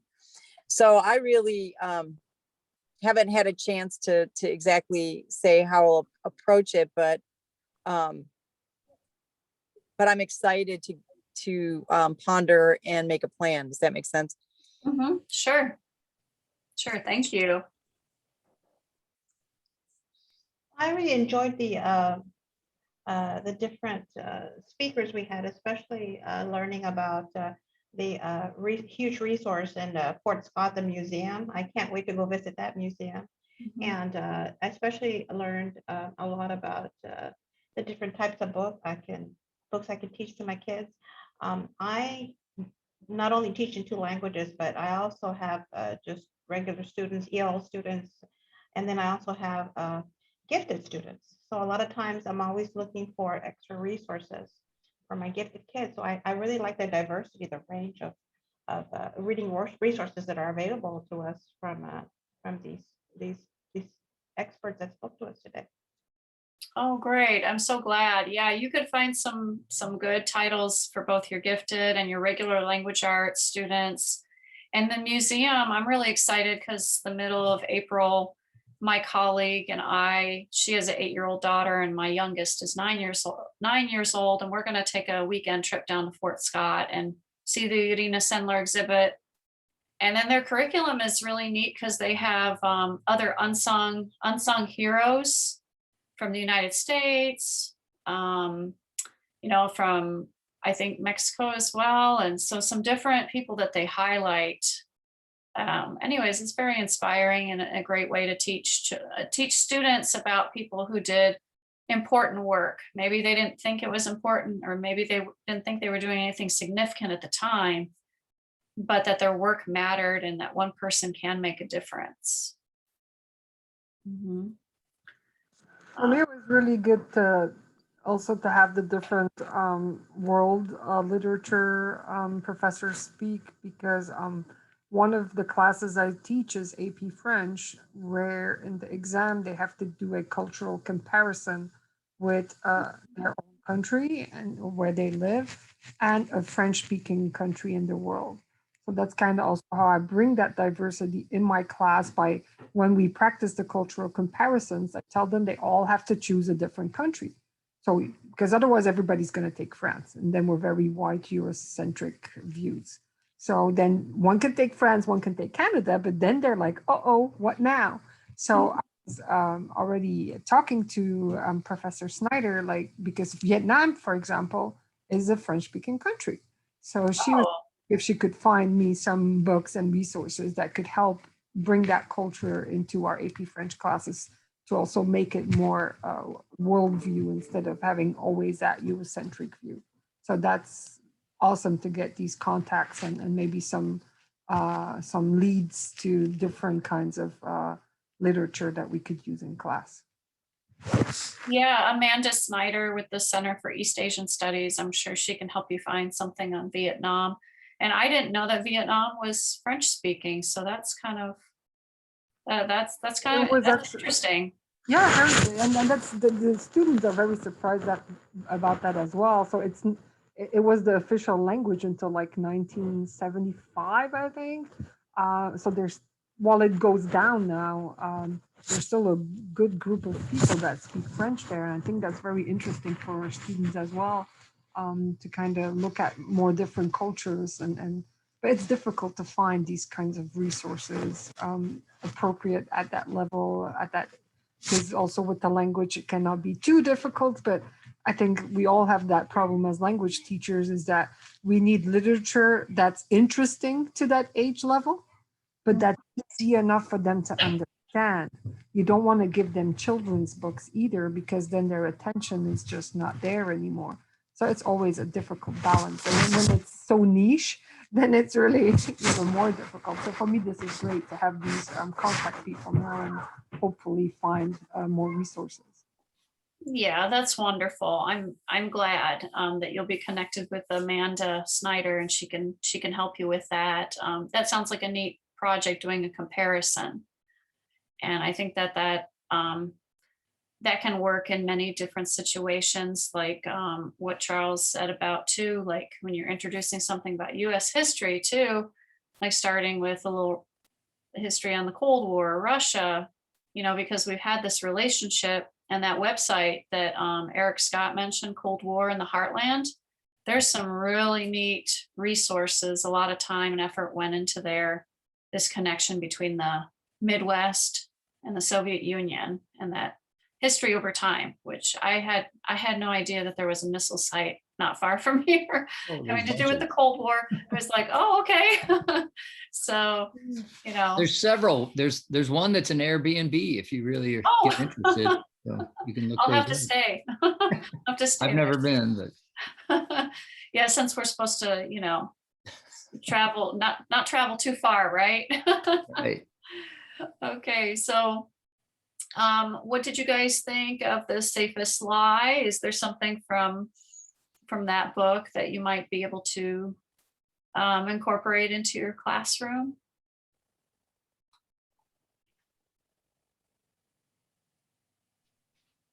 I think maybe in the future, my German class right now, I'm only teaching the first level.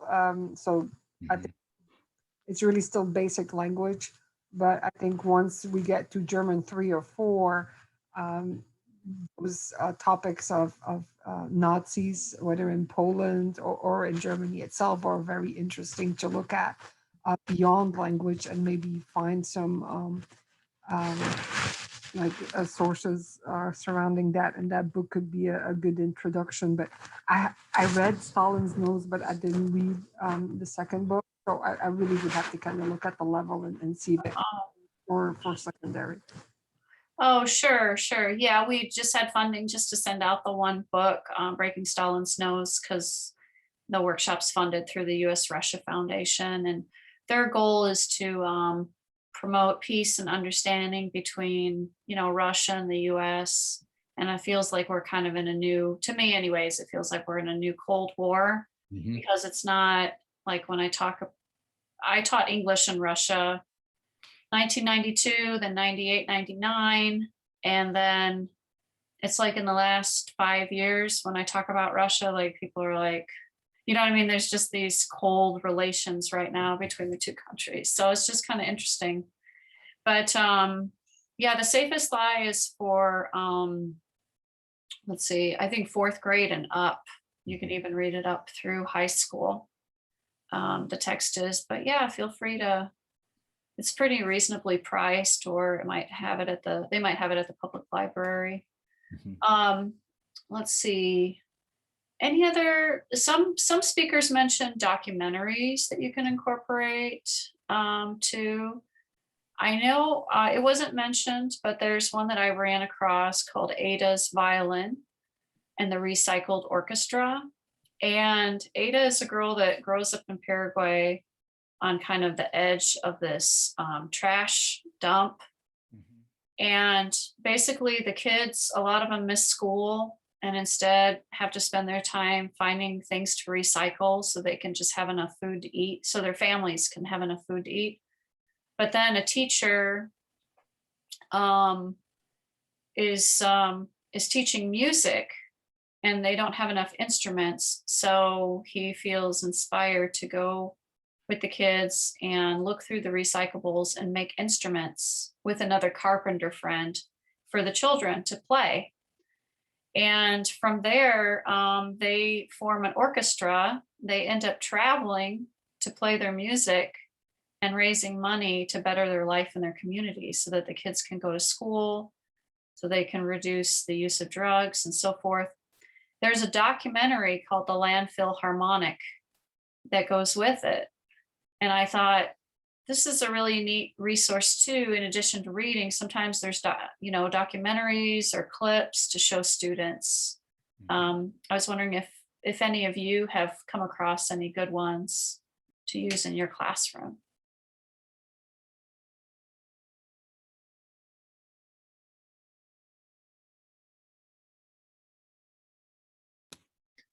I don't have a lot of them. We find things in 7th grade geography, then we're trying to get kids to understand that there is a life outside of Topeka, Kansas, and they don't, some of them don't get that at all. So we spend a lot of time trying to do anything that'll get their attention to look at another country and see images, positive images of other countries. And there's downsides to it, and I get that, but we use a lot of travel videos because they're readily available, not going to get in trouble for copyright, and they're quick and they're entertaining and they're professionally done. But things like some of the links that we were shared today, those documentaries, we're becoming a modern classrooms project school.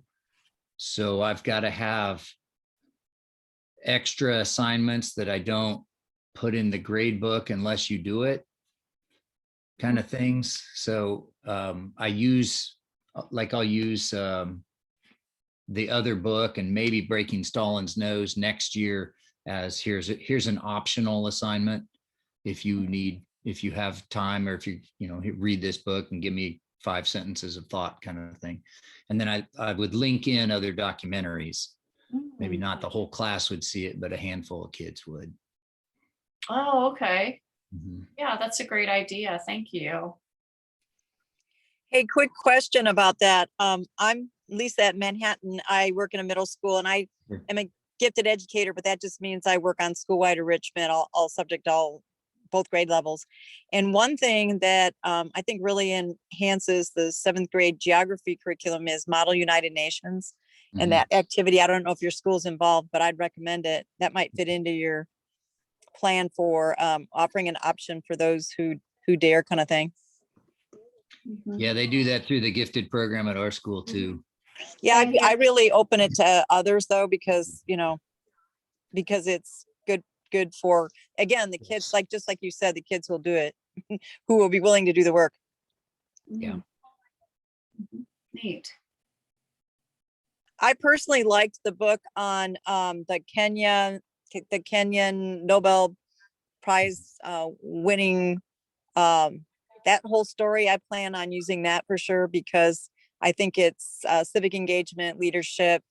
It's female. There's so many good things about that. I was pretty excited about it. I knew about her, but I'd forgotten, so I'm getting to the age where I have to be reminded sometimes. Yeah, that does sound like a really, really good one. So I'm glad you'll use that in your classroom. Next time I run into Liz, I'll let her know.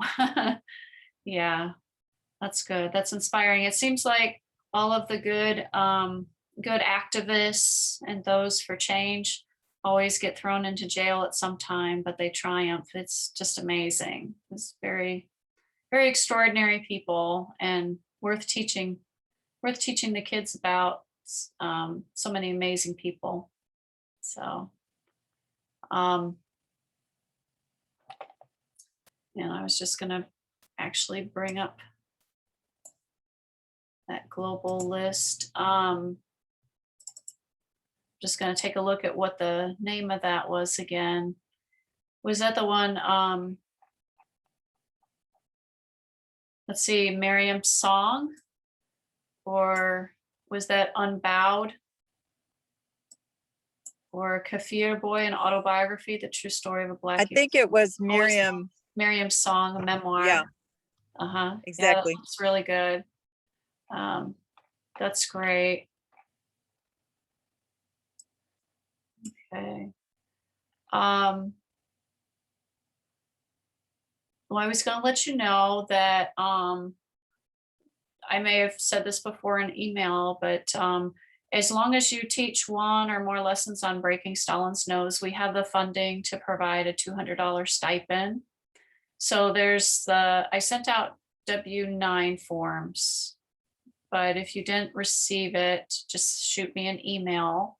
That's just to set up a in the KU vendor system, so that there's a way to kind of process the payment or the check.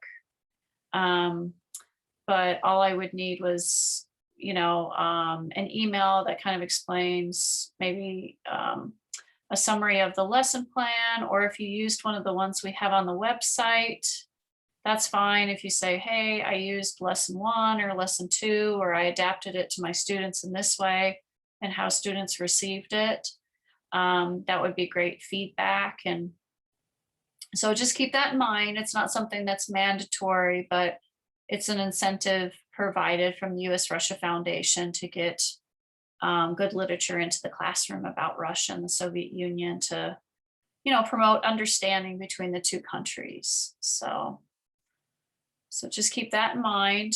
And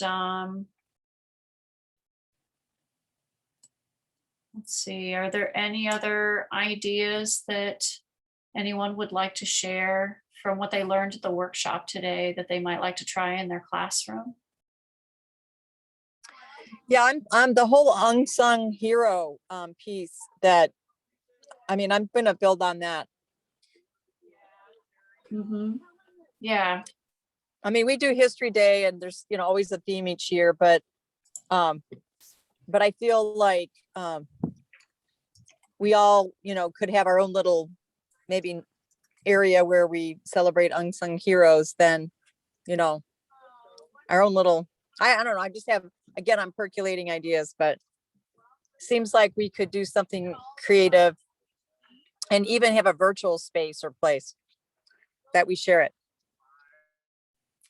Yeah, so I'm going to their website right now, and in addition to Irena Sendler, and keep in mind, she can do a virtual, Kathy Whirling or their staff can do a virtual tour or arrange for your students to come in person. So it can be a field trip.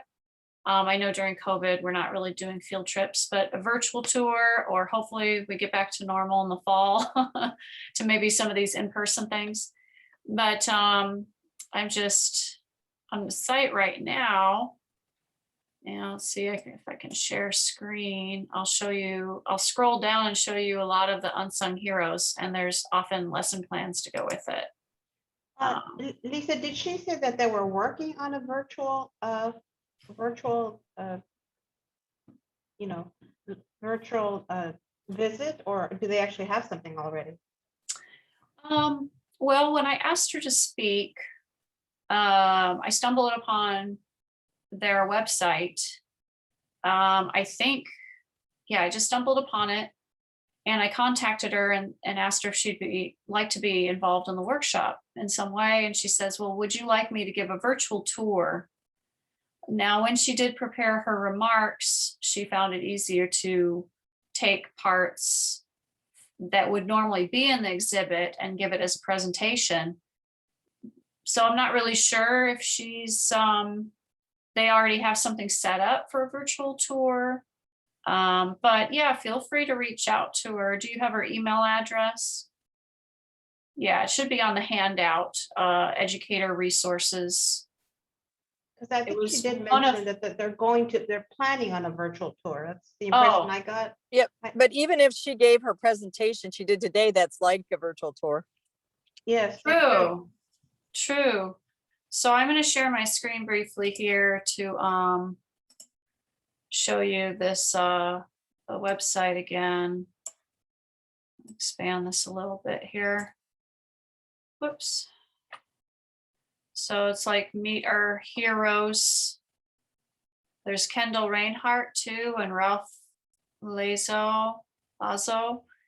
And let's see, browse all unsung heroes. And then you can view the project. So there's civil rights heroes, wartime heroes. I'll have to look at these myself because I haven't heard of most of these folks. So I think it could be an interesting lesson or presentation for students.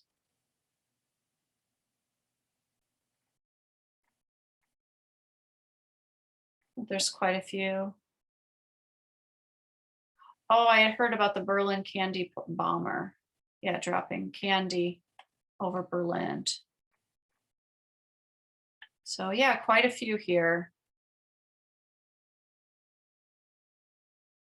So anyways, yeah, that's a great resource, the Museum of Unsung Heroes, and look forward to visiting next month.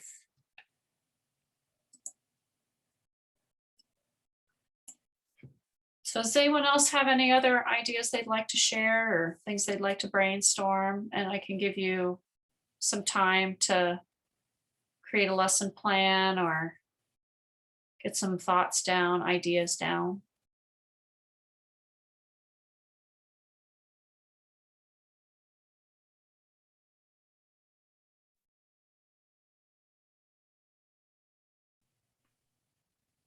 Lisa, is there any way that you know of to get a handful of copies of Breaking Stalin's Nose? I mean, do you have them to lend or anything like that? Yeah, I could lend you. I'm gonna go in the other room and see how many I have. Okay. Because I ordered another 20 when more educators signed up. So I think I might have another 12 copies. I'll just be right back and I'll check on that. An email is fine. Oh, email's fine. Okay. Oh yeah, I'm in no rush. Yeah, I can lend you copies that I have here. Okay. And then that way you can use them with your students. How many students do you have? Like, I probably wouldn't have 20 copies, but I may have like 10 or 15 copies. Well, yeah. I don't know.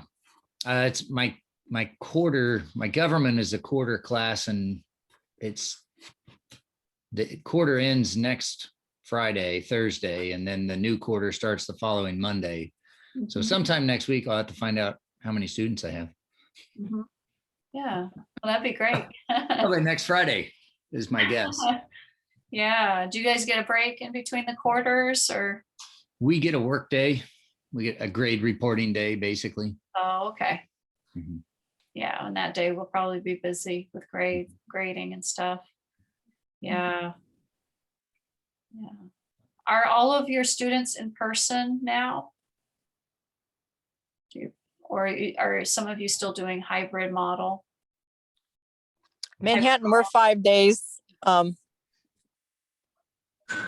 5 that days. going? How's that going, Lisa? In Manhattan. Yeah. Well, people got to pick, so I say that, but 25% of our families chose to stay remote the whole year. And 75% have been in face-to-face 5 days since January 4th.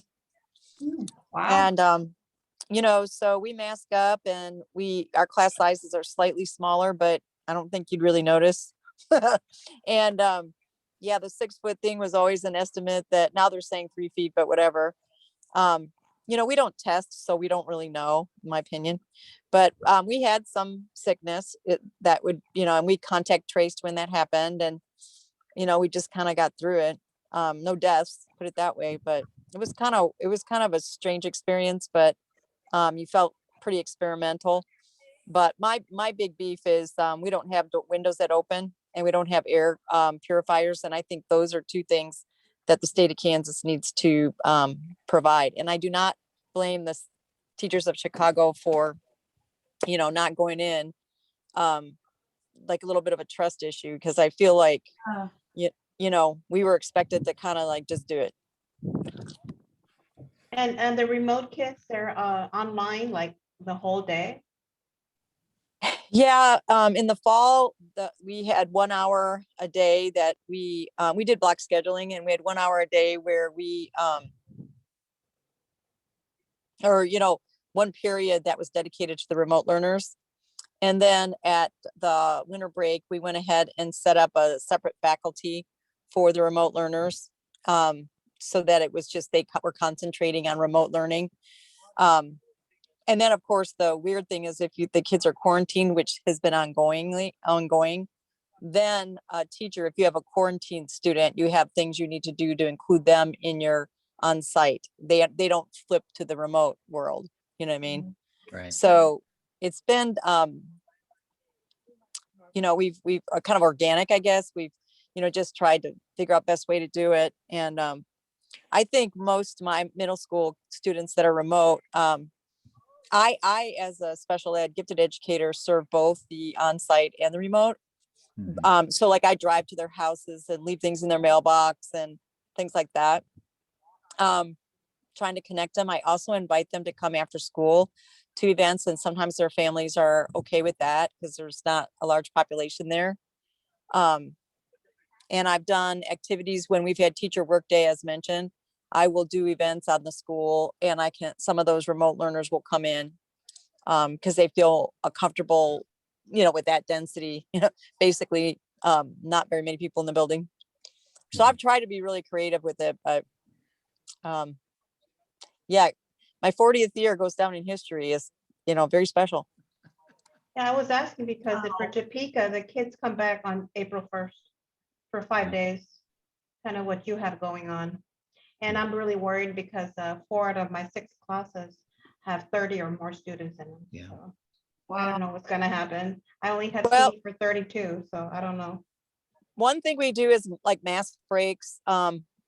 My students, we did a little we did a grant where we looked around to say, what could we do to beat COVID? And like, we got yoga mats that we can take outside and unroll and sit on the ground. We're under construction, so we don't have a lot of green space, and we have a lot of heavy equipment, dust, dirt. So we could go out to the front lawn though of our school with the yoga mats. And you know, obviously personal hand sanitizers, washing hands, spraying between classes, but we are blocked, 90-minute blocks. So, you know, we're only making that many class changes a day, you know, like 3 class changes or 4, I mean. Yeah. Which middle school are you at? I'm at Susan B. Anthony. That's what I thought. Yeah. I typically take my kids outside anyway when we do novels, so that is definitely a good idea. But I hadn't thought about the yoga mats. That's a decent idea. Even get like a couple and cut them up in half, you know. Yeah, you can. There's a yoga discount online that for sure they were like $10. You can cut them in half. Thank you for all the ideas, because I'm a little nervous come April 1st. The kids are like, Hey, are you you- sure it's not a April Fool's Day? You know, Oh. Mrs. Lemons? Right. Well, I feel like, if you kind of look at it as a public health initiative, say to the students, we can beat COVID if we just do what's in our control. I have these 3 circles on my board: what we can control, what we can influence, and what's out of our control. And we just concentrated on what we could control and influence. Yeah. It's good. And honestly, we did really, our school's 500, and honestly, the people that got sickest were our office staff. And I believe it's because they had small offices, lots of contact, and poor ventilation. If you can get anybody, even if maybe this would be wise for just to do it for yourself. I haven't done it yet, but I deal with smaller groups in my room, and I have a regular classroom. So, but I would really look at air purifying, like just get one in there so that, your air's clean. And then if they took away our little cranks that open our window, and, it's been cold, so I haven't really, and plus they're constructing right outside my window. So I haven't fought that battle, but I mean, really, we need windows that open. If we have a window, we need to be able to open it. Mm-hmm. Yeah. Sounds like you really have some good ideas though for how to make it work.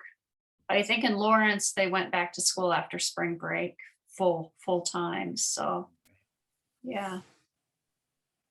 What's super interesting is when I have those events and the remote kids come in, I realize how comfortable those of us on site are. I mean, not comfortable sloppy, but kind of close. I mean, I was like, hey, we better snap back, because that's the danger, is you just get comfortable. Mm-hmm. And I'd say probably about 90% of our staff got vaccinated. This was the last week for the second shot, so I feel safe. Mm-hmm. Yeah, that's good. That's good that teachers could get the vaccination. I hopefully in a pretty timely manner. Right. Yeah. That's good. Well, I will let you go. So if you want to have some time to, get down some ideas or create a lesson plan, feel free to. Don't forget to fill out the survey. That's very useful. And then reach out to me if you do plan to do a lesson or use one of the lessons available on Breaking Stalin's Nose. And I wish you guys all the best. And thank you so much for attending today. Thank you for putting it together. Thank Yeah, you. thanks for a great day. Really, this was awesome. Oh, good. Well, have a good rest of your weekend, and I'll go ahead and check on the other rooms, and good luck. All right. Thank you. Bye-bye. Bye. Bye-bye.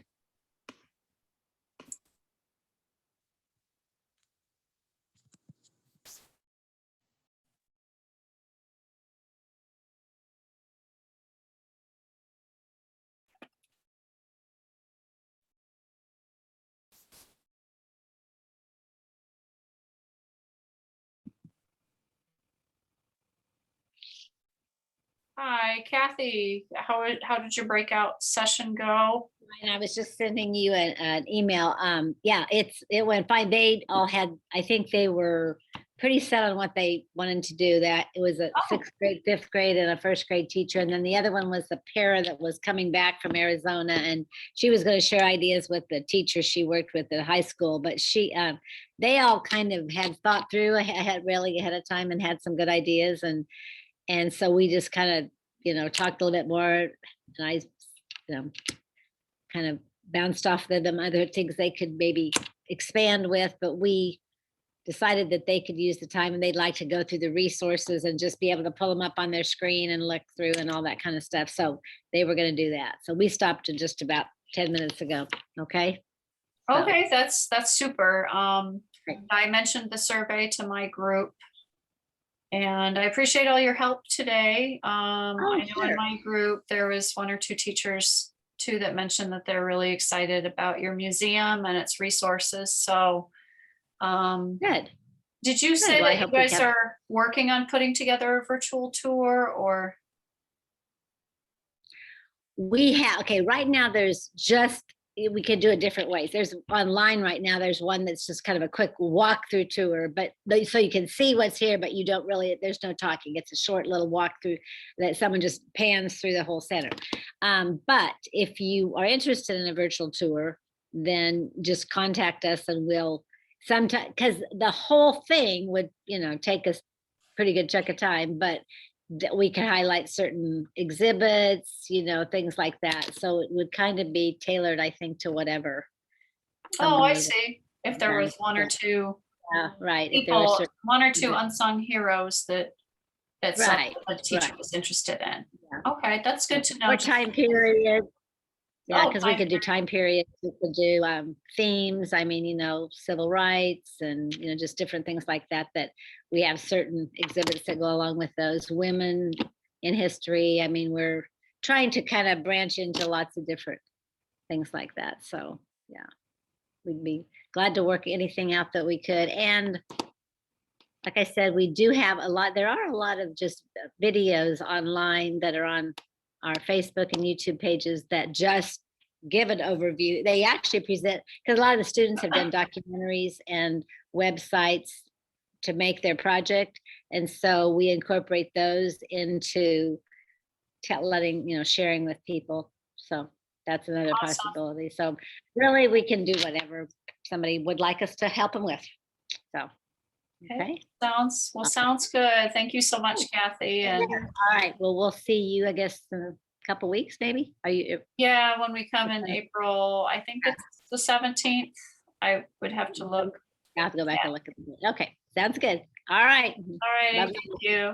Uh-huh. Bye-bye. Bye.